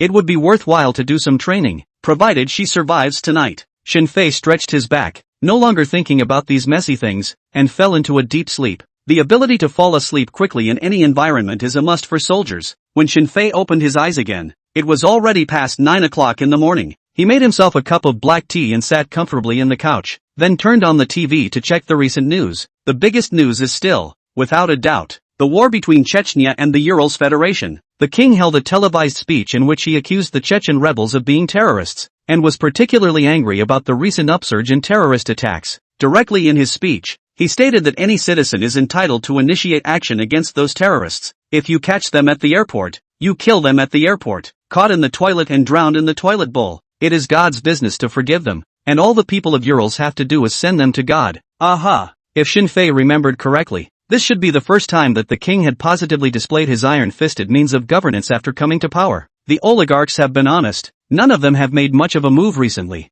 and many of them don't even participate in TV programs anymore. Realize that most countries have a voter system, and the first thing you need to do to get the people to vote for you and approve of you is to be visible to them. Simply put, it's a show. But with the Malinki family's long flight overseas and the sale of all domestic media companies to the crown, there are fewer and fewer venues left for other oligarchs to excel. Shinfei knew that these oligarchs would not be so easily resigned to their fate, and they must be preparing all kinds of plans in private. According to later memories, this 9p game between the king and the 8 oligarchs will go on for a long time. There's basically nothing left to focus on except the big news. Shinfei began to check the Petersburg regional news. In his previous life, he had enjoyed watching all kinds of news because he understood one thing very well. The honor and disgrace of the little people must be closely tied to the context of the times, and very few people can create the times. The vast majority of people can only go with the flow and seize the opportunities that are hidden in the midst of change. Flip through all the news in Petersburg and most of it is reporting on the terrorist attacks. As for the case of the death of the deputy director of the CID,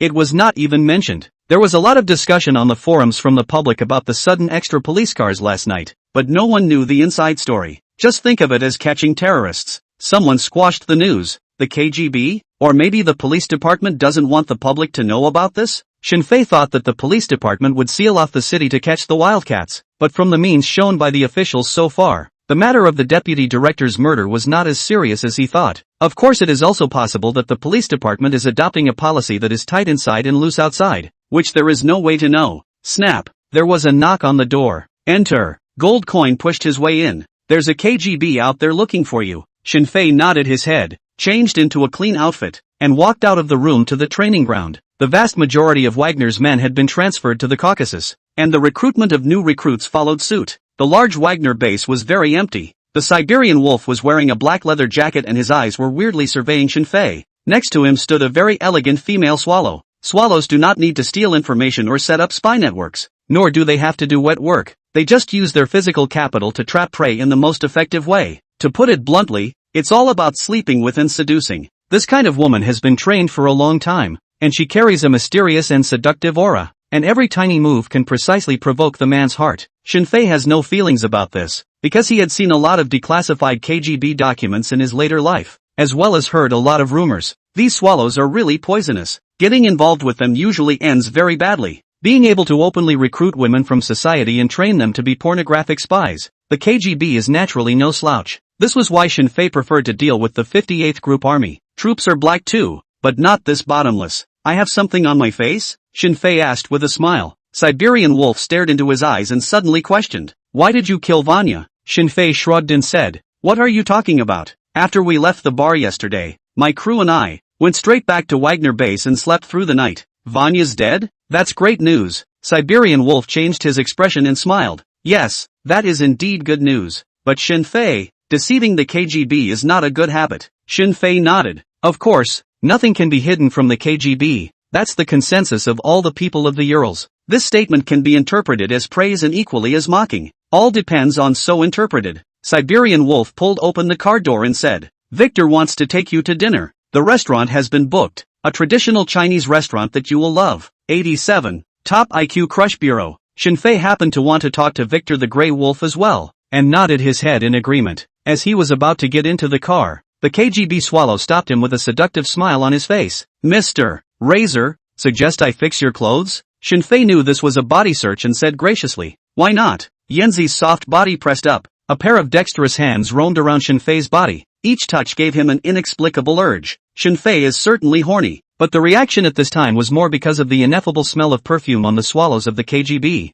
Just the ones he could smell were giant citronella, clove, cypress, peppery oak moss, spirit cat incense, musk, benzoin, and more. It's a compound emotional perfume. Shinfei couldn't help but feel that the Red Alliance was really a great country. Not only politics and culture, but many of his crooked skill points are enough to make future generations wonder. Swallow examined it very carefully, not even sparing the private parts. But to an outsider, she really looks like a caring wife, organizing the clothes of her husband who is about to go out. After the inspection, the dagger on Shinfei's body was taken out along with the tactical ghost. Swallow smiled. "Mr. Razor, can I borrow these to play with?" Shinfei nodded. The Siberian Wolf next to him got into the driver's seat and beckoned. "Let's go, Shinfei. The road is very congested. We have to hurry." Gold Coin signaled with Palando with his eyes if he needed them to follow. Shinfei shook his head. Since Swallow hadn't searched them, it meant that Victor the Grey Wolf only wanted to see him. There's no need to say these subtexts or they'll be boring. The roads are really congested.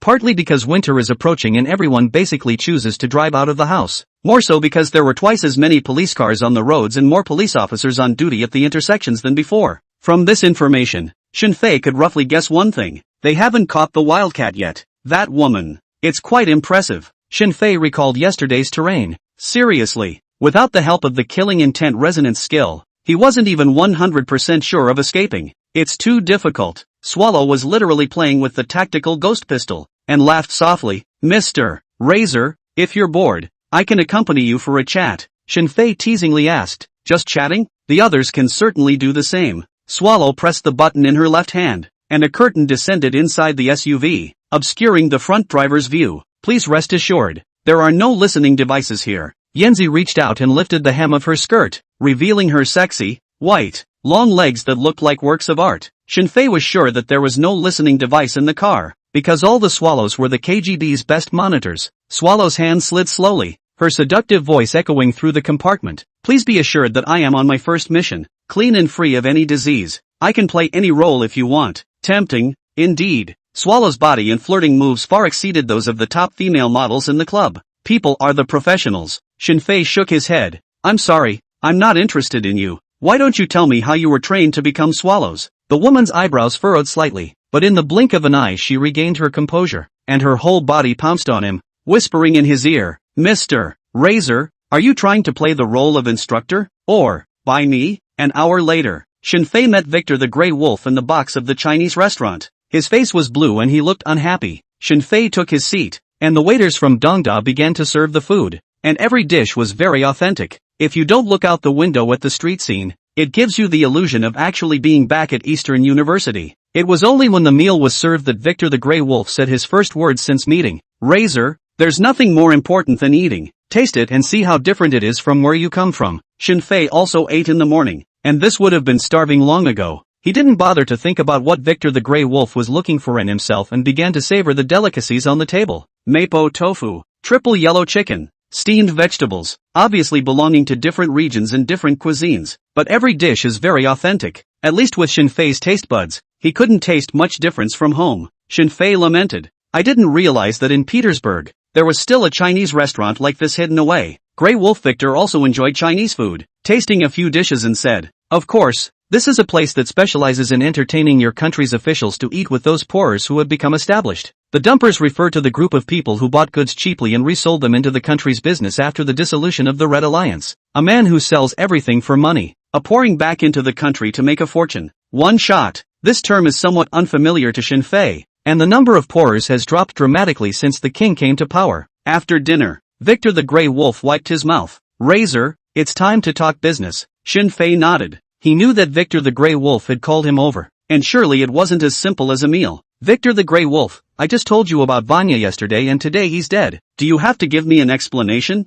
Shinfei looked at him and asked rhetorically, "Isn't that what you want?" Victor the Grey Wolf was stunned. The Siberian wolf and swallow beside him all stared wide-eyed, not knowing what Shinfei meant by this. The two old foxes looked at each other, neither of them speaking. Shinfei took the initiative to break the silence. "Mr. Victor, I gave you a gun. You watched the show from behind the scenes. Is it not too appropriate to come running to raise hell now? And, you should know, I'm saving face for your KGB. I'd like our conversation to be a little more direct. No one is a cutie." Victor the Grey Wolf tells Shinfei that Vanya must have thought about today's situation when she wanted to target him. The only thing he hadn't thought of was probably that he would move that fast. Oh, something about giving away free intel, something about drawing close, really treating Shinfei as a little cute. What? It was only that killing Vanya would be of great benefit to Shinfei himself, and both sides were mutually beneficial. As for the face, it's all about planting this whole thing on the wildcat. It's up to her if she can run. Siberian wolf and swallow all felt crushed from the IQ level, especially the Siberian wolf. He was obviously the one who passed the message in the middle and had the most information, but he didn't realize that there were so many twists and turns in the process. "Mr. Razor, you really are the smartest mercenary I've ever seen." Grey Wolf Victor gave up trying and lamented, "Maybe I really should retire." "Okay, no more chatting about things that are distracting. Mr. Razor, we have a mission right now that requires someone as smart as you." Shinfei interrupted and smiled. "Mr. Victor, leave the good words to your men. I'm a mercenary, so if you're looking for me to do something, keep it simple and direct. Tell me what I have to do and how much you can pay me." 88. Eat it all up and turn around and let people die again? Shinfei's way of communicating would always remind Victor the Grey Wolf of the days when he had just joined the KGB. Nobody cared about him back then. Everybody talked to him straight. It even carries the flavor of a command. But gradually, once he had his own moniker, he had forgotten how long it had been since he had interacted so dryly with someone else. Victor the Grey Wolf asked, "You just got back from the Caucasus, so you should know your way around there, right?" Shinfei's eyes lit up and he nodded confidently. "Of course, no one knows more about Caucasus than I do." He loves crisis situations and battling the enemy. What's more, every kill would make Shinfei stronger. That feeling, it's just fascinating. "That's good. Saves me from explaining too much background." Grey Wolf Victor nodded and continued. "The king doesn't want to exterminate the whole of Chechnya, but even more so, he doesn't like the idea of a third, fourth war breaking out in the future. So this time, the king is going to beat them into submission once and for all." Shinfei nodded slightly. He understands the king's approach. Alley battles are too brutal. Even as tough as the Ural Federation, it couldn't afford to fight a war of attrition like that. In fact, it was the fact that in the first war the Chechens had the absolute initiative in the street battles that gave them the illusion that they were invincible. It didn't settle down for a couple of years, but it got rowdy again. Victor the Grey Wolf, there are people who don't want to see Chechnya fail miserably, but they can't go down themselves, and those white gloves play an important role in that process. Kara Coniston, Have you heard of this country? Shinfei thought for a moment and replied, they retain the Red Alliance's arsenal and have long been shipping AK-series rifles and RPGs to Chechnya through secret passages in the Caucasus Mountains via a loosely controlled underground arms network at the border. It's a known thing. Grey Wolf Victor's eyes narrowed slightly, releasing a powerful aura as he said in a deep voice, that's old news. According to the latest information I have, they've already begun shipping night vision and communication equipment to Chechnya, as well as TNT explosives along with surface-to-air missiles. Ha! Shinfei was taken aback. Even with the memories of later life, I have never heard of similar news. It's actually quite normal that this kind of news is impossible to broadcast. And when this war is over, the two countries will be on very good terms. There are no eternal enemies, only eternal interests. Victor the Grey Wolf continued. The White Glove of Karakhanistan will be meeting with Gilzev's chief of staff in the evening of 3 days to finalize the time and route of the next shipment of arms. This time, in addition to conventional weapons and ammunition, there will be a large delivery of Louis' agent. This shipment of biochemical weapons, once delivered to Chechen territory, will deal a fatal blow to the Ural soldiers on the front line. Countless people will die in agony. Louis Sin is an arsenic-containing chemical warfare agent, a blistering agent, with a toxicity and mechanism of action similar to that of mustard gas, but with a more rapid onset of action and a risk of systemic toxicity. Hearing the name, Shinfei asked in wonder, how did Karakhanistan get this? If I remember correctly, this would be a gas bomb developed by the Japanese. It has to do with your country. Victor the Grey Wolf's gaze grew deep. Shinfei didn't say anything and waited for his explanation. Victor the Grey Wolf didn't sell himself short. After the end of World War II, many of the scientists who experimented on human beings in your country faced what happened to them when they were put on trial. But in reality, not many of them were sent to jail. But after changing their names, they went on to live the life of a human being. Shinfei frowned. It was the first time he had heard of such a thing. In his previous life, he was just a little old man who didn't watch the news much. But when you think about it, it makes perfect sense. Those human experimentation scumbags had a great deal of information that seemed very advanced at the time. The body's water content is 78%. This is a common knowledge that almost everyone in the latter days knows. But few people realize that such a statistic is the conclusion that Unit 731, after roasting the living, breathing people of Eastern University, came to. For the sake of the mongrels' R&D achievements, there are countries willing to provide them with shelter. Karakhanistan is clearly one of them. And they got the formula for Louis' agents and now they are ready to sell them to Chechnya for the war with the Urals Federation. Good reward is a fairy tale told to ordinary people. And history has proved time and time again that this world, really, is a straw man. Shinfei lamented in his heart. Victor the Grey Wolf murmured, I'd like you to help us investigate the transportation route of this shipment of Louis' agent. As for compensation, $1 million, what do you think? In the current timeline, $1 million is an absolute fortune. The criterion for the death of a soldier of the Urals Federation was 100,000 to 200,000 rubles. At today's exchange rate of 1 to 28, a human life is worth less than $10,000. But it's never easy to achieve the effect that Victor the Grey Wolf is talking about. Shinfei didn't agree directly and replied, the price is very reasonable, but this is an errand to sell my life, so I need to discuss it with my squad members. Of course. Victor the Grey Wolf nodded graciously, adding, but you need to give me an exact time. Before dawn. Shinfei gave his answer, as if he thought of something, and added, did the police catch the sniper called Wildcat? The Sibyl Wolf shook her head. Not yet, she's very cunning. Shinfei looked at the time. The other party had already lasted for at least nearly 10 hours with the entire Petersburg police chasing them. Very good score. And Wildcat has a weakness, her sick sister and mom. Coincidentally, Shinfei just happened to get the Ghost Gate 13 needles rewarded by the system, and was able to provide some help in this regard. And there was not much of a problem in taking down the Wildcats, by the way. It's so important to have a good sniper for similar missions. Shinfei got up from the chair and straightened the clothes on his body. Mr. Victor, I need you to help me with an identity that has no criminal record. It's not difficult for you, right? Victor the Grey Wolf frowned and asked rhetorically. Wildcat, you think she's trustworthy? It's not worth it right now, but maybe that will change soon. Shinfei answered very confidently. All three in the room were deep in thought, not understanding the meaning of his words. However, given Shinfei's previous series of mind-boggling operations, there was no doubt that letting him carry out this mission was the best choice. Victor the Grey Wolf nodded. No problem. I'll take care of this. He turned his head to look at Yen standing next to him and said solemnly, the country needs your contribution. Swallow straightened up and saluted solemnly. Yes, sir, I understand what to do. She returned the dagger and the tactical ghost pistol to Shinfei and left the box with an expressionless face. Shinfei wondered, what is she going to do? turn herself in. The Siberian wolf was calm as if answering a small matter not worth caring about. She will take all the blame and end the assassination last night. The corners of Shinfei's mouth couldn't help but twitch. Good man. Eat it all and then turn around and let people die? He admired such patriotic. Because the other man had shocked him greatly, if not completely, beyond comprehension. Victor the Grey Wolf stood up and held out his hand. Everyone has their own way of being patriotic. Just like your beloved banknotes are nothing more than scraps of paper used to get the populace to fight for them and find something to do. You tell me. Razor. Razor smiled and extended his hand, shaking it with him, murmuring, I agree with you, and would be happy to clean up after the KGB and collect the scraps of paper you regard as garbage along the way.